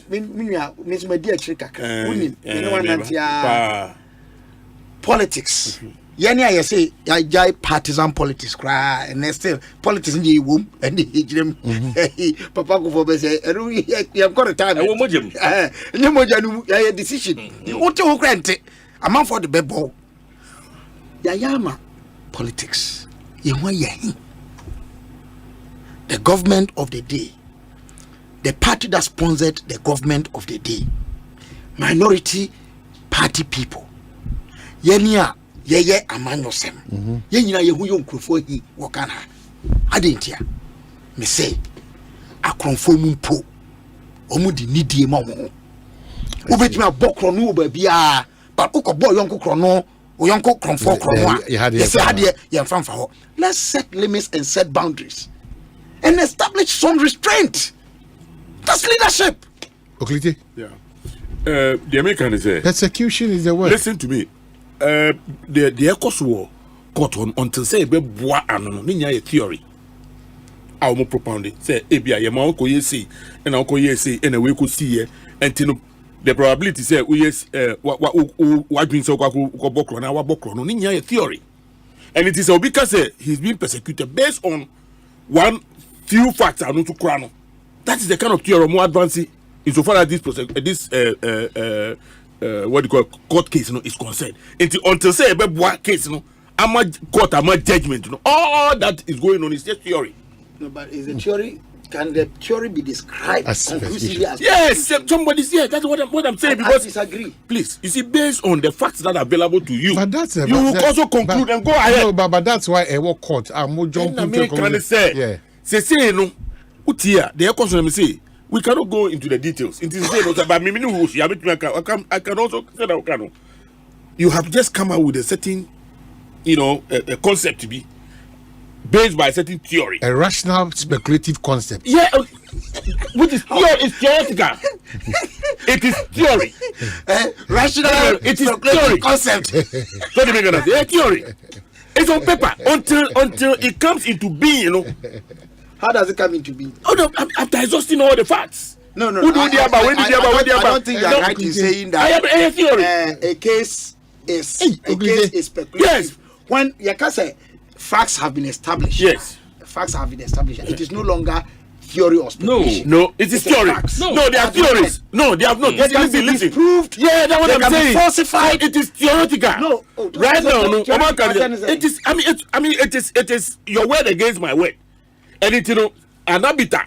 Baba Transi. No, put the faith of putting facts together. My brother. No, I come out with a certain position. I bet as don't let us pretend. Don't let us pretend. Say, I think we shall see. Yes. Attorney General, any prosecution of the state. That's right. At the suburb ball, Uran, any Nipamino. Very well. That's right. Attorney General Nankasa Kase, and now a Pomudin mu a Yimroyentino, Bako Yinafimu, and a Camino. Very well. No Mumiano Nakano, or born in Croviano, and almost say. Attorney General and Timinfa, Ninasobia, my SSM Yano, I'm Remo Homa. And you are the court, no. And a judge and said, Dabio, Waman Yinaso, my picture of focus, no, my bogu. And you want to make us at this point a theory. It is. Let me tell you something, Meba. Say, a theory. Oh, mine, I don't want to go into the matter. All I'm trying to say is that more MPs, no, perform your duties as representing your constituencies and stop this wholesale say your leader and stand trial in the theory. So the Meganasi. Aka judge no who ye no. Aka ma sentence wo dada.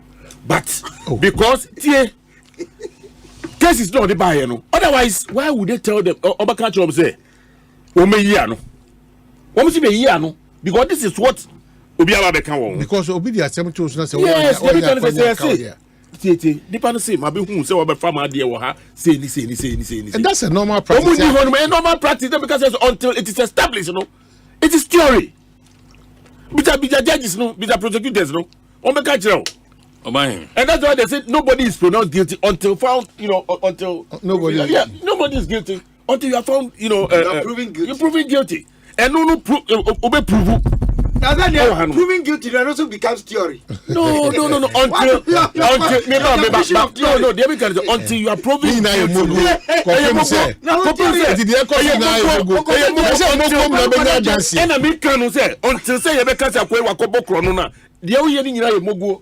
And no, don't grab a mogo. No. Dance here. 1 year dance here. Because you see sometimes people won't see the course now. I mean, I don't want to go into the details because I'm a lawyer.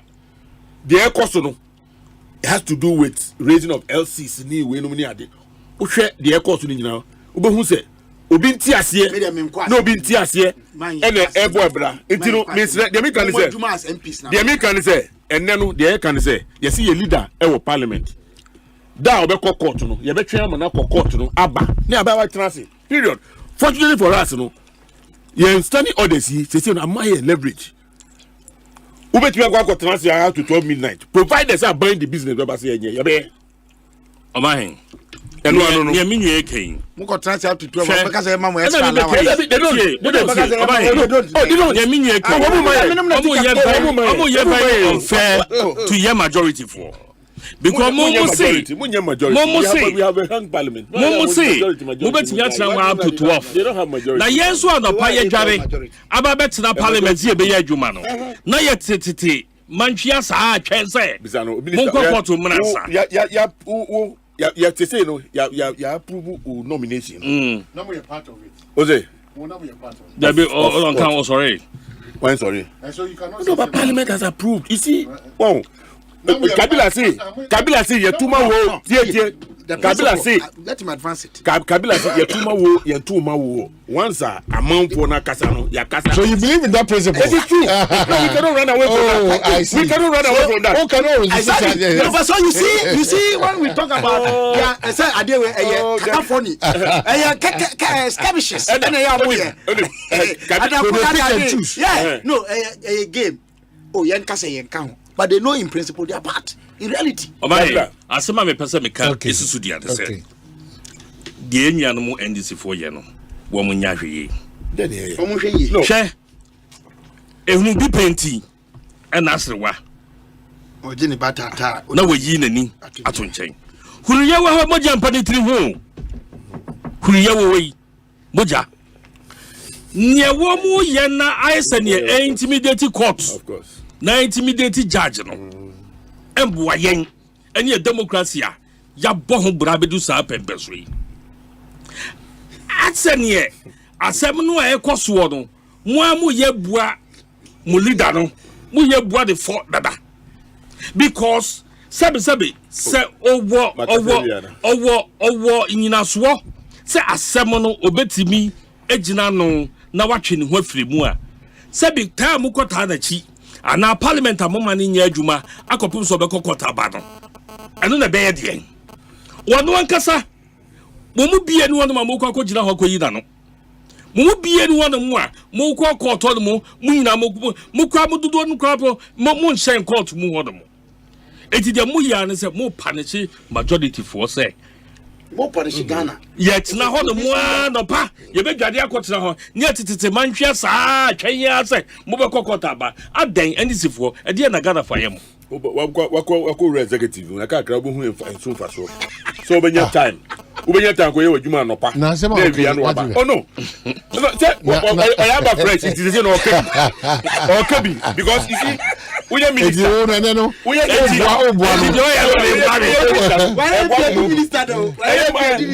say wo wadwuma pa ko ye na odi bi ka ya no odi bi kwa no ba no pa so uni bibi interestingly mini okay kohwe attendance omuka ya ukohwe everything bia no monko dos jo we dos jo womu ma they don't come womu ma majority muka say yes staff mo adwuma ni ade and they don't come And also a very serious matter. Oh, yes, serious. I'm telling you. That's why it's not theoretical.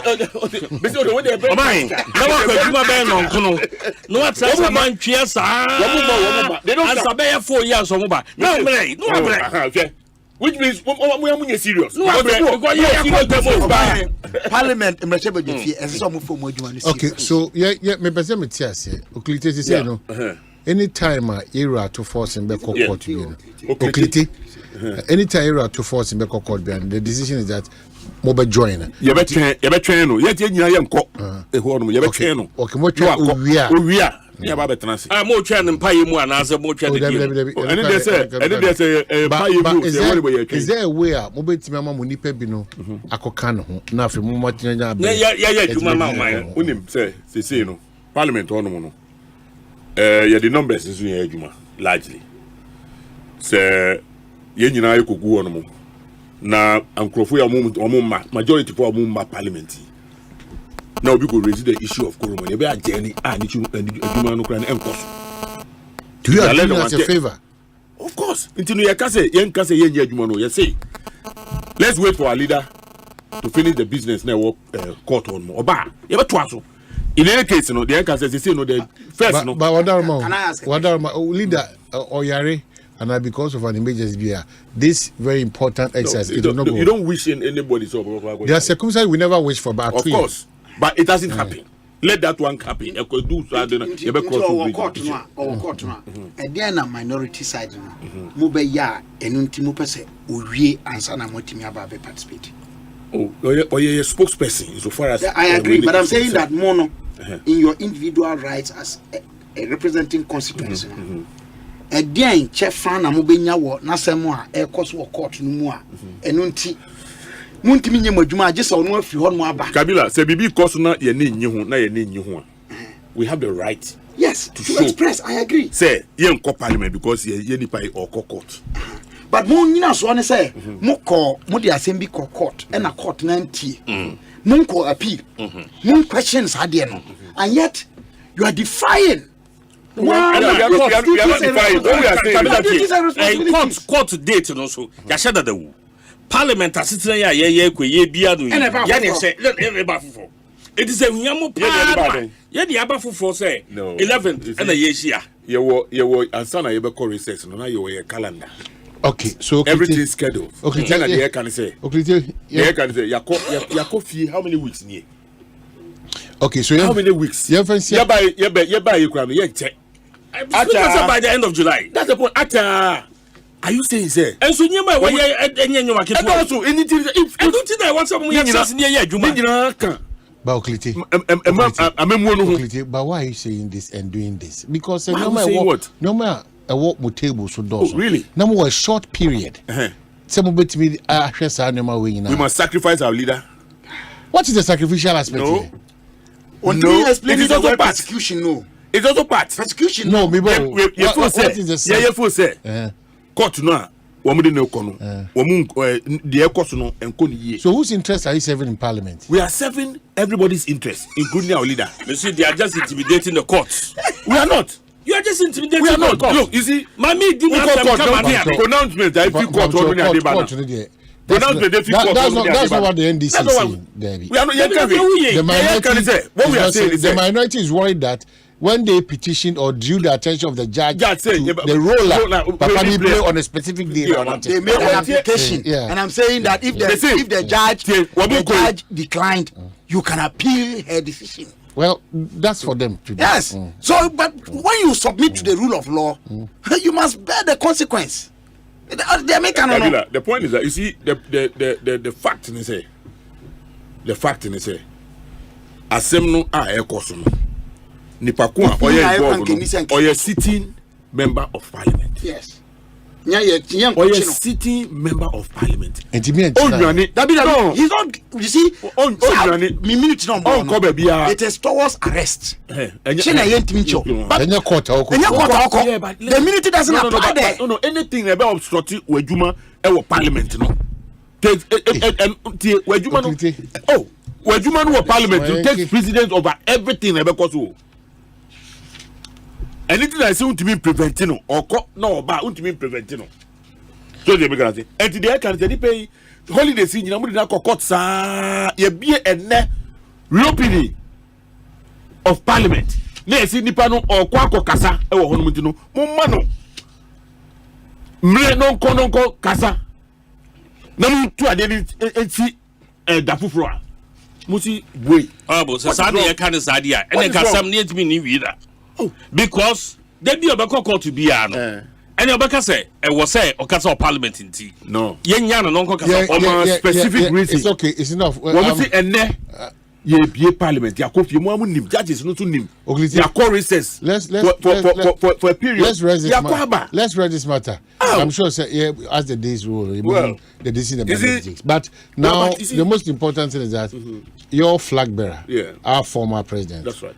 Or say over bring it most of these Colangs banks will be restored. Yes. Based on unbiased assessment. Unbiased assessment. Well, you see, Omanhene, banks are a buy with the goo or na tama assembly buy no. Ye kanye. Emma yema kwayanka ye de be faso. Because uba be gu ejuma. No ma mienu miensa e na obehwe. First, we say, Juma way, me person me gunui. Bibi wa who met me a year, I bet me a jiran and nine so, Anna. Say, Bibi wa who may ya, a bit me a jiran and nine so, dear. Maye.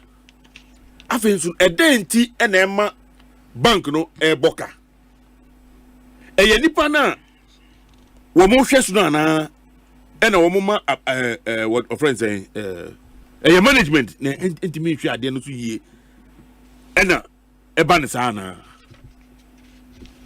say management dia the can say ubetumi yi management na fi ho na the can esi wo Nigeria esi wo America before 2008 when we call recession mu no it was real estate. Among for bobu tian bebre wo banks and prices of houses they are falling and want to be and banks no ko bobu tian no mo bo form a judgment on the part of management no I want to investment now a problem and it what they did was that those are now we in charge no and ye pamu wo mo and a buy no compare e use wo central bank no Educopay Bosia because Bank of Ghana a lender of last resort. Okopay Bosia and Odiko share banks no because they wanted to protect jobs. Because we have number of amount for womu depending on those banks now. Womu dosu. Don't you understand? And into the air can say abino say nye out of malice and I say binimo target to womu adidia. Then there should have been fair assessment, and in the process, you know, banks see and can move and a buying be take you over, especially as you see a pay ejuma. Look, let me use Indum's issue, you know, as an example. Indum, the bank, you know, Usha as at the time I baby gunu no, name say war what do you call it? Branches more than even commercial bank. Yeah. You know, micro retailing. Because uko commercial bank now uko bobo say 200 I won't show with him. But I tell you say uko ba micro mu hono mu. Abolo sellers. Ni wo ba mu ton chinam ni ade no bo hono ma sika ope a odi be ye na adwuma ni nyina ya about 500 Ghana. This is what the Indum group Indum the bank no was doing in these areas. Now at the same time no or bobu siansu de ma contractors ni ade aban we ba ye no contractors a omuko bobu sian e wo Indum hono no rightly or wrongly no woman fa woman aban entua scanner ma woman and aban so the position of woman minimum we say no to buy I was even e kwa fa scanner fee pay our people. Utia contractors now, they will come and pay us and we will pay one more year. And now, at the same time, no, for the first time, me many fee you know me who governance of various who governance of Bank of Ghana, me who vice presidents, me who chairman and chairman of economic management team, me tea so be a that Bank of Ghana governor are you happy to face the camera now all trumpet home bank here babe go now Omanhene say ne commercial bank say nyina see ekoyi esika efi on ma commercial bank ebegu.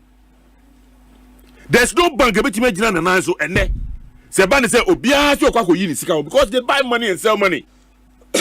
And you know they be amika say I am not a banker though but me share basically me share every banking institution there's an element of proxy Ponzi because the money that you bring in, that is what they lend to the people, and that is what brings the profits. Maintain bank no. So those who the woman who musika abano, so woman the back. Na say among for the panic. Woman the same come na say obi akwa ko yiri sika. Bank ni begu. The other thing is say management is on the practices and proper. Woman hwe su yi a. Woman suban say woman bokro no ni ade woman so abetu ma bank na eku. Anything no say bank no problem na wo hono no enye say ebia wo metimi nya adwuma but because amount for gisika no edi kofa baby emma we no wo mu boss akro no you have to deal with them na interestingly no o hwe the course wo banking sector wo mu kan say sika banks no put together eyeka ananka wo anything amount ye go bank no that was 9.5 billion. But a bank we see all solve problem no. Se se kra no bu no esan komati say Dr. Baumia say ya yesika wo group indum na ye di investment oba betua man. And also in addition to the 25 billion no man spending that no. And you know banks dey ka 9.5. Now you the going se say no and counting 25 billion and counting. They can say if this government has really done a proper assessment without malice. Mijiri says that some of the banks anka. But how are you able to always read into this malice? What are you talking about? Malice. They see there are a clear example. Omanhene, listen to what you're saying. Omanhene, tell me. They make no. No. But listen to me. They make say. Let's be careful. No. Free persecution. Malicious intent. The next minute, but I'm asking you a question. Because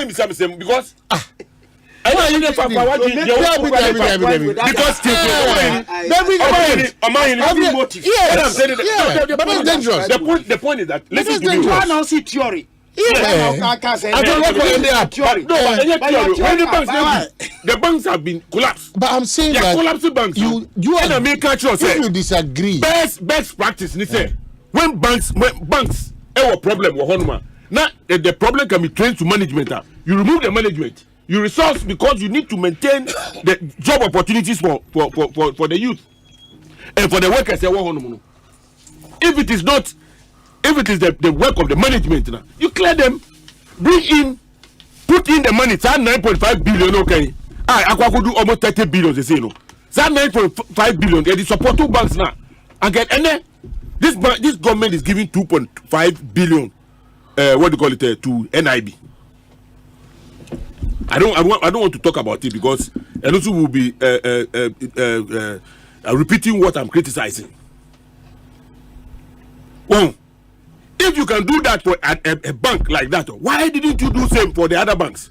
Because banks they were not serving just their interests, they were serving the interests of Ghanaians. So what was the challenge when your administration then realized that some of the bank's performances were not appreciable? Listen, but with various sums of money. Yes.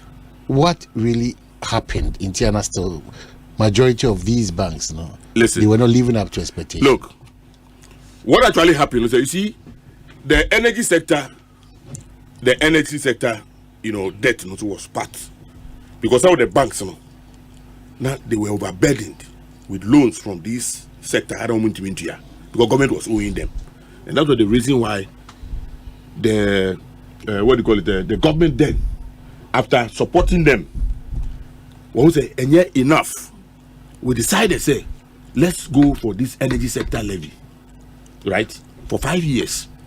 I can say a nuisance tax. He said, "Well, I'm extending it for 10 years, and I'm going to collateralize it." We said, "Look, given the numbers, given the actuals now, we could make about 300 million. This 300 million will go and save those banks now, because if you pay the contractors, they will send the money back to the banks. So they say they will send the money back to the banks, and then the banks will become liquid. Then the issue of one more liquidity problem near the over a period.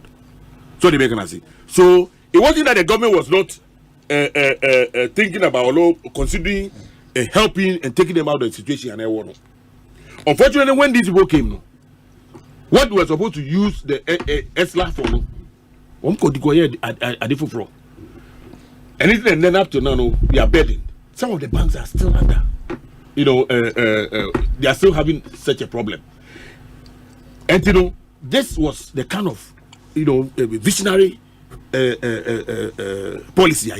So we are guaranteed, say, under the presidency of His Excellency John Dramani Mahama. Certainly, some of these banks, yes, they will come back. Some of them, yes, but they must come back. They will, or they must. They must come back.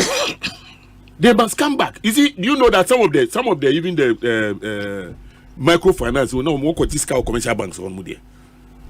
No one could discount commercial banks. And nobody fund one programs no year. And these big commercial banks, no woman and I energy contractors, no could discount one. And it the embassy Michelin say, yes, say His Excellency say they will do proper assessment. Look, if you look at KPMG for one more assessment, if I was looking for it, I was looking for it, but I didn't get it. Document. We have fair assessment. We say this government, in fact, will dear bro when it comes to handling the energy, the banking sector. No? Seriously.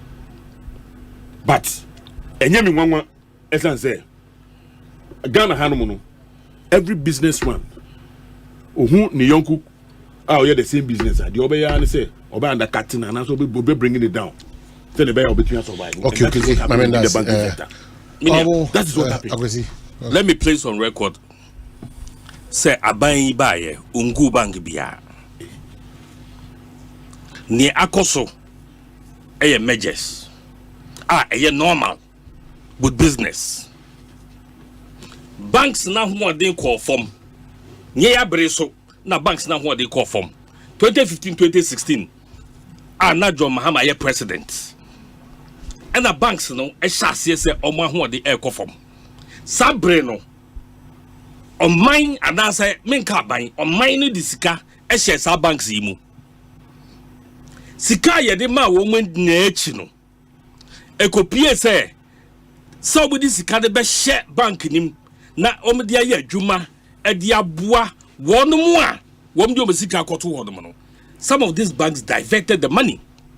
And no and eye omamu ha say wo bi kwakoyi ni sika police ni dia hometie e buru no is on record. It's on record. That was the first up. O say the part Chelsea diamond. No, it wasn't 2015. It was 2017. No. After it was after 2016 as I didn't see what. Okay, I'll check. It wasn't one incident. It wasn't one incident. Yet nim said there incidents be brave. But the air patch then say, "You were your mama wa pair abemu or try out so basic with our banksy." Edisika share warm. Asemu a epie eyasem kese pa o. Omanhene. Eyasem kese pa ma se na yesi ye hwehwe mu a wan hwe ya obi adwen be ye ne say na yenim say sa banks no they were not ready to survive. And so oman no disika puduo ekoche mu. Sa sika no na akoka omo ho. Eti aban ba ya wo ye hwehwe mu hu say there be said ya mo run musika yi financial sector no enye stronger ene no oman no ye ni nyina so bia.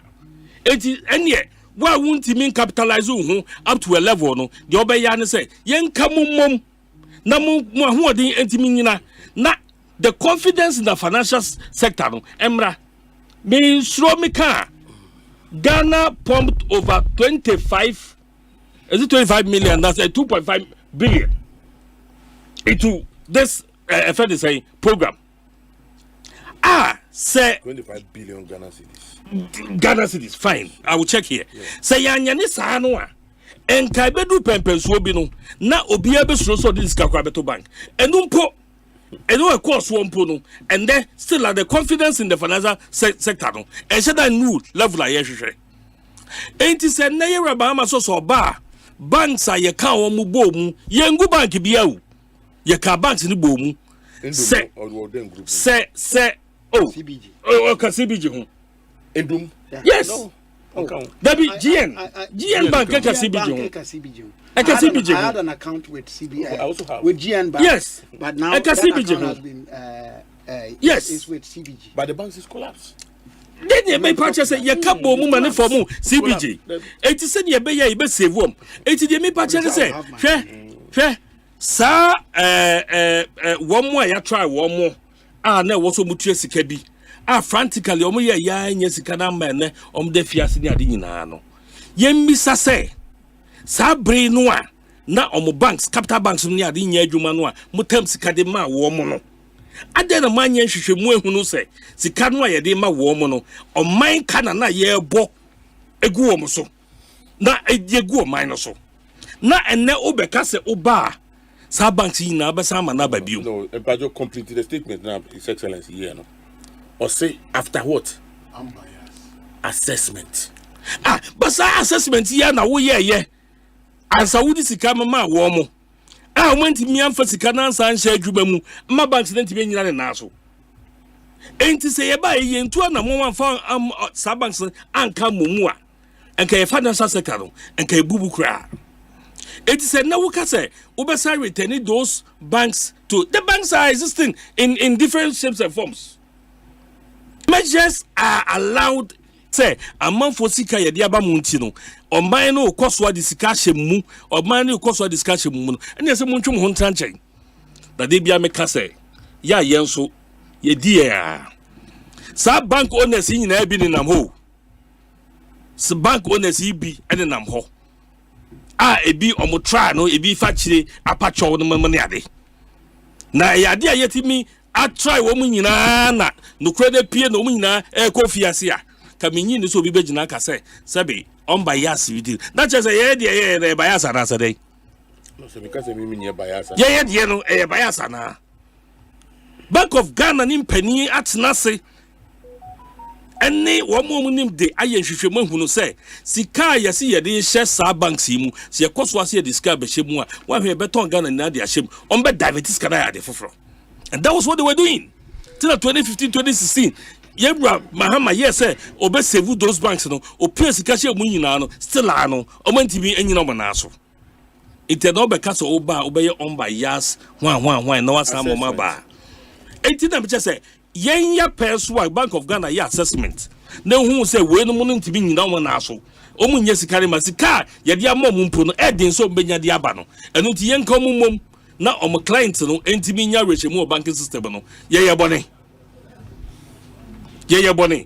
ye gina simpie so a nya de wo se ye ka se bia keke because a bus ye analyze near scrutinizing some ye kan ye no a wan hwe amanfo behu se ye dada amanfo because when na we kan ye no o ka mana ye den na bank orders nani age and as a client a wo mu ehu se MPP abai na abeje wo mu a ne wo mu banks eda so ye adwuma omo da so wo omusika omo ye adwuma whatever banks that were merged no omo konyo omusika no na ayom den is it just the brand name say that me was so bank and then was so bank and the bama nipa de ni age na say den me madwe ya me say there was an interest in sa recapitalization be na course wa still an man fisika no anya hwe no madwe ya me say there was an interest and until na wo princess oba ba mu a obesan amoma san ba into business don't mess am Ghana for bio sabio.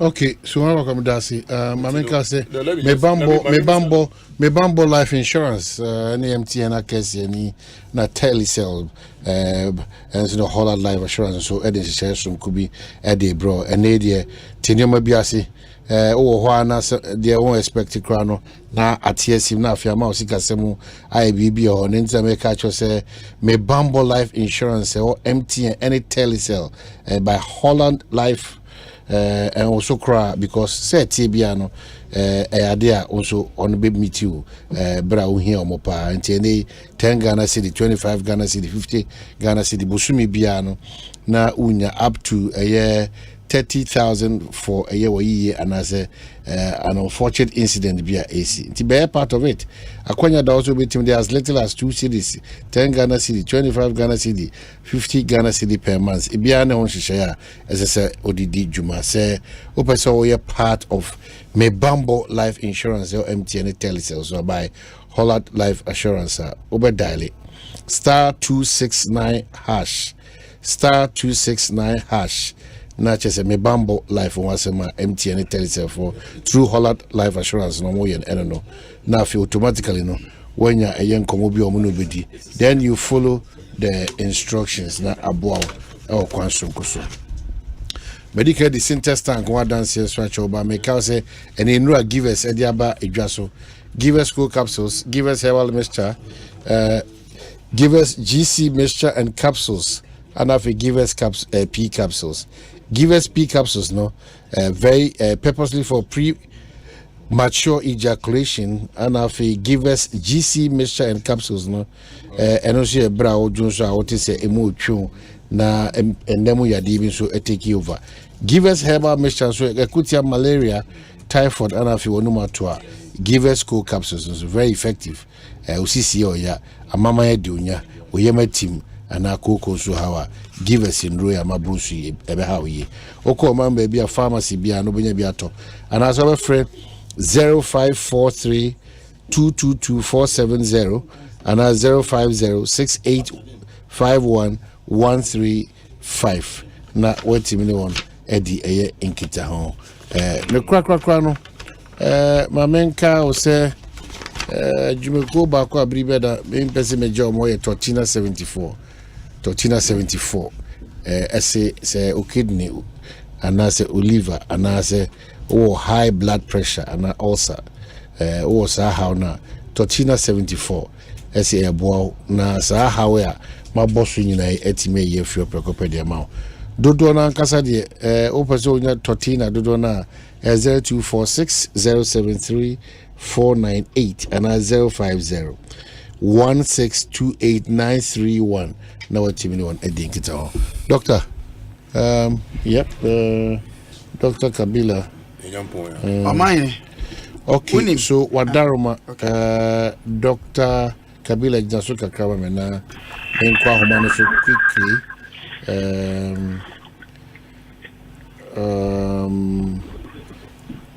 a financial consultant Eric Niboy Kote also a quick intervention in back Yera Ni boy Kote good evening. Good evening, Omanhene. Mr. What is name?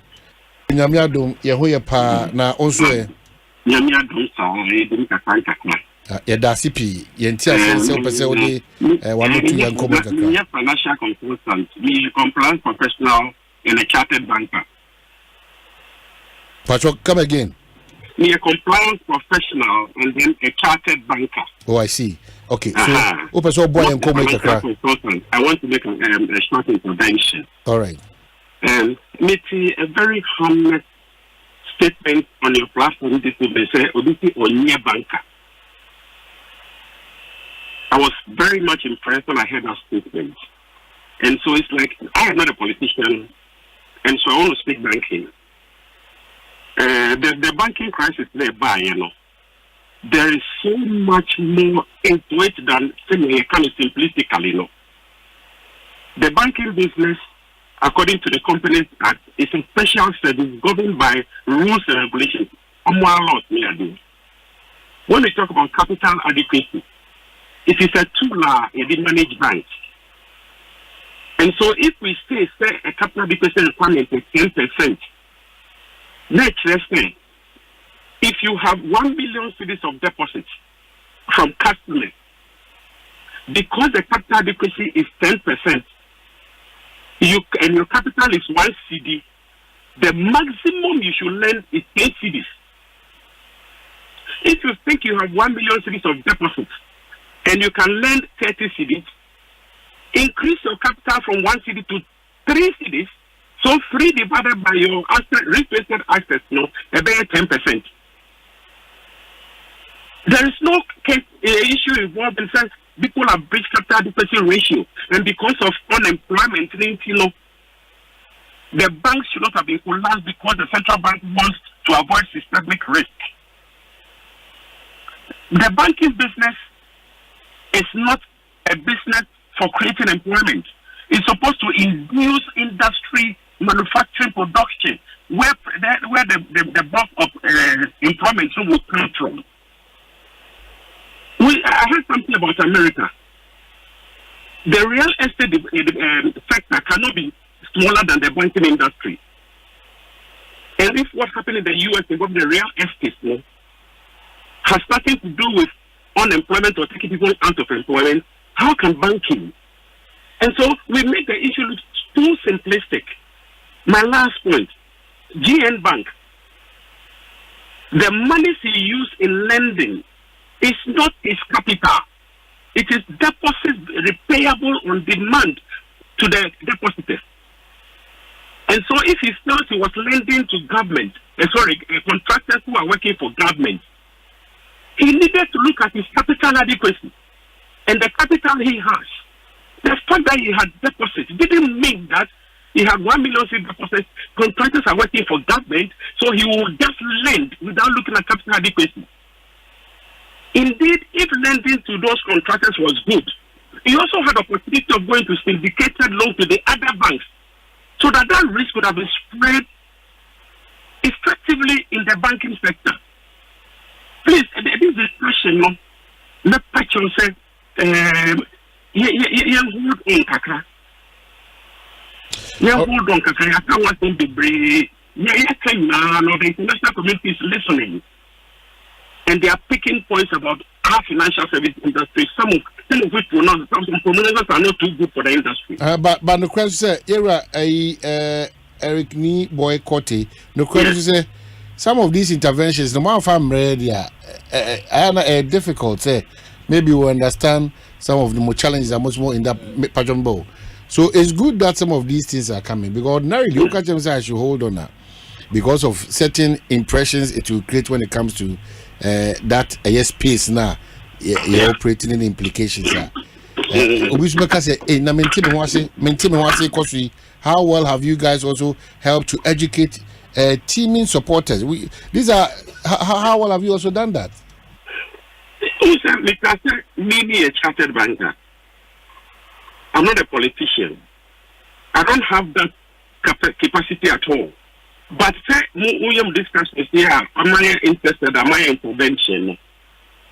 It is when we have such platforms, then we can make these things for the public to get to know what's going around us. Okay. Finally, Maminu, we on this one. Member of Parliament for Lower Manya Petrobusa Asempa.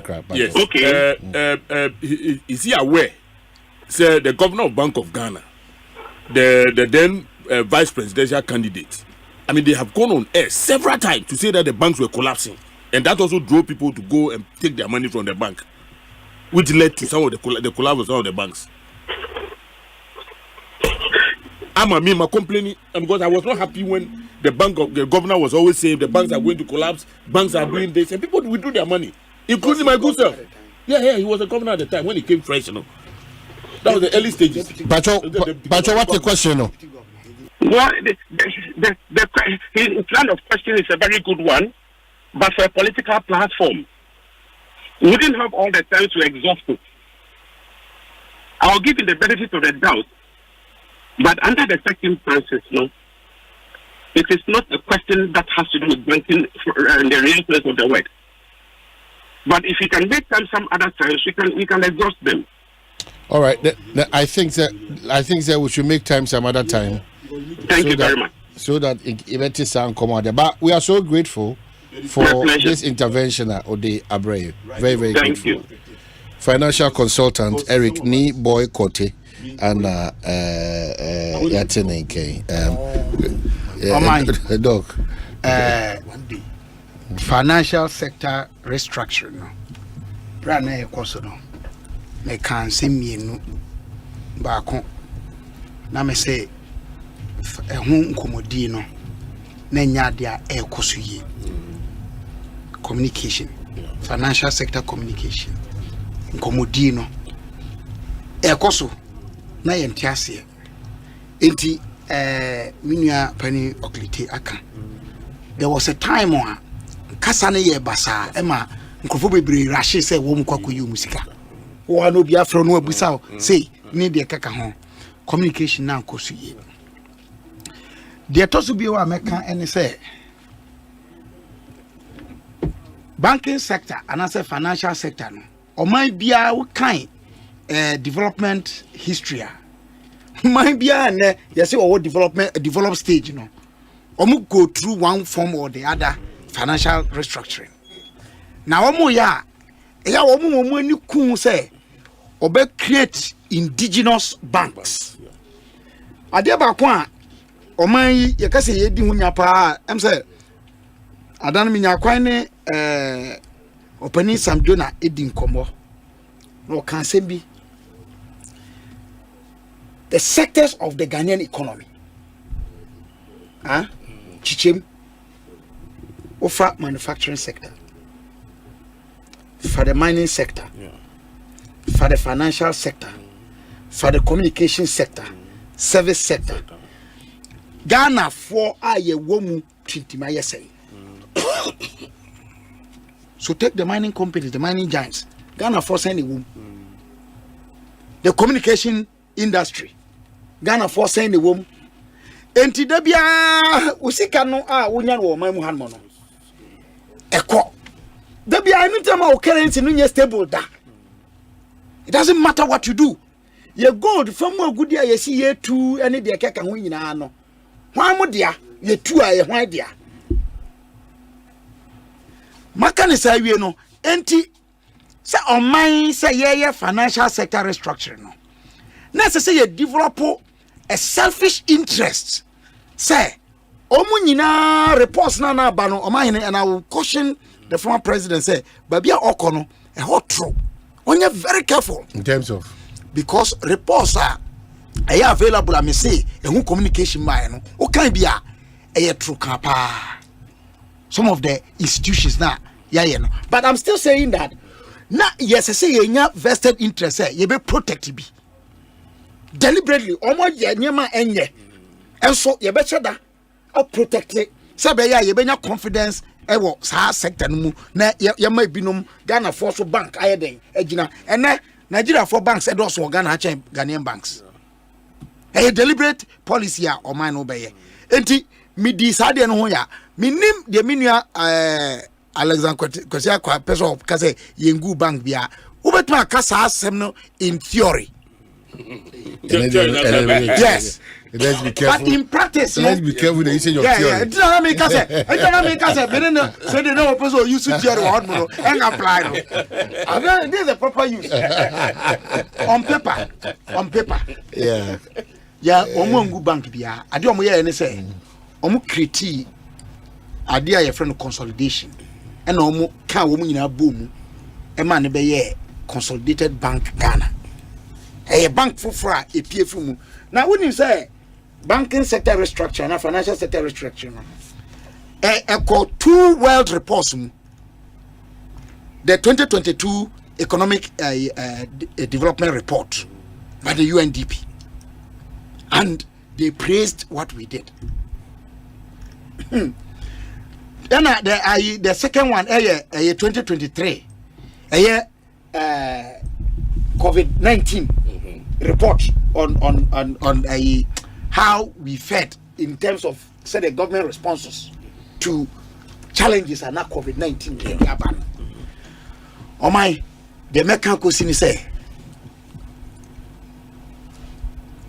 mpenifonu bi wo no mo by now the communication aspect I make say ampampa say ye diverted funds eriko babia esesenka emra no yatu anamon ama ye twen san kofo no bi aso a be kire say enye kasa keke enye bosremu ka na mom bibi koso ananye den enye ntia me ni awodin sesesi a make kasansem no but my car reports no bia e serious and I don't know why aban ne ye na dwene say only san komo no de ye tititi wa kire de wontumi fa betra fie so enka but nasre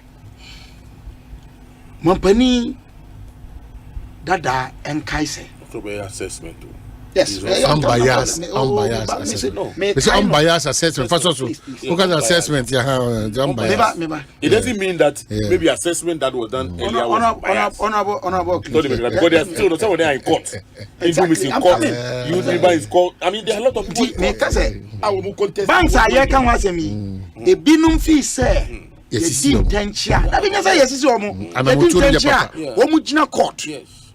I got various stages. Yes, they have won some of the cases and any de kaka ho. Enti and I been so omo lusu the same persons no. Enti Assemble Regional Court no. Or say oba be unbiased assessment contrary to the court no ye nana. Please. I'm just raising questions. Okay. And that's why I make us say hot into on ye careful. Now my kind of be okay, NDC 2008 manifesto. One can say they were going to reconstitute the Waku Commission. Hey. Okay. Waku Commission. Yes. The investigatee the commission report by on the late Yana. The Dagbon issues. It has come to a peaceful end. And then there's no problem. Yet Dagbon dia Asemde. Say Yana Etufu any other. Omukase Omubabeye.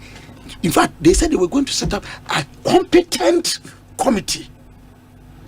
Suggesting that Sir Commissioner Justice Waku Edanono was incompetent. So you are referring them again to the same thing. What happened? Unbiased. For 8 years. When he was vice president to when he became president. Okay. Mesaka will be no member of mine. Yes, say Quatriquacas or Bemount to ma, no what TD. What does that mean? Near the air camp the abeji aba any epe. Ye kasa afa near ma ekosu mamuanma enkuyi, ye pese ekuya, yenka nuna so, any quay befa so attentin no. Sebi, they make an honor. Intin somebody be wa court. Ye nim ye nim the Ebequacosi.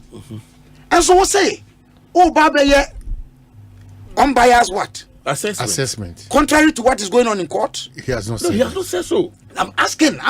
Yeah. I am asking. But you don't even need to raise it. I'm raising it because already there's an avenue where there is an impartial assessment going on. Maybe you need access to all these information. And that's why I'm providing it and asking. No. Presidential candidate. So on this information now, it is even more dangerous that he's speaking from an incompetent position. Because you should have that's proof. What I said. You should have proof. Yes. So this information now, say yes, sir. And you're more dangerous. Listen.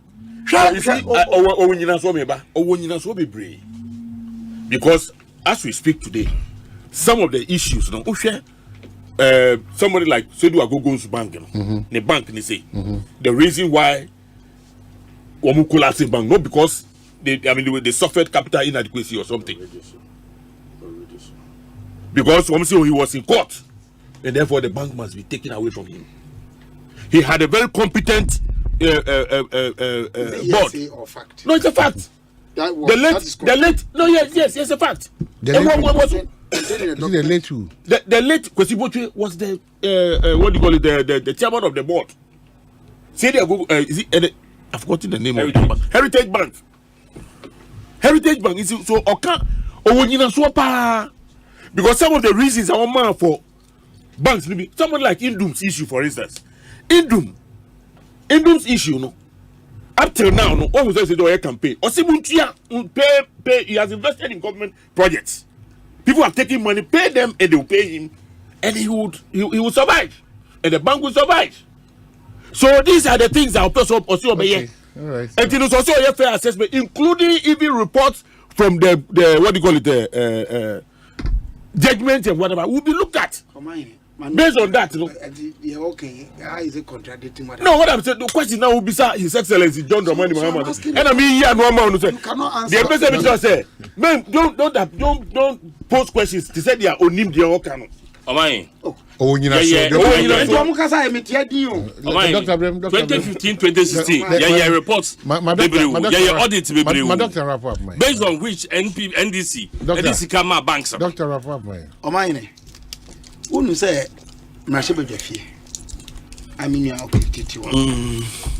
Womu wa tumia oversight or the executive ne ye, including say financial sector restructuring no ye no. Na mrashebe dwafie womu tumi say womu frɛ no e man the number of times I have friend. Oh, me pacho. Please. You see? Oh, Senja procedure no.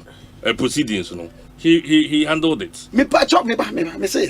The report we can check. You see, Omanhene they make kanyina say, you say ye the amambra ne be ye adwuma. Yen ma osinyo. They make kanyina no. Kabila.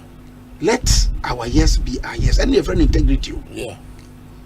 And our no. So principle. It doesn't mean principle. That's why I say that even among thieves there is honor. Principle. We need to have restraint. Me, I've sat here and I've said, I am not happy with the way it was done wholesale. We could have saved one or two in the interest of the state, but communicate it.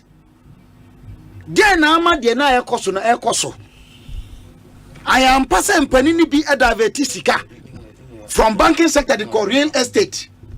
I am passing binum de yesika evoga na hanomo. I call a mindful for biso, I call investments or I am pa. Now, when I can't say, why were we not told these things? I am pa. Say, I'm panam for banks. Who yisika do bia? You had difficulties. That was reality. No, sir. But now you're a man for no. Muna na mukuta to me, munim the entire Nasa no cosono. Did you communicate that to us? Yes, a system. And that be mebo. Say yes and ne. Mampani da Mahama akwafa sasem ya ba Omanhene dia ba ya deputy minister for health and come wudi wa hai and come be sa. So communication is an important thing in terms of governance.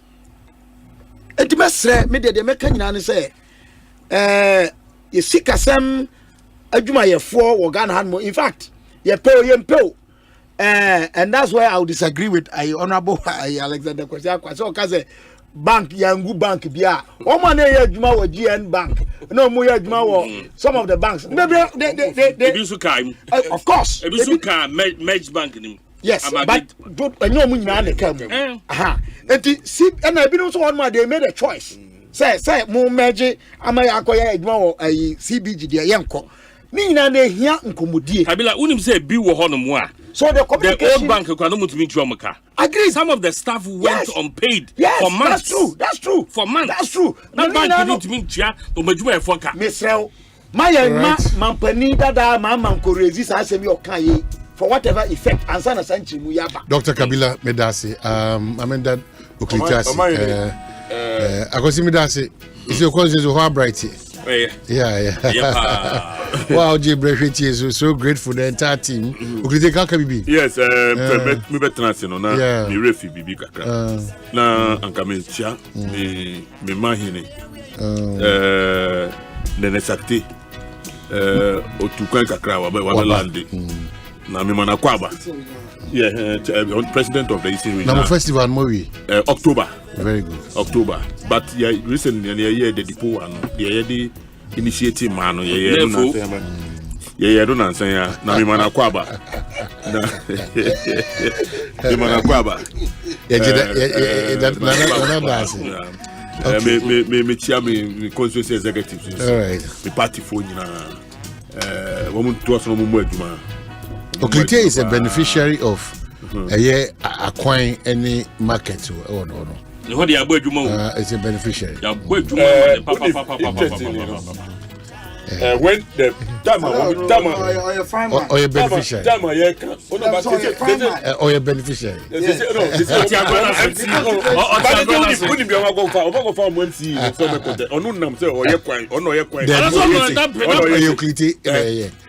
Lobbying skills. Human relations, you're perfect. As compared to MC. No, Clite lobbying skills. As compared to MC. No, the lobbying skills was true. And thank you very much. That one, no doubt about it. Most of the projects, you know, MC in AU. Most of the projects in Clite na at so, sir, you see, but this is where the hypocrisy of your party lies. Government know of the day Nana Danko Akufo the presidency and the money yes anyuma what's your no who MP na lobby honorable Amapata imagine no kitabo yako yebi na president obi okazo no me amankro ya fankro fo wonyu na say na no no fo mo adwo no de onye hu na ma na wa go kan okay so the problem I want to say yeah. I mean, sometimes last week we could see in America. Now you have to be explaining yourself over and over. The MP and the DC. The DC because Tama, approval get common fund recently. This machines here they agree say you better graders near them. MC we had to fight to get that thing into it. Thank you.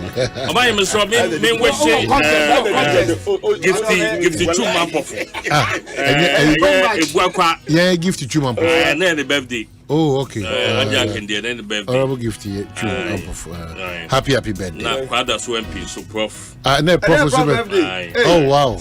I see. Deputy Minister for Education. Kingsley Nyako. All right, so great personalities. Happy birthday. Thank you for your time.